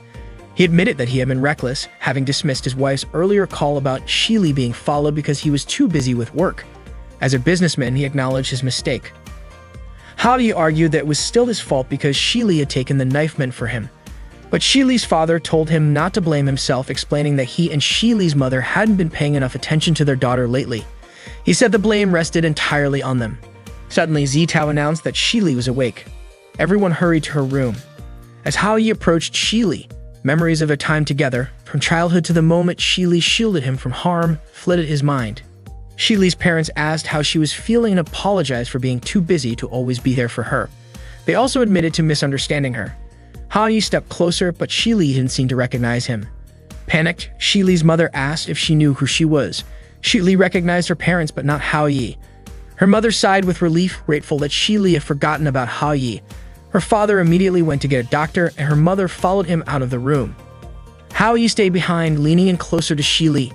"If you don't remember me," he said softly, "then let's start over." He began recounting their story, finishing with a heartfelt promise to protect her forever. Hearing this, Shili suddenly hugged Hao Yi and asked him to remember those words forever. It turned out she had been pretending to lose her memory all along. Zitao, Yuan, and Suan walked into the room just in time to see Shili happily embracing Hao Yi.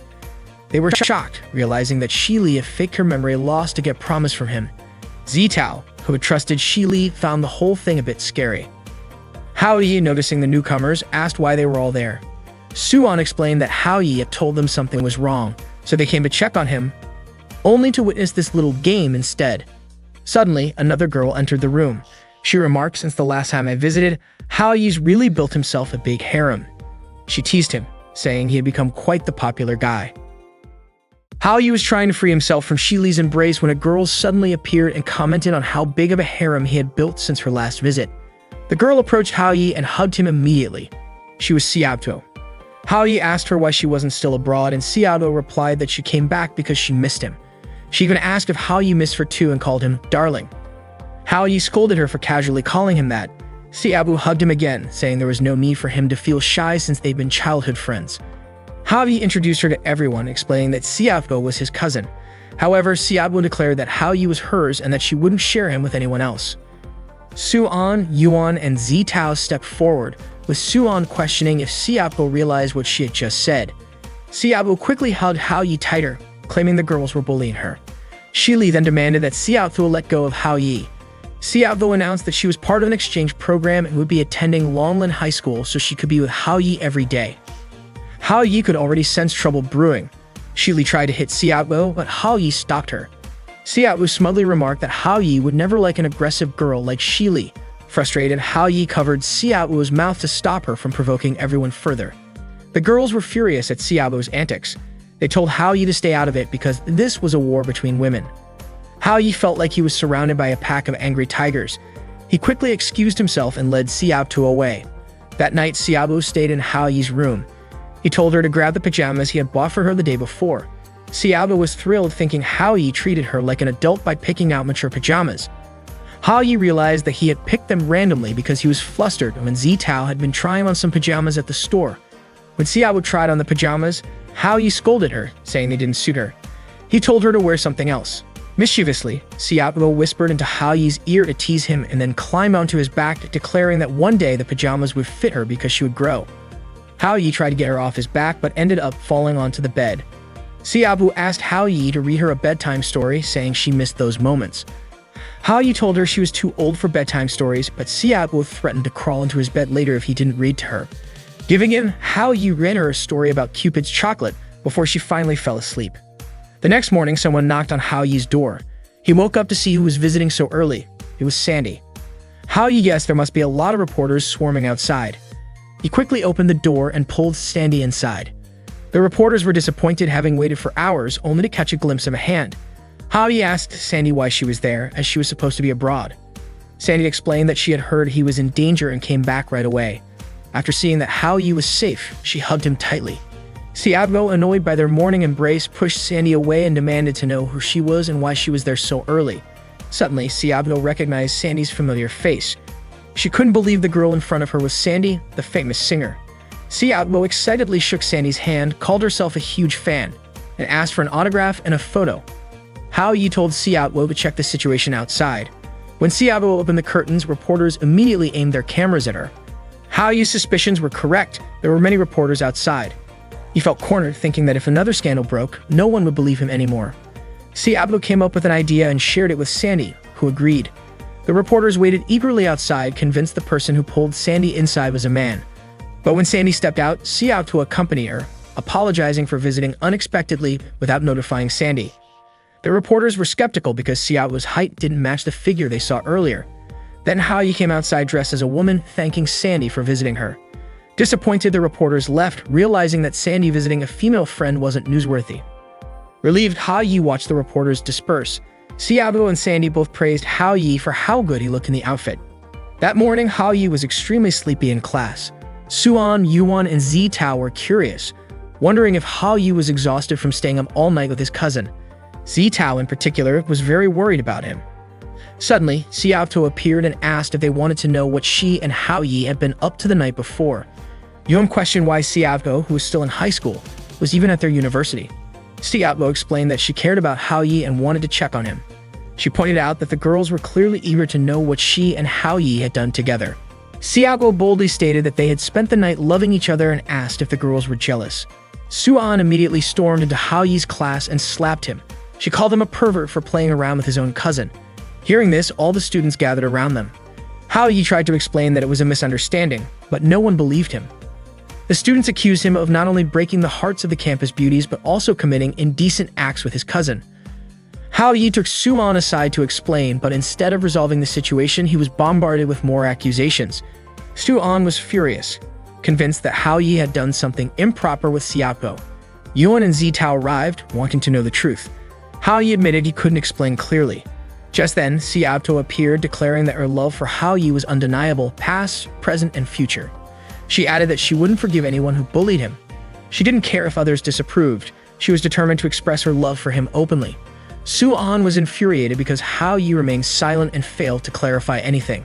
Hao Yi then stated that his relationship with Xiaobo was his own business and that Suan had no right to interfere. He left with Xiaobo, leaving Suan seething with anger. Yuan, on the other hand, suspected that Hao Yi was hiding something, possibly related to his past. Suan questioned whether they should let Hao Yi continue making mistakes. Later that afternoon, Zitao invited Xiaobo to meet up. However, she wondered if her sudden invitation seemed strange. Zitao wanted to find out what was really going on between Hao Yi and Xiaobo, especially given Xiaobo's overly affectionate behavior toward Hao Yi despite being his cousin. Xiaobo called down to Zitao from the rooftop, asking what she wanted to talk about. Tata, noticing the interaction, thought it didn't seem friendly and immediately went to inform Hao Yi. Tata told him that Zitao and Xiaobo seemed to be negotiating something. She asked why Hao Yi wasn't explaining anything. Hao Yi responded that it was better this way. If everyone thought he was trash, he wouldn't cause any more trouble. Ignoring Tata, he dismissed her concerns. Tata questioned why he was letting Xiaobo bully Zitao. Hao Yi insisted that Tata misunderstood Xiaobo, saying that while she could be aggressive, deep down she was kind and gentle. Meanwhile, Xiaobo assumed Zitao had come to challenge her. She jumped down from the roof, declaring that her love for Hao Yi was unshakable. Zitao clarified that she only wanted to confirm something about Hao Yi. Hearing this, Xiaobo accused Zitao of being clingy like Shili. Zitao denied being attached to Hao Yi and asked Xiaobo, as Hao Yi's childhood friend, if she knew the truth about his issues with his parents. Zitao wanted to help him. Xiaobo was shocked. If Zitao knew about Hao Yi's family problems, it meant she wasn't just a regular friend. Xiaobo demanded to know how Zitao had learned such a personal secret. Zitao explained that Hao Yi himself had told her. Xiaobo, realizing this, suspected a deeper relationship between Hao Yi and Zitao. She moved closer to Zitao, who stumbled and fell. Xiaobo coldly remarked that it was useless for Zitao to compete with her for Hao Yi's affection because as Hao Yi's first girlfriend, she had the upper hand. Xiaobo told Zitao that she was Hao Yi's first girlfriend, but Zitao didn't believe her right away. Xiaobo asked if Zitao doubted that Hao Yi wasn't as good as she thought. She explained that Hao Yi might not be perfect, he could be cruel or surprisingly brave, and yet would Zitao still want to help him. Later, Zitao met Yuan and Suan at a cafe to share what she had heard from Xiaobo. Suan was shocked to learn that Hao Yi could be a liar and a pervert. However, Yuan thought differently, suspecting that Xiaobo's words might just be exaggerated as it was hard to confirm the truth. Through the cafe window, Zitao saw Zheng Dong and suggested they talk to him. The three of them approached Zheng Dong and asked if Hao Yi and Xiaobo had a relationship. Zheng Dong confirmed it but tried to leave quickly. Suan stopped him, demanding to know if he was certain about what he just said. Zheng Dong replied that their relationship existed but hinted that there was more to the story. He added that he couldn't gossip too much and suggested they try to understand Hao Yi better. He asked if they truly knew the real Hao Yi and advised them to ask him directly. However, he doubted Hao Yi would ever open up about it. Zitao agreed with Zheng Dong. She admitted she didn't trust Hao Yi enough and realized she had forgotten her initial intention, to help him achieve his childhood dream. At that moment, Xiaobo approached Zitao, having overheard of her conversation about Hao Yi. Xiaobo decided to reveal the truth. She recounted the time when Hao Yi was rescued by the police from criminals who almost kidnapped him. Xiaobo had asked Hao Yi what had happened and why the police referred to it as an attempted abduction. Hao Yi, however, remained silent and threw away the police badge he once cherished. He said he didn't need it anymore and no longer wanted to be a police officer because the criminals had come to his home and nearly kidnapped him. Xiaobo immediately tried to call Hao Yi's father, but Hao Yi stopped her. He said his father didn't care about him at all and was only concerned with his job. Xiaobo asked why Hao Yi wouldn't let her call his dad. Hao Yi broke down in tears, explaining that his father wouldn't do anything to help. He revealed that the two kidnappers hated his father and were taking revenge on Hao Yi. Despite knowing that Hao Yi was in danger, his father didn't come home. He didn't care whether Hao Yi lived or died. All that mattered to him was his work. Xiaobo tried to comfort Hao Yi, but he told her to leave. She refused to abandon him, saying she would grant him one wish. That morning, Hao Yi asked Xiaobo to be his girlfriend and she agreed. Hearing this story, Suan asked why Hao Yi would ask Xiaobo to be his girlfriend when they were cousins. Yuan added that judging by Hao Yi's character, it didn't seem like something he would do. Zitao thought Hao Yi must have felt miserable and lonely at the time. She wished Hao Yi could find a friend to confide in. She then asked about Zheng Dong. Xiaobo explained that Zheng Dong had only recently become Hao Yi's friend back then. Xiaobo recalled confronting Zheng Dong for tricking Hao Yi into doing all the work on a group project while Zheng Dong enjoyed his free time outside. Zheng Dong denied it and questioned who Xiaobo was. Xiaobo demanded that Zheng Dong promise to be a real friend to Hao Yi, otherwise she would report him to the teacher. Zheng Dong dismissed Hao Yi as boring and said they didn't get along. Xiaobo retorted that Hao Yi was better than Zheng Dong thought. She declared that she wasn't just Hao Yi's friend, she was his girlfriend, and only she knew how special Hao Yi truly was. Xiaobo left, deciding that Hao Yi didn't meet anyone else because she was the only person who mattered to him. She told the girls that only she understood Hao Yi's pain and that she would always support him. Zitao remarked that Xiaobo acted more like a younger sister. Xiaobo agreed. She even brought up an incident from a school talent show where Hao Yi couldn't find a partner because no one wanted to team up with him. He ended up asking Xiaobo to perform with him on stage. After a long wait, Xiaobo finally showed up and they performed together. While many people might misunderstand Hao Yi, Xiaobo always understood and cared deeply for him. Tata already knew about Xiaobo and described her as gentle and wise. Thanks to Xiaobo's efforts, Hao Yi was able to become friends with Zheng Dong. During one of their cleaning duties, it was Hao Yi and Zheng Dong's turn to clean, but Hao Yi ended up doing the task alone. Xiaobo asked him about it, and Hao Yi explained that Zheng Dong had left for some reason, but he didn't mind. Suddenly, their teacher arrived and scolded Hao Yi for not finishing the cleaning properly. He also asked about Zheng Dong, who was supposed to be helping that day. Xiaobo went to find Zheng Dong and brought him to the classroom door. From there, Zheng Dong overheard Hao Yi saying that Zheng Dong had already finished his part and that it was Hao Yi who was slow to complete his share. Zheng Dong was touched by Hao Yi's kindness and immediately stepped in to help him. He apologized for always skipping out on his cleaning duties. Hao Yi was surprised, thinking Zheng Dong had already left. Zheng Dong explained that it was Hao Yi's girlfriend who had found him. Hao Yi was startled and asked who Zheng Dong was referring to as his girlfriend. Zhengdong clarified that he was talking about Xiaobo. Hao Yi explained that Xiaobo was his cousin and that she only played the role of his girlfriend during school play. After this incident, Zhengdong and Hao Yi became close friends. Sometime later, Xiaobo moved to America for her studies and only returned during family visits. Hao Yi told Tata that he would never forget Xiaobo's understanding and support and promised to always be there for her. Xiaobo reflected on Hao Yi's lonely childhood. She was happy to see him surrounded by friends but worried he might get hurt. She apologized to Zitao, who also apologized for misunderstanding her. Xiaobo's actions had been a test for them. She explained that while Hao Yi might seem passive, he was incredibly kind, and she hoped they could understand him better and become good friends with him. The next day, Zitao visited Hao Yi's house to inform him about Xiaobo's departure. It turned out Xiaobo had left without saying goodbye to Hao Yi. Feeling relieved that Hao Yi now had many friends, Xiaobo thanked Suan and Yuan for taking her to the airport. At the airport, Suan grew worried because Hao Yi hadn't arrived yet. Yuan called Zitao to let her know that Xiaobo had already passed through security. Zitao then informed Hao Yi, who had suspected all along that Xiaobo's visit was just an excuse to see him and that her exchange program was a lie. Hao Yi admitted that even though he was older, it was always Xiaobo who took care of him. Zitao instructed her driver to speed up so Hao Yi could make it to the airport in time. As the plane prepared to take off, Xiaobo sent Hao Yi a message apologizing for not saying goodbye in person. She expressed her relief that Hao Yi was now surrounded by many friends. Hao Yi tried calling her, but her phone was off. He realized he was probably too late. Zitao encouraged Hao Yi, assuring him they wouldn't give up. She believed they could still make it on time.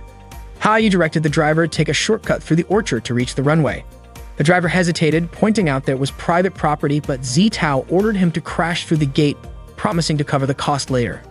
After breaking through the gate, a security guard reported the trespassers, but Tata quickly disabled his communication device.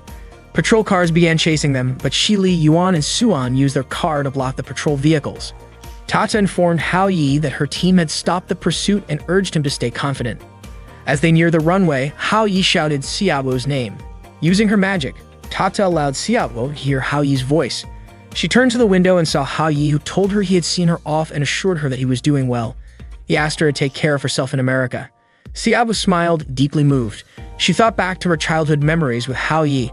Hao Yi, overwhelmed with emotion, cried and assured her that she no longer needed to worry about him since he now had many friends. Suddenly, Shili, Yuan, Suan, and Zitao joined him.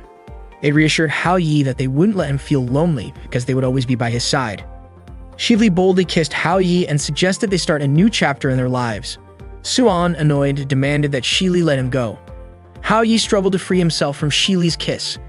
Tata reminded them that Hao Yi's journey with Cupid's chocolate was far from over and their adventures were just beginning.